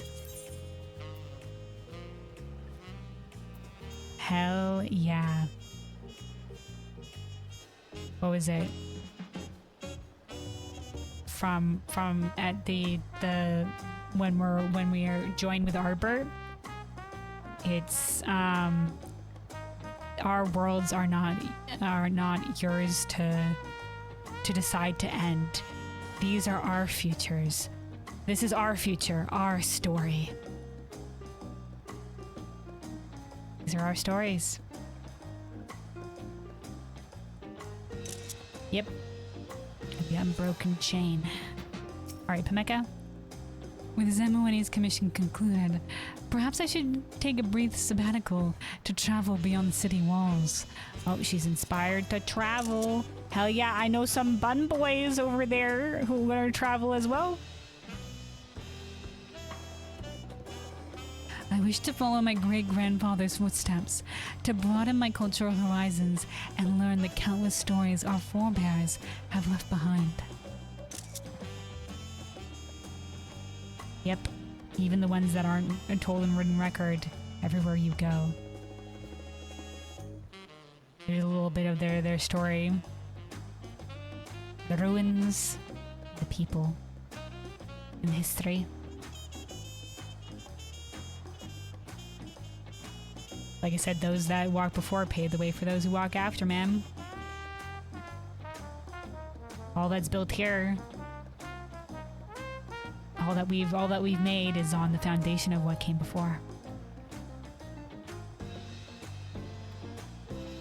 Of course, it would be remiss of me to limit my journey to Tyrol. I hear the city-state of Charlayan is a veritable paradise of written knowledge.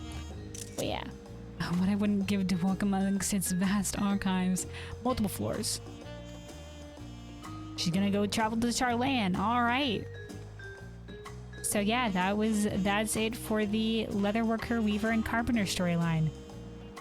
Really great one. Very charming. Lots of little lore nuggets. Lots of little lore. Some interesting myths. Some things that they might end up pulling on in the future. I definitely look forward to it. Like, ooh, a mysterious Tyrol withdrawal that creates water in the east of, in potentially the east. I mean, it did say it was a long, long time ago, but no, maybe he's still out there. Oh, who knows? Slumbering serpent, maybe? I don't know, maybe. Maybe the theory that there's some theories out there, my theories, about something like that. Then there's also like the sunken city of Movopolos, the Moblin city. Variant dungeon? I don't know. Could be cool. I don't know. Maybe. You know? The Pelu one was kind of like... We already met some of the spirits in the mountain and we fought one. Basically the little like snow bunny ass thing along the mountain, wherever have you. Pelu one didn't have much nuggets in it. But, or like that one... Mavulja that fucking fucked off. Where'd he go? What happened? Maybe it was something with the Mamulja clans to the south. How are they different from the ones that live in Mamuk, huh? You know, like, you know, they pull on some of these things. I like when they like seed some stuff that they can pull on, and then if they ever do so in the future, people that have done stuff like this will be like, oh my god, it's that thing. Or like, oh my god, it's all coming to fruition. Like they pull on stuff like this. Like with, like obviously like with the Aloe variant dungeon, like they did in the main fucking story of Dawntrail. Or, you know, the Wallachie, you know, like in the Blue Mage questline, there's a couple of instances where they mention the Wallachie, or like in the Fishing Role Quest when we meet another of the Wallachie, and it's just like, hell yeah. You know, like it makes it feel like a larger world and sometimes in an interconnected world. I think they do a good job of that. But yeah, good role quest.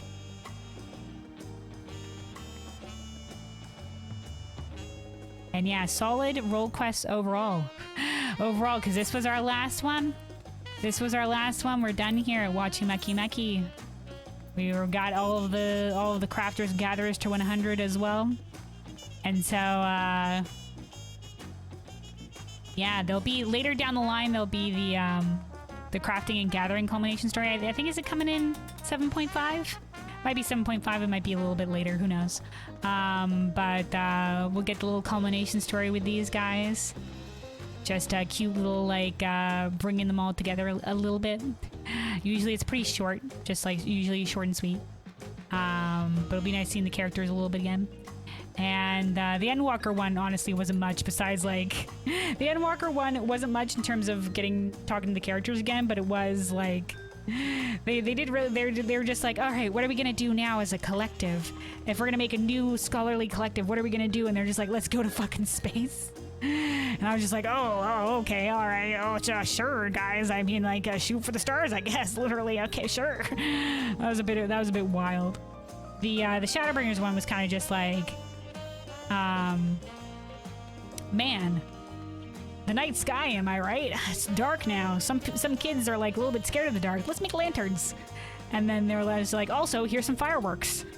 And then that was kind of about it. We got a little bit more with, of the leader lass's tale, the one who leads the Shadowbringers collective, because we hadn't really talked to her that much before. The one that's part of the council in the Crystarium. K something, cat. I can't remember.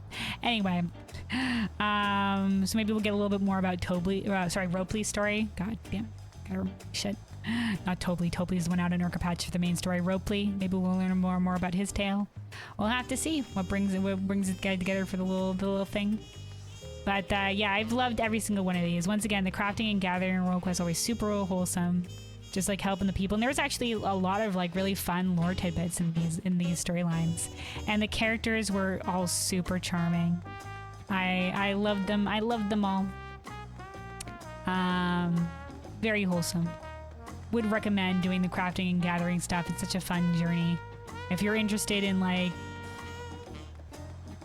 wholesome shit, if you're interested in the wholesome shit, this is where it's at, man. This is where it's at. But yeah, let's see.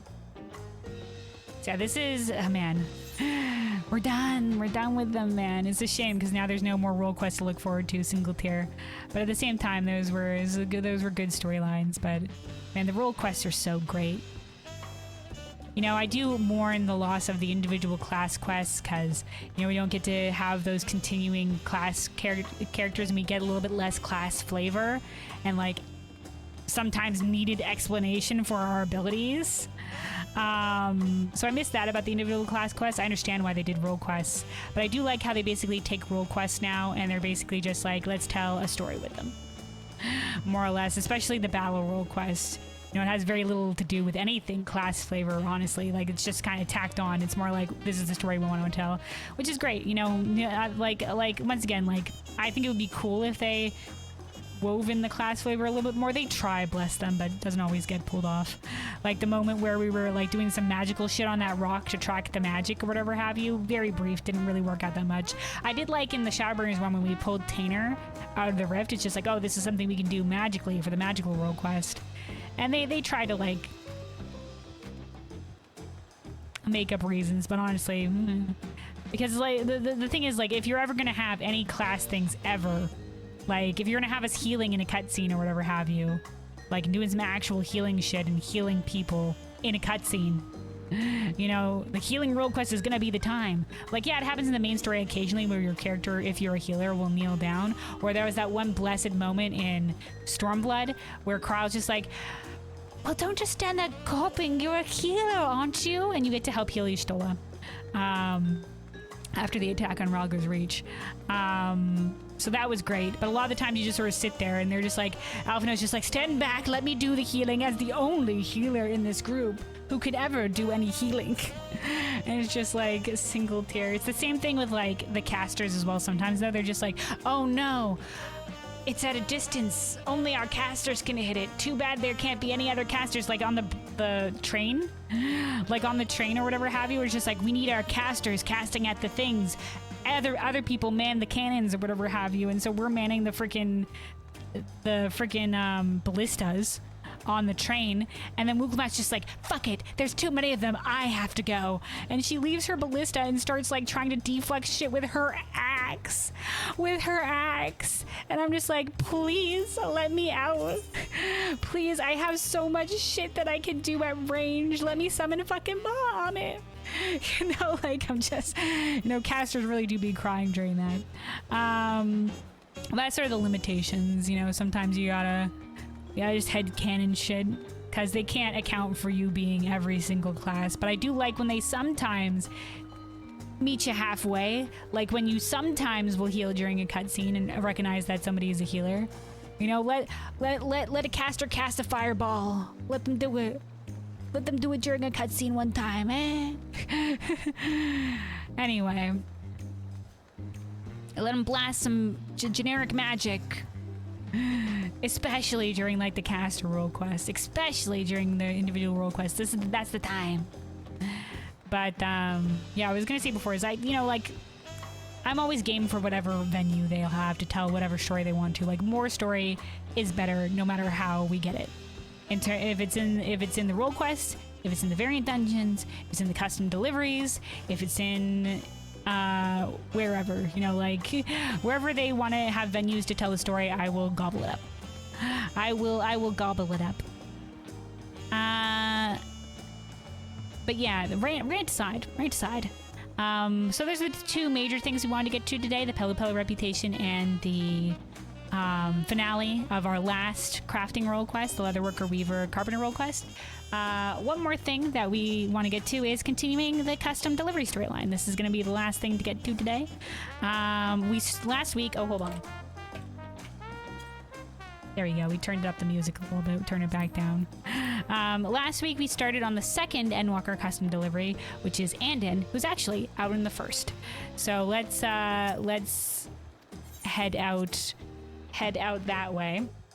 And then before we start in on it, I'm just gonna stand up a little bit because I've been going for a hot second here. So I'm just gonna take a moment, and then we'll do the next step of the Anden custom delivery storyline.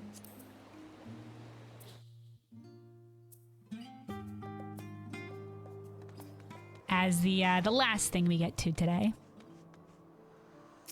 I did say maybe we'd go out and look at the Hall of the Novice. We might get to that later. It depends. So we'll see how I feel. But we can check in the Hall of Novice whenever. So maybe we'll do that next week. Who knows? Who knows? Just to see what's new in there. Just to see what exactly they put that's new in there. See what the sprouts might be learning. Apparently I've heard that they do teach you to Asuna, but they don't teach you the different ways that Doom works, which was my two big things that I hope they teach healers was how to Asuna. And apparently they do tell you that the blue bar means that you can cleanse it, which is good. That's something that I didn't know initially. So that's good. Good. Also, hold on. When I'm at this Aetheryte, we need to teleport to Mordona. But the other thing I was hoping for is that they would teach the way Doom works. Because Doom can work in several different ways. It can, 1, be cleansed. 2, you need to heal them to full, which is the main thing that I was hoping that they taught them. And then 3, it's something that the person has to do. Like in the Alliance raid in Crystal Tower, with the in the World of Darkness with the Ataman, the eye gazy guy. When you get gaze attacked, when you get hit by the gaze attack, you get hit by Doom, and the only way to get rid of it is to go stand on one of the lit up platforms. I think it's only in a Realm Reborn where that's the way that the Doom mechanic works. Occasionally, there is a couple of other fights that work like that. Like I think there's specifically a moment in the Hades fight where you have to stand on these platforms or whatever to make sure nobody explodes. Everybody have to stand in a like little glowy circle. Oh man, you know what? Because we're all at max level now, I think this means we're gonna get max level scripts now from doing custom deliveries. Yes. That's gonna be good.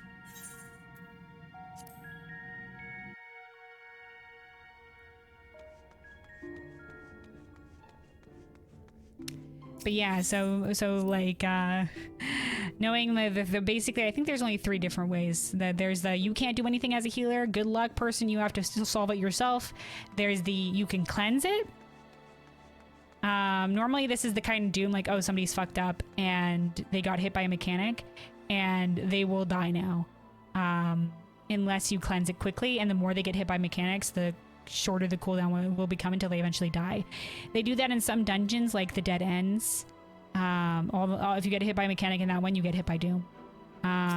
It's the same thing in a couple of other dungeons, and I didn't know at the time about the cleansing thing, so people were just kind of dying on my watch. And there's also like the need to cleanse Doom that's in Dun's Scathe as well. But I knew that was a need to cleanse Doom at the time because I watched the guide. But I didn't know, what makes something cleansable and not, and what the indicator is. And now I know it's the little blue bar above the debuff. But yeah. So there's nothing there's the nothing you can do Doom. There's the cleanse Doom, and then there's the you have to heal them to full Doom. And this comes up in, I think it first comes up in the Wonder Palace at the last, the Wonder Palace Hard. I think on the last boss, the 2-headed Multa. He does that mechanic. And then I do remember on like Evilise, Count Sodolphus. I'm Count Sodolphus. 7 shadows cast, 7 fates foretold. At the end of the broken path lies death, and death alone. That guy. he also has a mechanic where he'll get everybody low and you have to heal the full. In fact, I think that's a mechanic that's been that they've liked to bring back a lot, because I think it was also in Zeromus.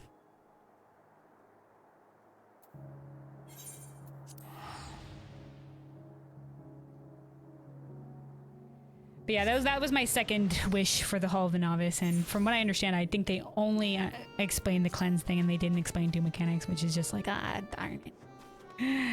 From what I understand, but we'll have to go look ourselves at some point.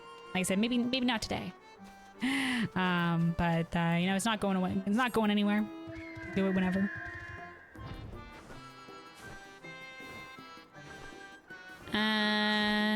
Righto. Oh, hold on. We've got a bot.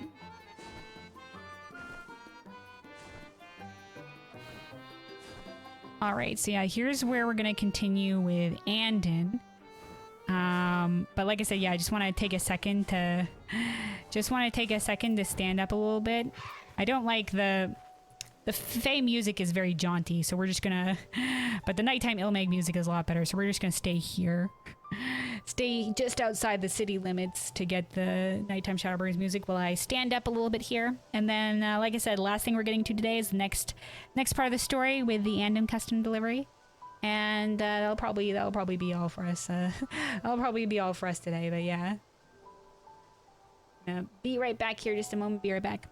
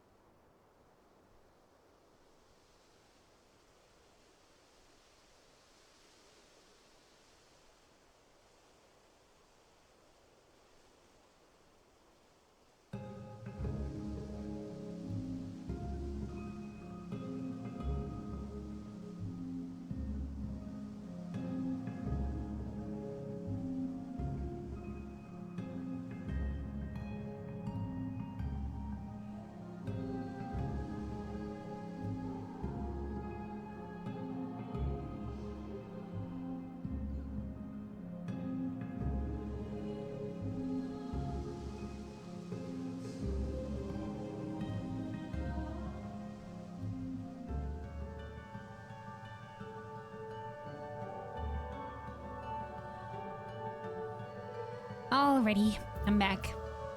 I'm back, stood up, did some stretches, also had a little bit to munch on. Very good to continue. We are good to continue. So yeah, the last thing we're getting to today is going to be continuing the Anden custom delivery storyline.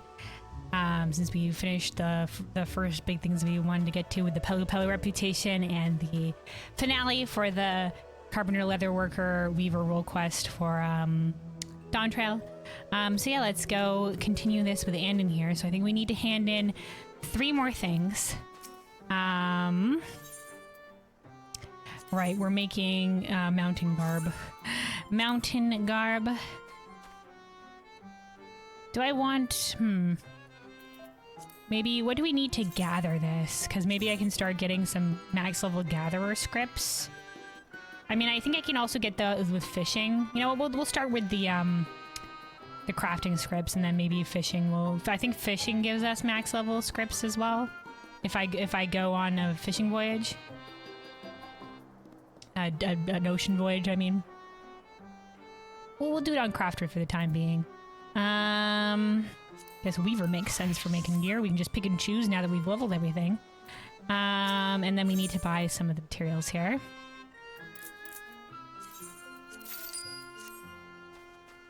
Alright. See custom deliveries and in mountain garb.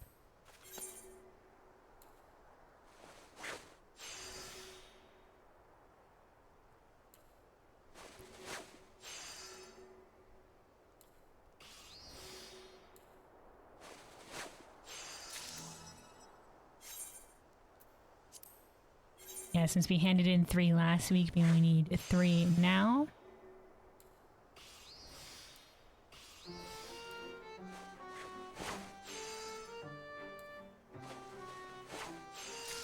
Alright, and then the last one.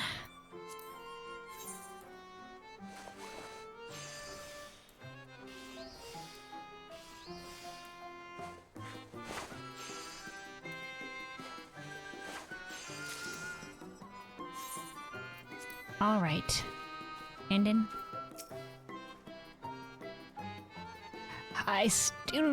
It still gets chilly at nighttime, but these mountains were once frigid. What do you think I used to stave off the cold? Warm weather garb.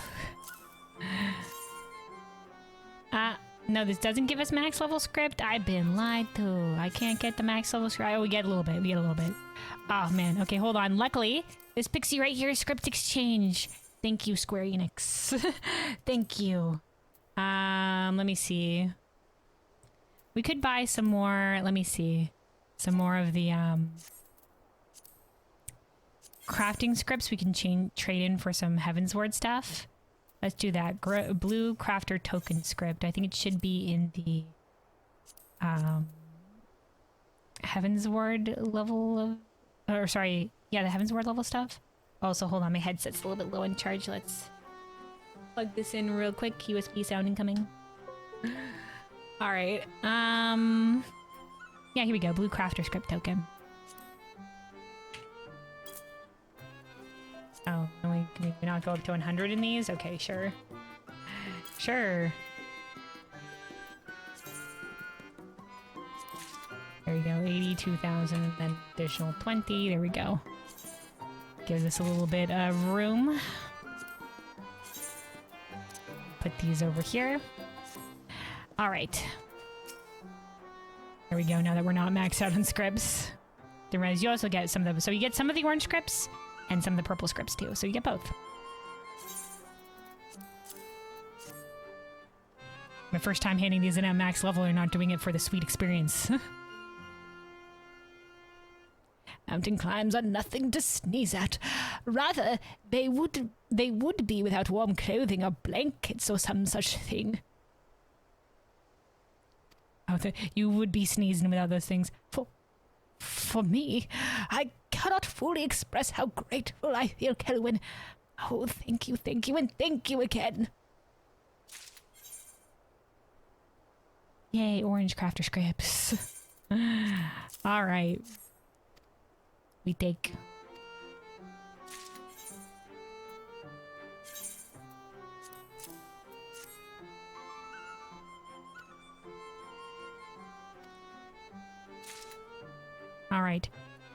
Come to think of it, the climate here if the climate here had stayed as cold as it was, I would have wilted and died straight away, correct? Oh, chilling thought. Maybe. It depends on, you know, whether or not, like... What is exactly... How does the Bushman thing work? Are they actually transmogrified into plants? They are, but, like... If their plant died, would they die? Because, you know, it's not like their soul's still in there. It's not like the person is dead. It's like a form of trapping him. I suppose this floral paradise is my unexpected savior, as are you, Kelwyn. Thanks to you, I think I've remembered something more of my past.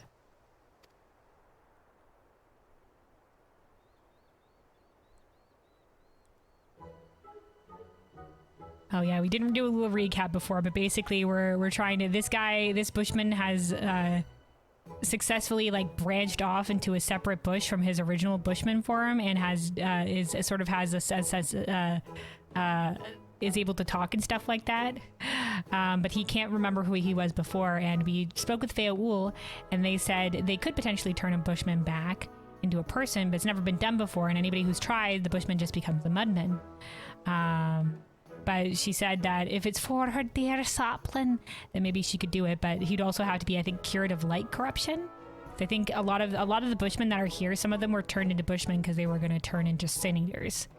That's not the case for all of them. Some of them, the pixies, are just fuckers. But for some of them, this is the case. So I think it's a little bit of column A, a little bit of column E, B, or like. Maybe it's not curing them of light corruption. She just said we have methods to cure light corruption. So I assume she meant because he's light corrupted in some way. But it could also just be that his ether has been shifted unnaturally towards maybe more earth. Anyway, we'll see. We'll see where this ends up. But to be able to regain his true form, he doesn't have a very clear picture in his mind of who he was. So we're trying to help him remember. And we know that he was a sheep herder, and we're learning more about him. I think I remember splitting firewood and resenting that I had to do so, as I much preferred tending to the sheep.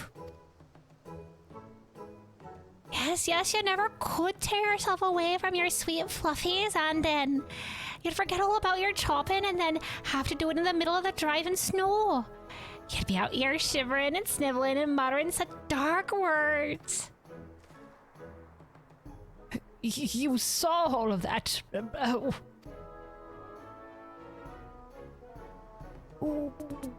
Well, firewood aside, I do remember enjoying a comfortable life here. You see, wool was always in high demand here in Vobert, was it? Yeah, the Kingdom of Vobert. Yes, Vobert. That's what this place was called. Wool was always in high demand. Just a farmer. I would have my wool spun to yarn in the castle town, and as knitting was a rather popular pastime, people were happy to pay good coin for it. One can never have too many pairs of fuzzy socks, after all. Cool. Speaking of, I remember gifting a pair of woolen gloves to a traveler once. Someone who helped me with an errand. An elf. Yes, I once knew an elf who was rather averse to cold. So he's going to come back in some capacity. The only people that we really know from the first that wouldn't be like long dead from Anden's time. Well, I mean, Vieira can live a long time, but the only people we know from a time like this would be the Warriors of Darkness, and I think the only Ellison on the squad was Norbert.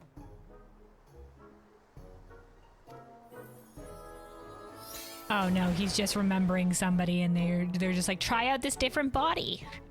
That's all this is. Maybe you were an Ellison. Is the idea. Is the pixies playing tricks. Oh, I've changed again, Eotir.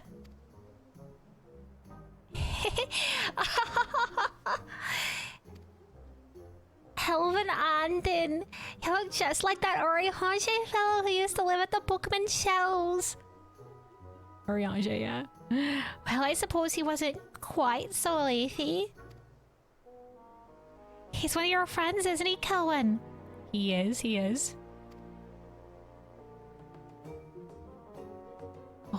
Urianger was ever so fun to play with. He was too polite to say anything ill, so we would gift him treats he loathed and laugh at his sad face while he ate them. What fun we had! But you're just as entertaining, Anden, don't you fret. I'm glad they enjoyed this, but I think we learned at some point that Urianger was tricking them the entire time. Like he knew how to play with the pixies, man. He knew what they were about. Like Urianger lived here with the pixies, and he did so. Like he did so with gusto. He was fucking ready. He was ready. This is an environment. This is a battle of wits for Urianger. Because I think to even let him take up residency here, he had to beat them in like riddles or something like that, and he had to do it for like 3 days and nights or something like that. I can't quite remember exactly. And then in this specific line, he would pretend he didn't like biscuits and tea. He would pretend, oh man, I hate this so, oh, who's made this for me? Oh, but I guess they made it for me, I have to eat them. Oh no, it's so disgusting. And meanwhile, it was just biscuits and tea that he wanted them to make, so he kind of like tricked them into being his servants. Well, they were thinking they were having really fun, a lot of fun tricking him into eating something he doesn't like. Oh man.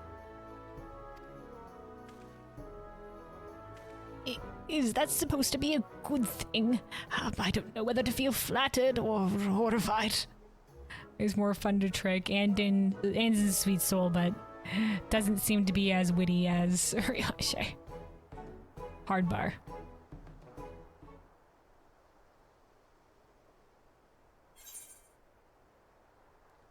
All right, accept.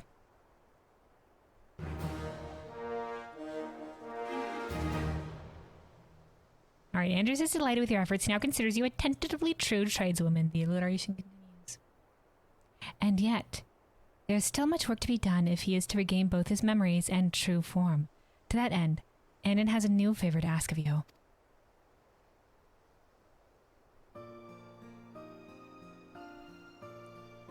Speaking of eating things both lovely and loathsome, have you remembered that you used to eat sheep, Anden? What? I had no idea my obsession with sheep extended as far as to consume them. I mean, a sheep dies, you make use of it. But all things considered, I suppose that makes a certain degree of sense. It might also explain why I suddenly find myself craving roasted meat. Regardless, while diet is irrelevant to a leafman, I must have put consideration into my meals as a person. Any guess as to what I might have eaten? I can whip you up some Ishgardian dishes that could be a close approximation. We do have that one story from, I think, Ardbert about, like, eating stew. Like, when we wake up from the lake, from nearly drowning in the lake. Well, we didn't drown, but when they tried to drown us, they didn't know that we could breathe underwater, the Fuath. And Ardbert wakes us up. He tells us stories about Vobert, as he remembered it. I think there was stew in that tale. There might have been stew. Definitely stew. I'd have to go check.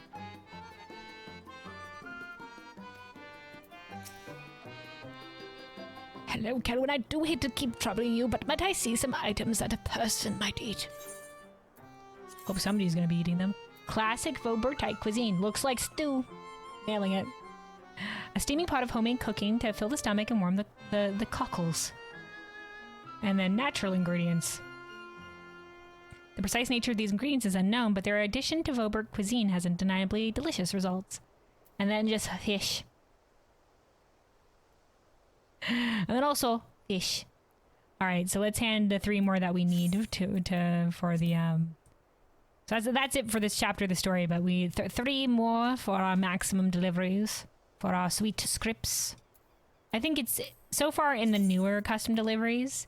I think since the Endwalker ones, I can't really remember if the Shadowbringers one will work like this too. But it's been 1-to-1 for making the items. Yep, still 1 to 1. Some of the older ones are like 4 to 1. But this simplifies it, you know, just buy one thing. A classic Robert ingredients. 3.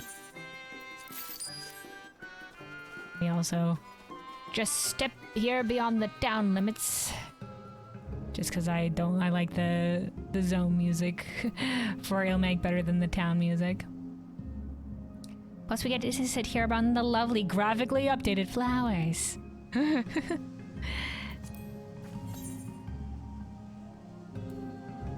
Oh wait. Hold on, I think we might have to, I think I fucked up. Yeah, we're gonna have to buy another one. We're gonna have to buy another one. You might be like, what do you mean you fucked up? I was just like, I shouldn't be. As soon as I saw the weaving motion, I was just like, let's use culinary for this. Let's see, we could use anything. Weave some food? Sure, why not? But let's do this properly. We have all the things up to max. Do this on culinary. We're cooking after all.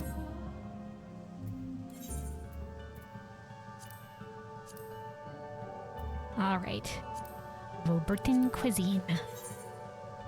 Get the stove out in the middle of the flower field.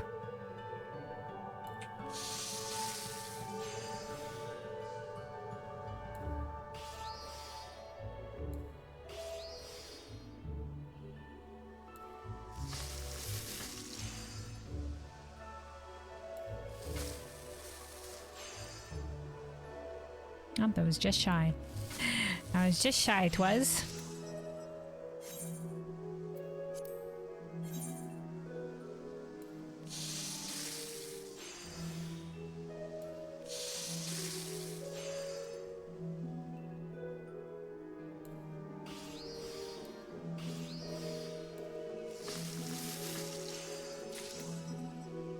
And then one more.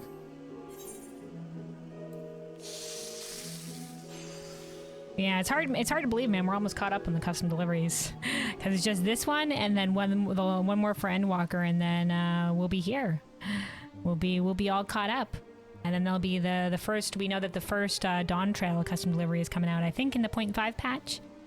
The 7.15, so...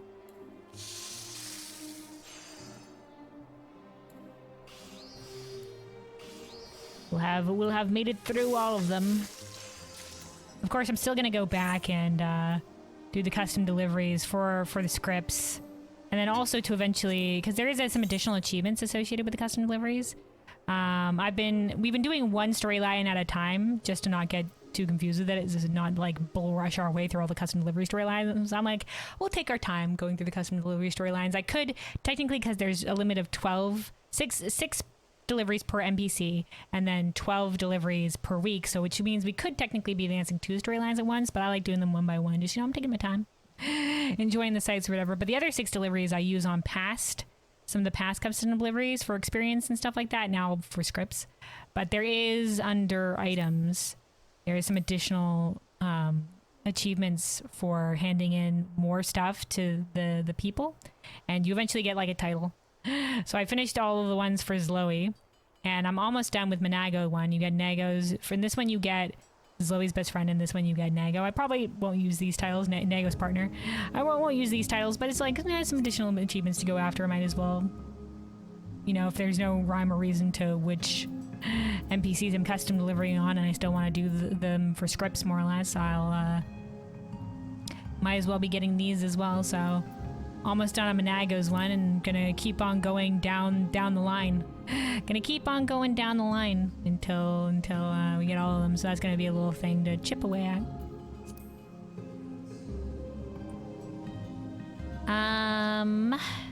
Yeah, let's hand these over into Anden.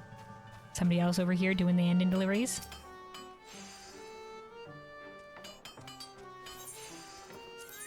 With a couple people doing the annual deliveries. Welcome in, fellows. Did I not do the last one? Oh, no, it's there. Okay, we're good. I'm just like, did I miscount? No, it's in the next tab.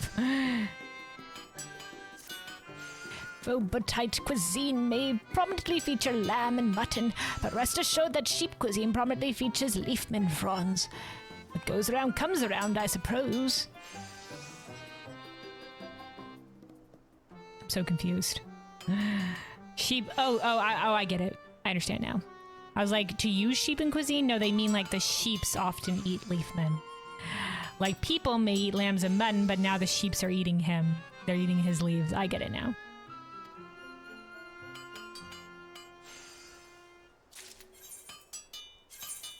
All right, and then the 2 more here.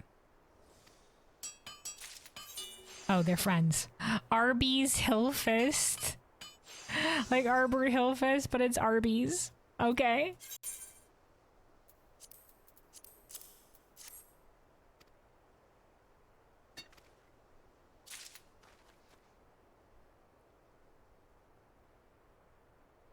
So yeah, this is just the, hey, you've reached the maximum on deliveries you can do for this week. Thank you for bringing me so many nice things, Kelvin. It's always so good to chat with another person. These pixies certainly make their own fun, but their games can get rather exhausting at times. This poor guy. I think this is the same dialogue we've had before, and I'm just like, the poor dude.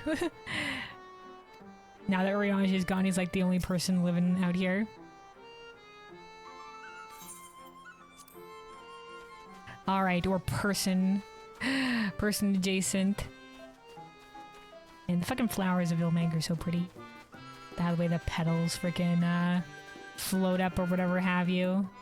And now with the graphics update, looking swanky. Looking swanky. Very pretty. Definitely a poppin' zone. Definitely a very beautiful zone.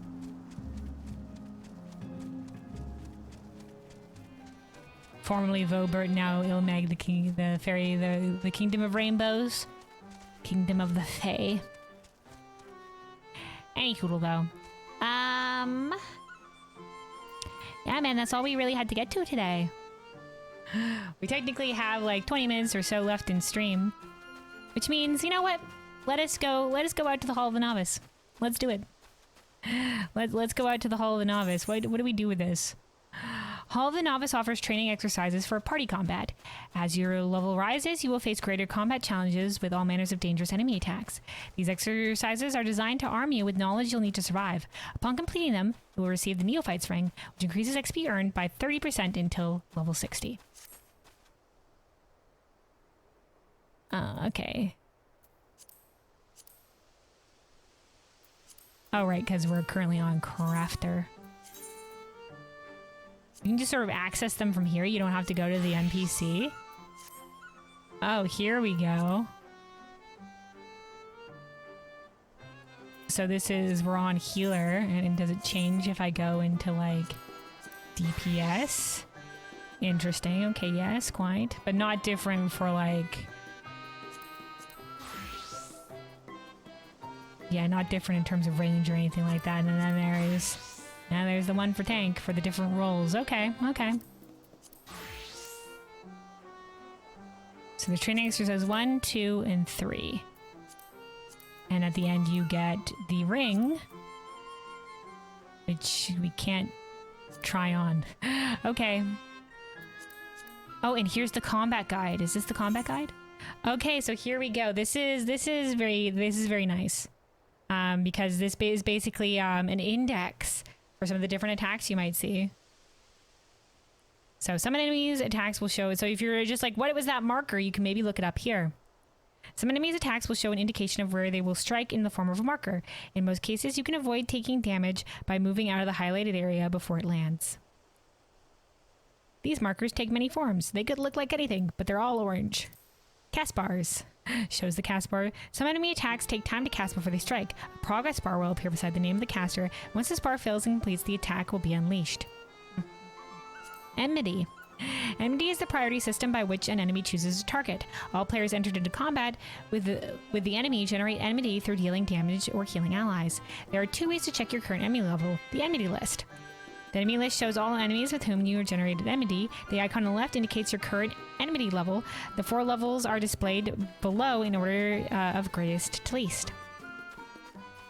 The party list. The party list shows each member's enmity level with the current selected item, as indicated in the lower left corner of the class/job icon. Yeah, so A means they're targeted, and then 2 means the second one. The player with the greatest enmity is marked A, following 2, 3, and so on. The adjacent gauge shows the relative difference in enmity compared to the players with the most. Oh, is that what that gauge is? I never noticed. I never noticed there was a gauge there. I'm just like, number, that's all I need to know.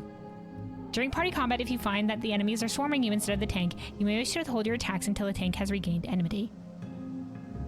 Or tell them to put on tank stance. Each tank job has a special action that helps to keep their enmity level high.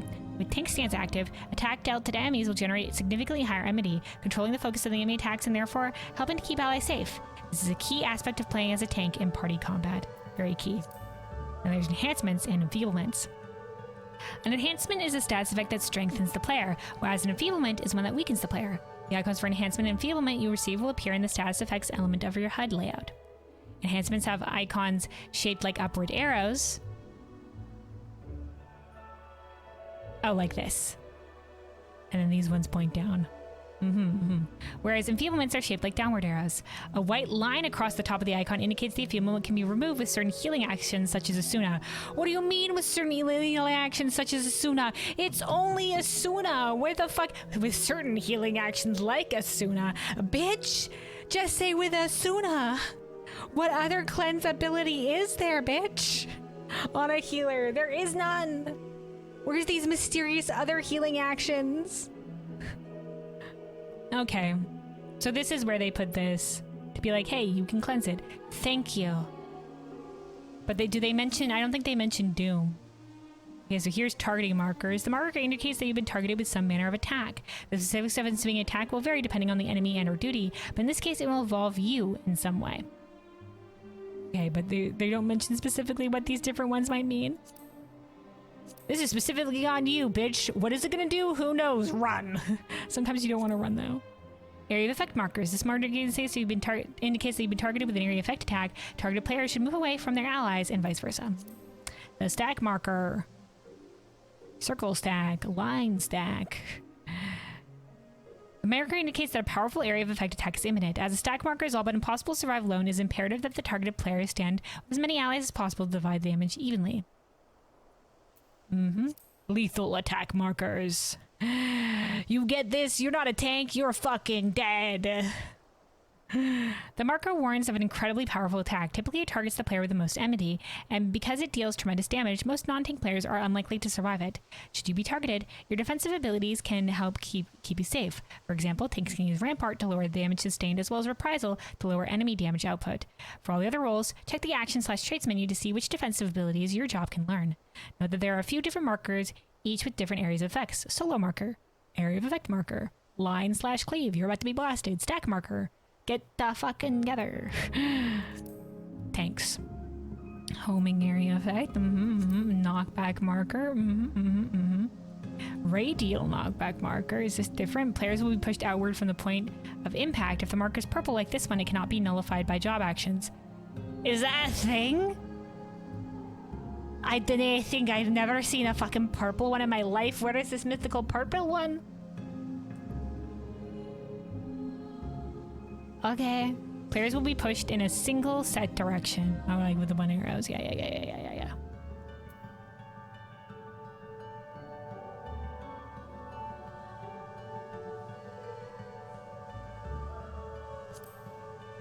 Area of effect knockback markers. Purple ones can't be nullified by job actions. I gotta pay attention to the colors, man, because I do not remember any of these purple shits. Or maybe I do and I just never paid attention to whether or not they could be nullified. Well, I know. Well, listen, we learned something new. Flare markers. This marker indicates that a proximity-based area of effect attack is imminent. Oh yeah, these things, yeah. The flare markers, yeah. Tower markers. This marker indicates that a tower attack is imminent. If left unoccupied by at least one player, an entire party will take significant damage, and they come in different forms. Tank tower. This type of tower hits especially hard. Only a tank should occupy it. And multiplayer towers. Yeah, this one with the numbers as well. Proximity tether markers. So yeah, the ones where you have to get away. Oh, and here's that they also say chains as well. This is great. This marker indicates that attack will strike the current target. Depending on the situation, it may be necessary for a player to intercept it by physically blocking it from the target. Gaze markers, look away. Sometimes these marker will originate from a player instead. Yep, and other markers. Number markers. Ah, yes, the 1, 2, 3 for the order of attacks. Multiplayer markers. This is where only 2 players should stand in this. Countdown markers for the bombs. These markers count down, or for this stuff where you have to do something. These countdown markers count down to an imminent attack, and if you're caught doing a forbidden action, when it reaches 0, you'll be penalized with damage and or enfeeblement. All countdown markers serve the same function regardless of any mere duty, and over time you will learn the forbidden actions, typically associated with each one. This one is don't move. Don't even auto attack. This one is move. And then, yeah. All right, let's give it a go. We'll go run through it on healer. See what they're teaching the young sprouts nowadays in the hole of the novice.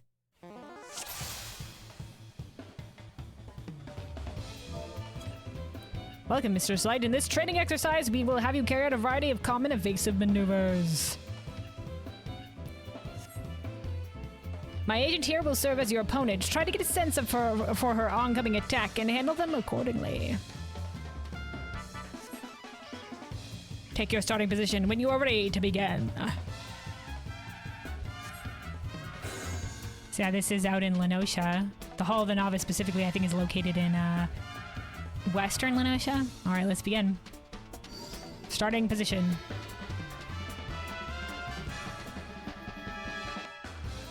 As you doubtless know, no few magics strike a wide radius around a given target. The marker of such an attack will often look like this.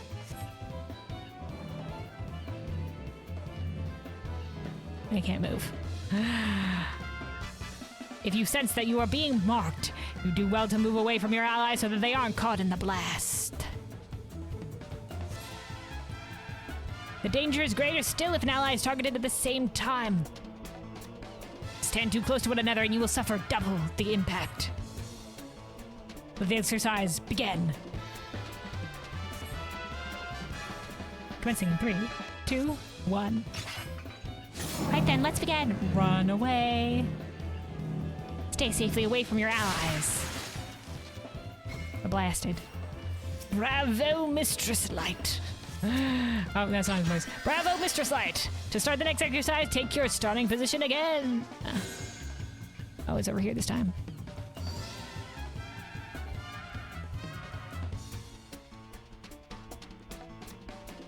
Our next exercise features a strike so powerful it cannot be endured alone. Allow me to demonstrate its marker. Behold, the stack marker. Behold, mighty, powerful, consistent. Know it as you would know. Know it as you would know yourself as your constant companion on this journey. Should the enemy perform such an attack, you and your allies must stand together in order to weather it. Upon sensing this marker, locate its target and make your way there as quick as you possibly can. Let the exercise begin. 3, 2, 1. It's on, our pugilist friend. Gather, comrades.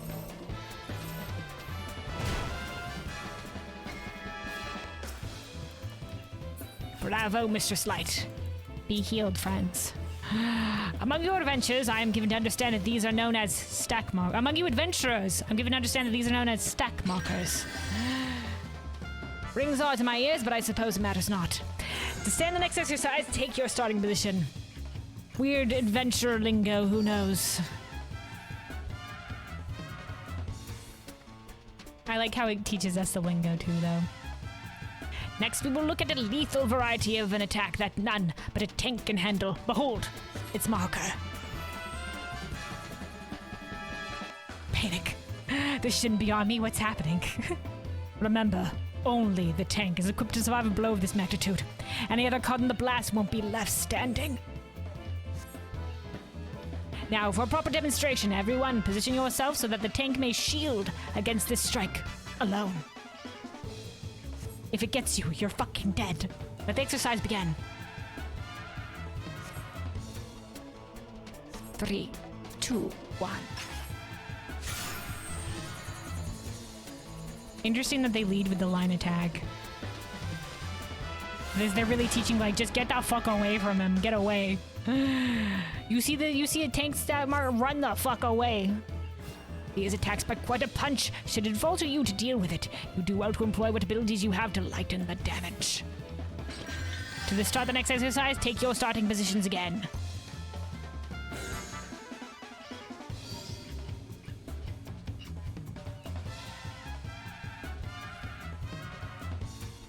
Next, let us practice how to handle a more persistent threat. Take note of this marker.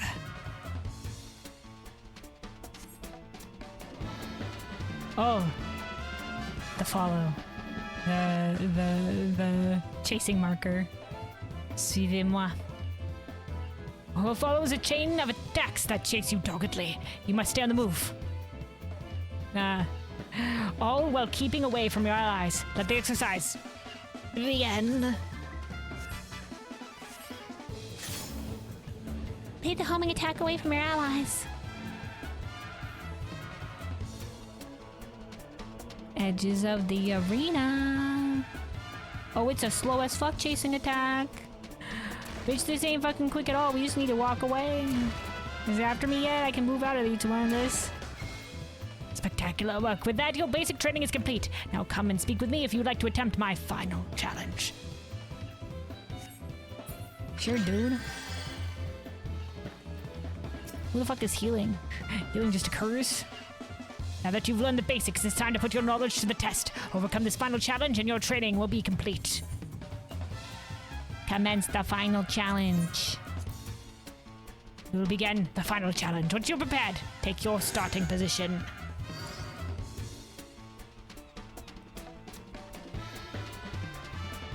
Allow me to test all that you have learned thus far. In this exercise, you will face a slew of different attacks, each of which you must deal with approximately to minimize the harm you sustain. Oh, sorry, appropriately. To minimize the... not approximately, appropriately. Let the exercise begin. 3, 2, 1.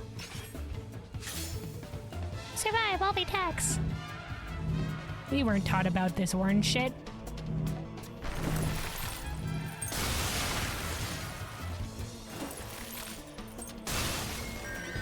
Class of combat tactics is commendable indeed, Mistress Light. Hope you're warmed up.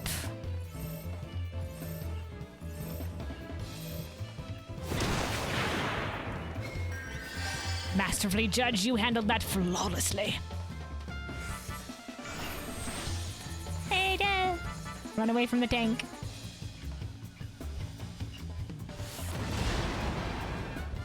They really do like the big arena attacks. Precisely what I had hoped to see. Oh no, everybody. You know what this reminds me of? This reminds me of Bardam's Metal.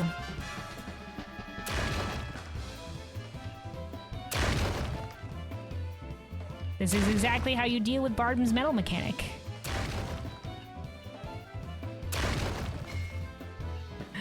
Normally they don't slowly crawl around the circle, you stay in your own little quadrant.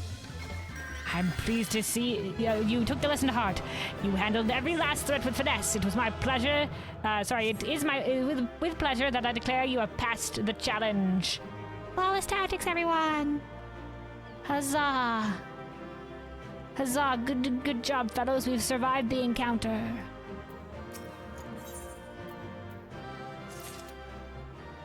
Da da da da da da da da.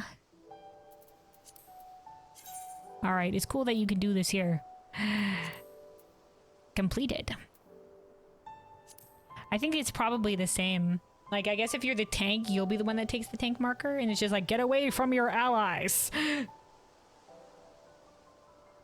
I'll probably do the other classes one on my own time, but that's probably the only thing that differs there is that you have the tank marker. All right, begin.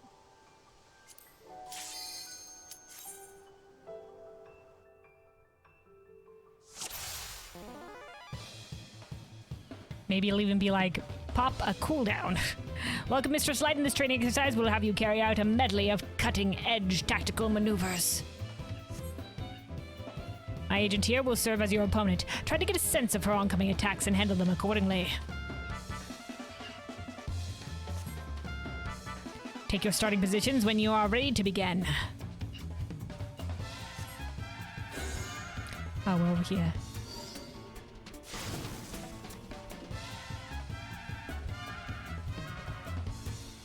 Oh, the death circle. First, let's discuss knockback attacks. The marker will look like this.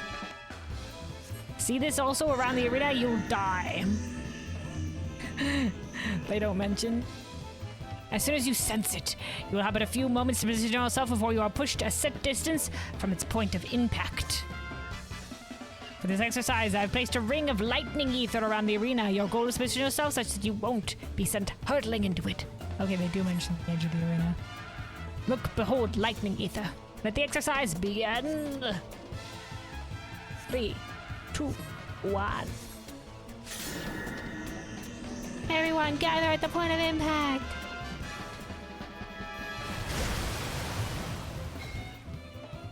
Bravo, Mistress Light. Well done, fellows. That really pushes you back all the way, too. Long way. To start the next exercise, take your starting position.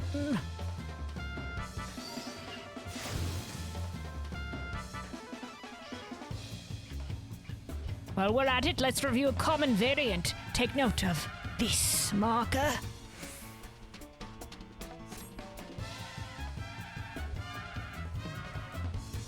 Common variant of the knockback. Unlike last time, I don't recommend you stand directly at the center of it, lest you receive a most painful blow to the skull. And so, once more, I challenge you to avoid being flung into the lightning. Where will you stand this time? Begin. Let the exercise begin. 2, 1. This is also teaching you a very important skill of you don't know what to do, look at what the other people are doing. You don't know what to do, what are other people doing? Follow them, do what they're doing.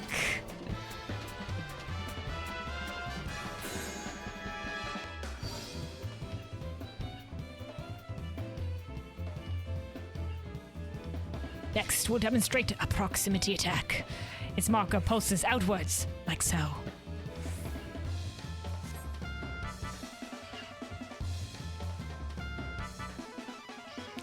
With these, the closer you are to its point of impact, the greater the damage you stand to take.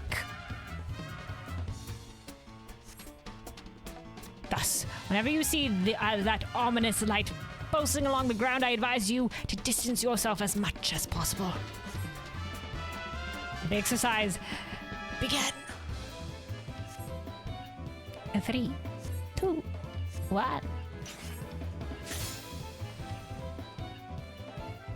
Alright, you hug the wall. Your wall is your new friend. Try to escape the confines of the arena. Barely a scratch, eh? Sometimes the simplest solution is to get the hells out of there, so to speak. Sometimes you just got to fucking run. Maybe there would be a different line if you stood closer. To start the next exercise, take your starting position.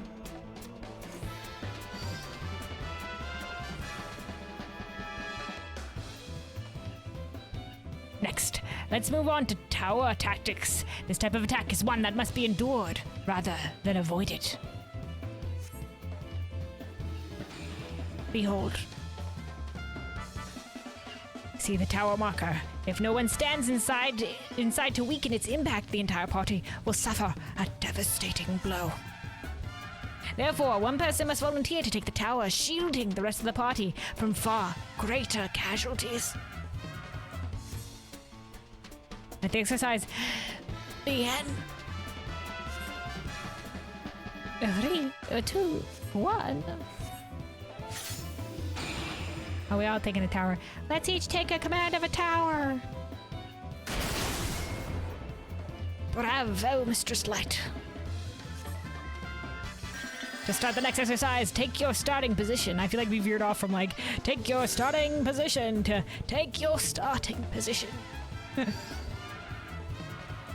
I'm getting older.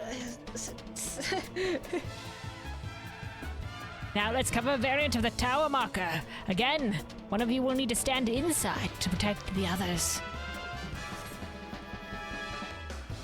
Behold, it's red. Lest you forget, if the tower goes unoccupied, the entire party will pay the price. In this case, you must ensure you are standing within the bounds of the circle before the arcane orb strikes the ground. Yeah, there's a couple variants of something striking the ground as well. There's also the instances of like the circle ones in the ground where certain people have to stack in it, but only until there's 3 in it and then you can move. There's a couple of things that do that, but I don't think they explain that here or in that little guide. Enter your tower, friendos. I've got this one! Good job, pugilist. Spectacular work. With that, your basic training is complete. Now come and speak with me if you'd like to attempt my final challenge. Now that you've learned the basics, it's time to put your knowledge to the test. Overcome the final challenge, and your training will be complete. All right. We will now begin the final challenge. Once you're prepared, take your starting position. Huzzah.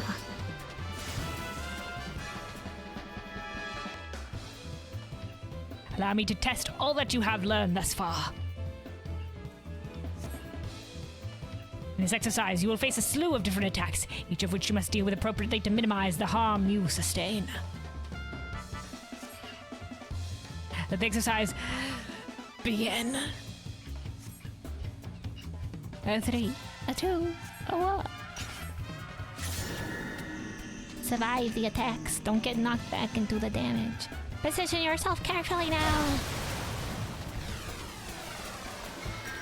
Your grasp of common tactics is commendable indeed, Mistress Light.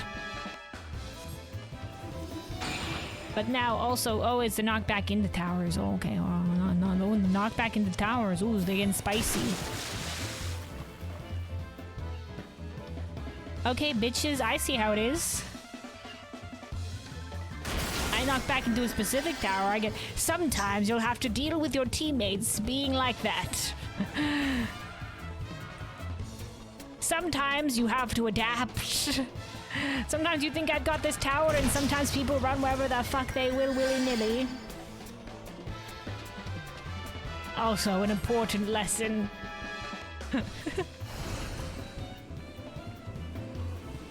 Oh, a half arena cleave. Oh, look at this. Oh, followed by this other half of the arena cleave. Oh, look at that.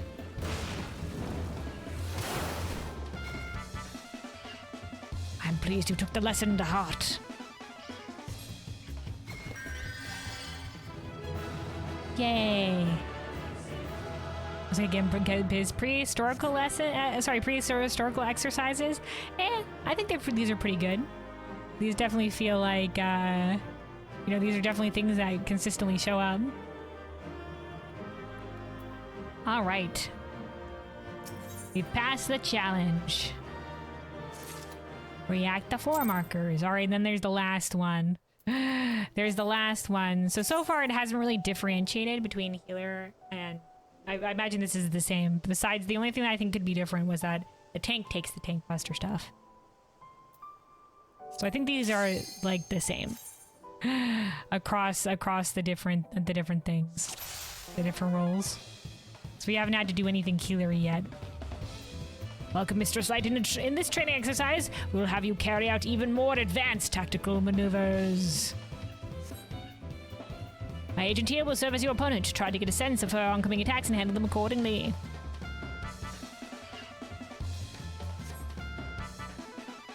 Take your starting position when you are ready to begin.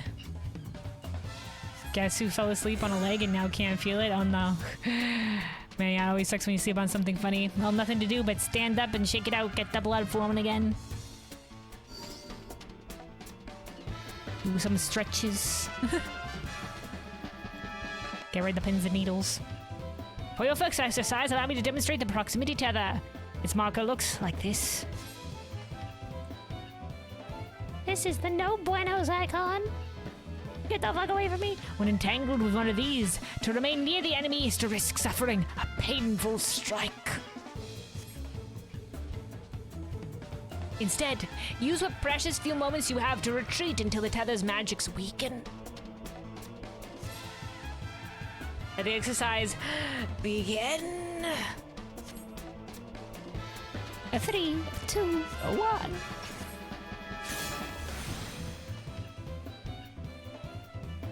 Oh, they really force you to go max distance, eh?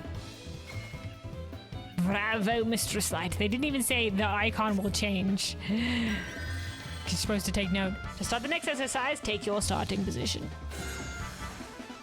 Hey, a bomb. A bomb. A bomb is here. What are you doing here, Sir Bomb? Before we move on, there is another type of tether attack I wish to cover. Take note of this marker. Behold.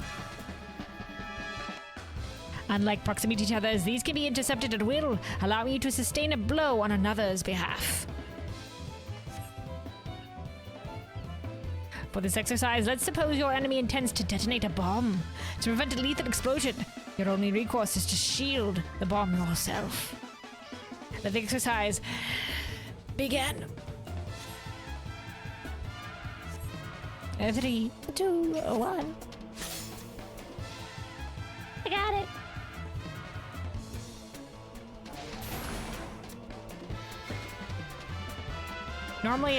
Normally one of those are attached to a player, not necessarily the enemy trying to target something, so that's a little bit weird, but okay. To start the next exercise, take your starting position. Oh, she the dash in the center there? Is what, okay. She healing?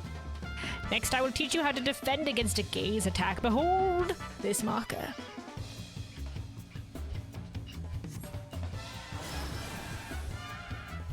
You're about to get fucked up. When the spell is cast, all those facing in its direction will suffer some manner of unpleasant effect, in this case, petrification. Fortunately, the solution is simple. You need but turn away from the enemy to neutralize its effects entirely. Let the exercise begin. 3, 2, 1. Turn away.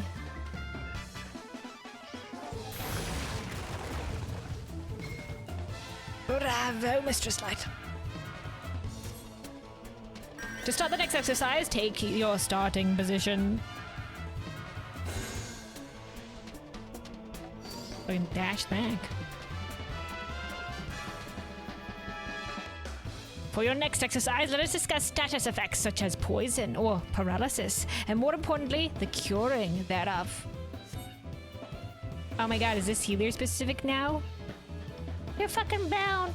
Well, there are full many varieties of combat ailments. A fair few can be swiftly relieved with Asuna. Yes, none of this with some healing spells, like maybe Asuna it is with Asuna. So let's get a feel for this by having our healer do the honors, shall we? That's me. Let the exercise begin. So this is gonna be like the tank thing was for this one, but this time because I'm a healer, we're gonna do this. Cast Asuna on your ally. I need Asuna. So, yeah, probably because they did the tank busters for the other one. I mean, okay. Spectacular work without your basic training is complete.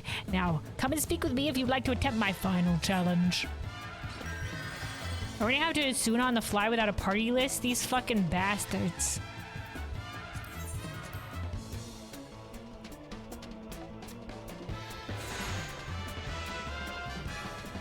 Alright, starting position time.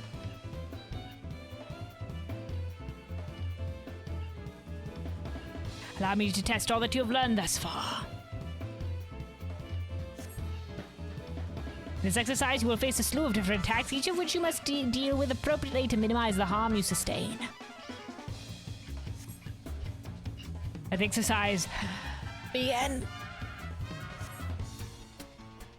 3, 2, 1. Oh. Radial. Oh. I like that they teach you, they'll do the one mechanics after the other.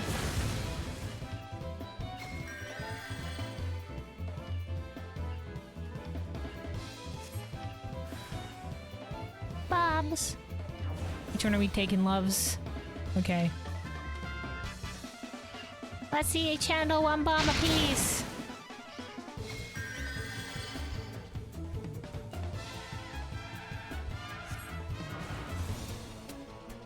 What do you make of this? Oh, and she's doing it with a gaze attack. Okay.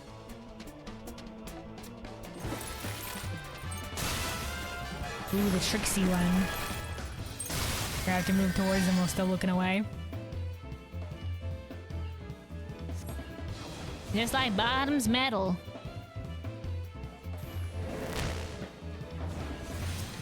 Bitches, I gotta do this fucking individually.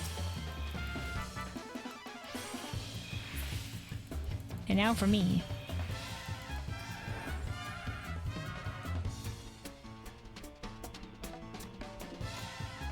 We're gonna have to do this on another roll just to see if they're just like, wait till you get a Sunad. Also, this says, in training, incoming attacks will not reduce HP below 1. Utilize everything with practice precision. Needless to say, you passed my challenge with flying colors. Alright. Flawless tactics, everyone. There we go. We also got that ring. Okay, so that's the new Hall of the Novice. Very good. Teaches you some of the basics. And then yeah, this is the ring. Very blue. Very blue. They're just like, let's put a rock. Let's get a rock. Big ring. They're really just like, let's make the biggest ring possible, and a lot of players might be wearing this in cutscene. A lot of players might be wearing this in cutscenes, so they'll be pointing with a giant rock on their hand. In a cutscene. Okay. Like I said, let's see what happens on tank. A paladin. Does it make you start from the beginning? Oh no, see, you can complete whatever order. Okay, this one seemed like there was like no difference depending on what you do, but let's do this one and let's see what it says if you're the tank. And then we'll see the third one, what happens if you're not the healer.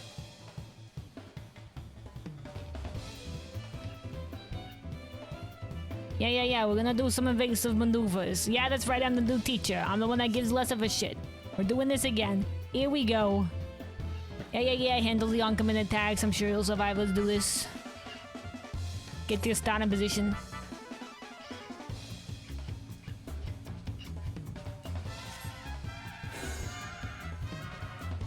So now we have a guild conjurer. And I guess if we didn't have a DPS, then one of these guys would be gone and we would be replaced by the tank. The conjurer is a little Lola. Look at this little lad. This is the get the fuck away from This is the get the fuck away from people shit. Get the fuck away when you have this. Maybe lots of y'alls will have to get the fuck away. So you just see it, and you run, and you try to make sure that you don't hit other people. But specifically, you want to make sure nobody else is hitting you.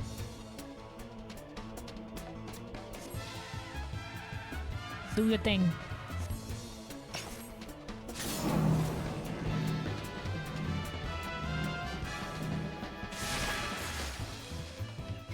Nice.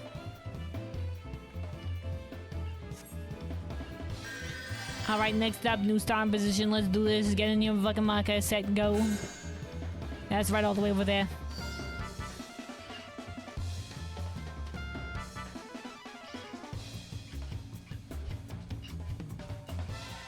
Yeah, okay, so this next shit, you understand it. Once again, you're a tried and true friend. You're gonna see it through most every fucking encounter. It's always gonna be there. You'll never escape it. It's the stack marker.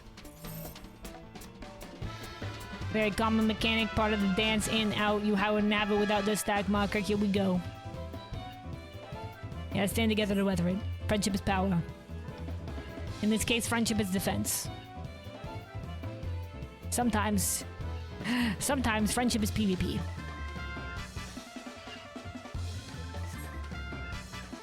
Sometimes a tank might try to run off and take this alone. Sometimes some other person might not know what this is and run off and try to take it alone. Ill-advised.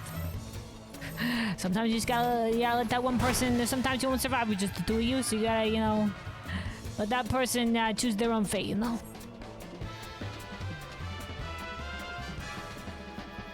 It's like the poor soul, they didn't know. Maybe if they had done this, they would know, eh? To start the next exercise, take your positions.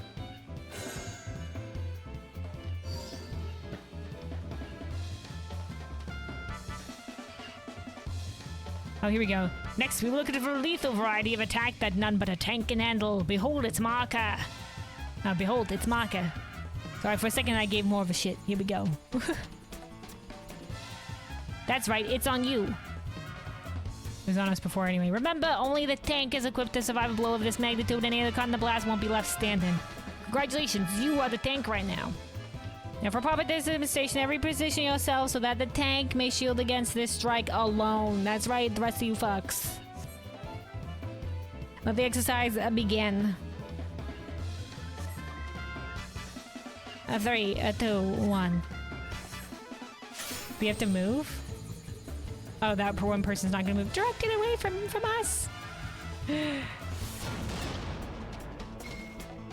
Bravo, Mr. Slate. So one of the fucks isn't gonna move.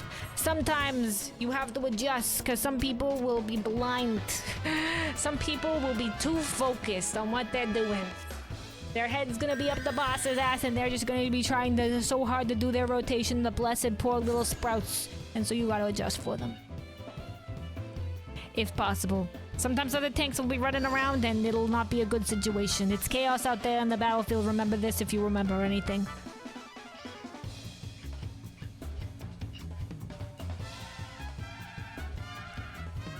Also take note of this marker. That's right, it's the follow marker. I think that was the only thing that was for tanks, right? They don't handle tank busters or group tank busters in this.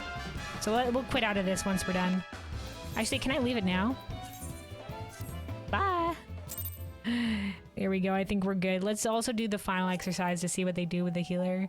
Because like otherwise it seems exactly the same. We'll just have to wait to be attacked.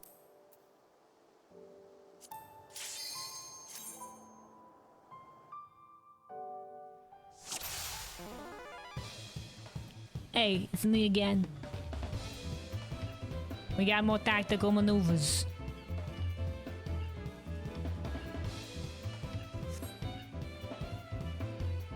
Are you just gonna serve as your opponent? You're gonna try to kick your ass. You're gonna try to avoid getting your ass kicked. Let's go.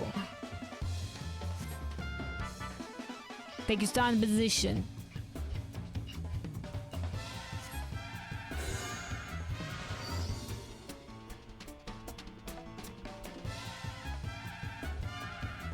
For your first exercise, there's gonna be proximity tether. This is very similar to other mechanics. This is just gonna be get the fuck away. This time you gotta get the fuck away from a very specific spot. No, though, just not the fuck away in general. This is a specific get the fuck away. Get the fuck away from this thing in particular. And also the magic's gonna weaken. What does that look like? I ain't gonna tell you. Good luck, have fun. Begin. 3, 2, 1. Good luck, I give you a countdown. Other thing's not gonna be so. It's not gonna get a countdown in combat. Sometimes it's just gonna go. Sometimes you gotta react on the fly. You won't be prepared, you know.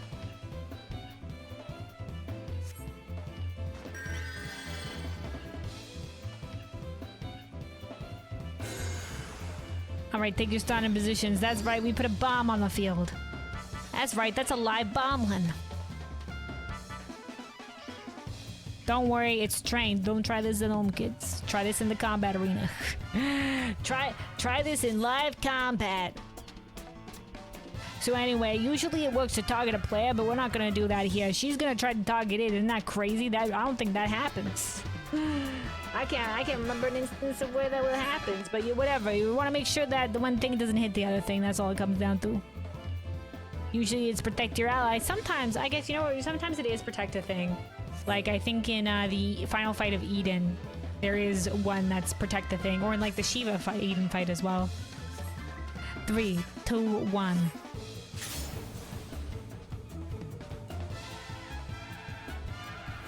Huh. You know, I didn't even pop. They didn't even prompt me to pop mitigations for the big tank blast. They did in the other menu though, but not in another one. When I didn't pop a thing for the tank buster, they were just like, "Good job. You may want to pop a mitigation though. Good luck." So this is just the new Hollow Novice is basically just like showing you. There's the new combat guide if you want to learn more of the specifics, but otherwise this is just showing you what some basic markers look like.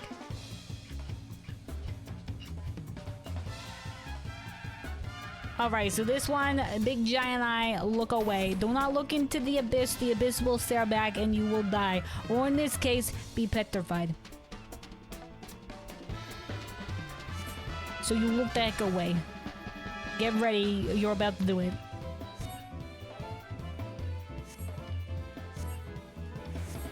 Turn around. Spin yourself around. Spin your head right round, right round. Bravo. And now we do it again. Another starting position. New thing. Let's go. Positions, positions, positions.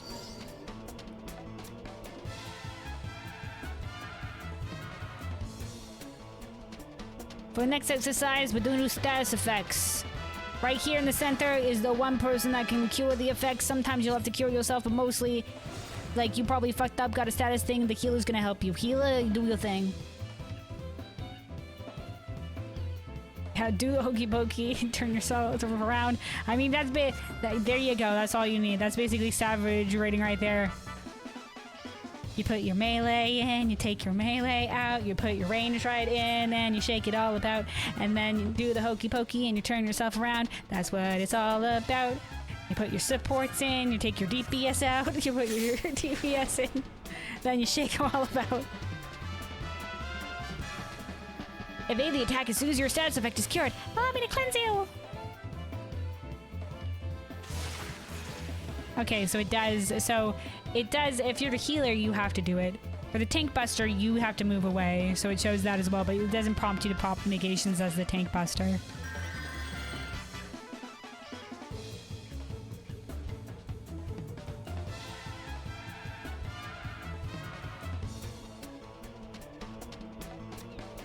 Oh right, this is final trial.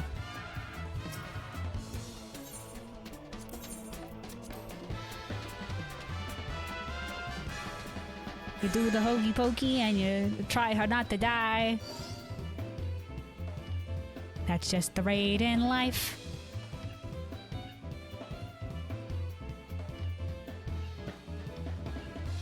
Allow me to test all that you learned thus far. This exercise, we're gonna blast you with everything we got. Get ready, here we go.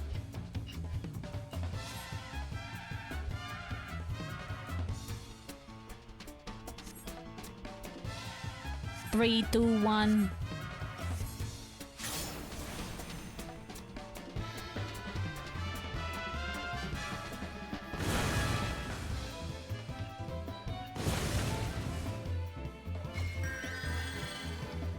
Your grasp the combat tactics is pretty alright. You did good there. Didn't die. You know, can't ask for more than that.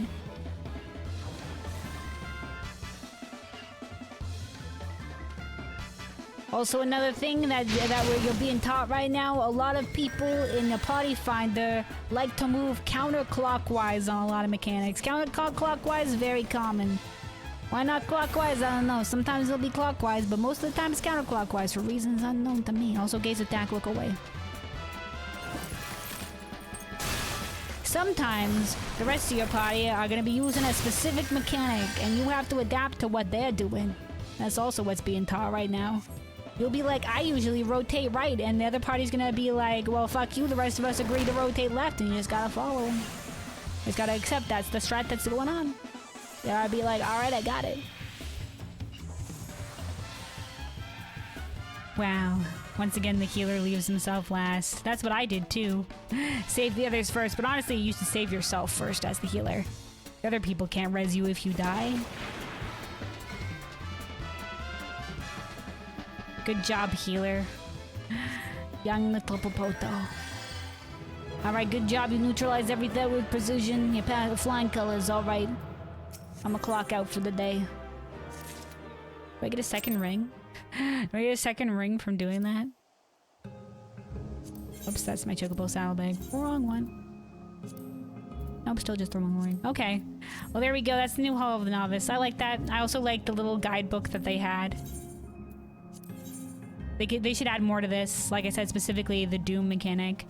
They don't mention it in the thing itself, but it does mention it here under no wait, they do mention it under enhancements and enfeeblements, what the you can cleanse it looks like. So that's good. I would also appreciate if they had something on Doom here specifically, something on what Doom means. Level 60 ring, okay. Google Elmo strat to understand insanity. Yeah, sometimes Party Finder likes to name things very specifically. Sometimes I realize now that sometimes when people talk about, like when I used to see shit in the Party Finder, I'm just like, what the fuck does this mean? They're usually referring to a specific guide maker. Like I know that now. Like Hector strats. I'm like, what the fuck is the Hector strat? And it's just like, okay, it's the specific strat from somebody. Let me see. It's not really coming out. It doesn't say the specifics. It just comes up with markers. What is this medium rare Elmo? Oh, isn't it because it's like Elmo, the Elmo fire thingy? Isn't that just like it's chaos? Chaos is happening right now.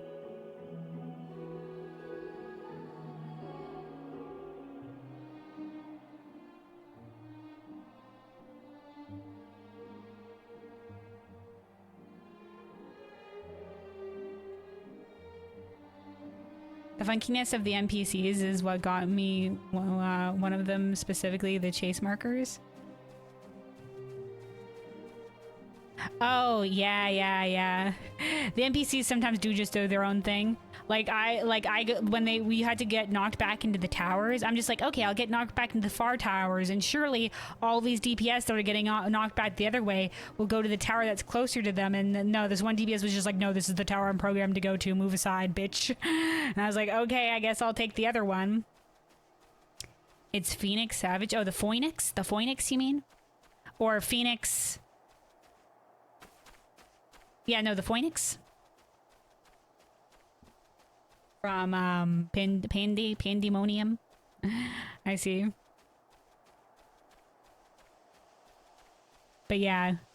2 additional things that Hall of the Novice teaches you that it doesn't outright say. 1, sometimes other people will frig you over. They're gonna do their own thing. You have to adapt to them. 2, if you don't know what you're doing, look at what the other people are doing. Look at what the other people are doing, and that might inform you of what to do. You need to bait fire according to the Elmo photo. I see. I see.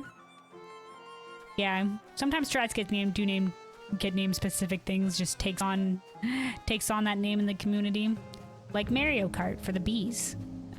The Mario Kart strat, which I guess is, I don't actually know the origins of why it's called the Mario Kart strat. I assume because we're like basically like doing a slide around the arena basically, but I don't know.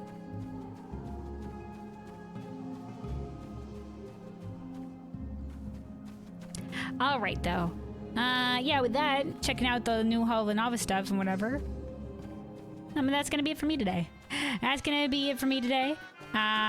We got to a lot today. We unlocked the Pelu Pelu reputation, so I'm gonna keep chipping away at that one, and then this time slot next week we'll see the next part of the story with that one. We'll also be continuing the Anden custom delivery next week too. And yeah, we also did the last of our freaking crafting role quests. Finished that one out, so there's no more role quests to do. Which means besides the next chapter of the Pelu Pelu rep and the next custom delivery storyline, we're gonna have to find something else to do during this time. During this time slot in the final Fimbles. The last thing that we technically have that's related to story in any capacity, and might have some story associated with it, is the relic weapons. So that might be our next goal, is to at least get the White Mage relic weapon. The White Mage relic weapon for all the different relics. So far, I have the Eureka relic weapon because we did that all during our Eureka grind. So I have the Eureka White Mage staff. I'm on the second to last step of the Bozja relic. We're like a chunk of the way in, but probably not that very far into the Realm Reborn one. And I haven't started the Heavensward one, but I have been collecting a lot of items for it.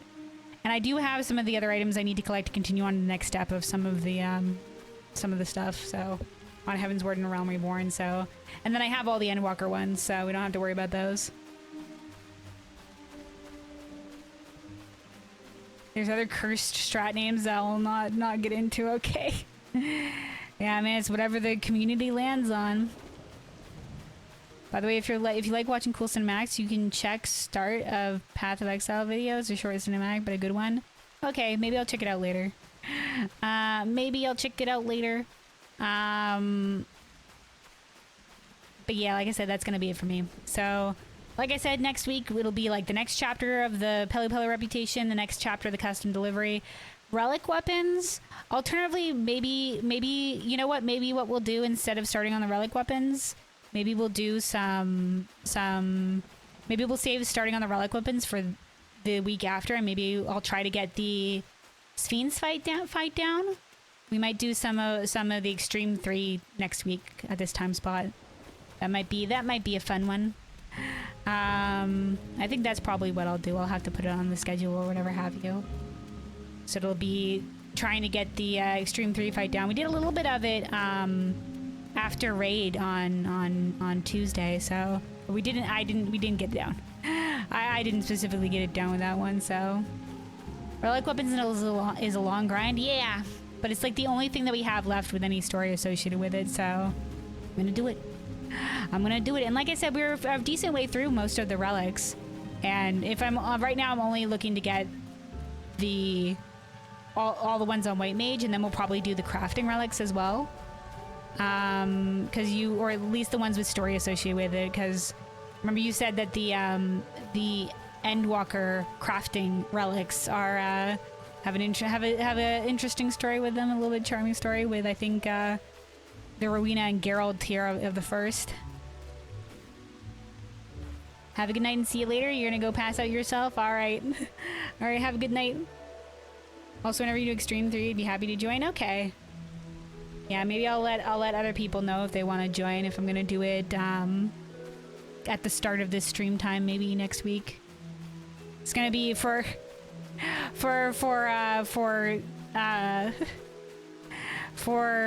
anybody in like North America time zone. It's gonna be degen hours. For anybody in North America time zone, it'll be degen hours. But for everybody else, it'll maybe be at better times. But yeah, I'll definitely see if anybody else wants to join. I decide to do that next week. But yeah, otherwise, next stream is gonna be the raid. We're gonna be raiding later this evening. We're gonna be continuing on our M4S prog. So we've almost made it into the second phase. We just need to clean up the transition. Currently, we're on transition prog. We managed to clean up Ion Cannon, and we're making it to the transition. We just need to survive the transition, and then we'll be in phase 2. Ooh, it's a pretty long fight. So we should have to consistently get back to where we prog or whatever. But we're getting phase 1 down more and more well. Really in the swing of it. So look forward to continuing that prog and seeing more of phase 2. But yeah, that'll be later this evening. But yeah, I hope everybody has a good rest of their day, night, whatever time zone. Be safe out there and take care of yourselves.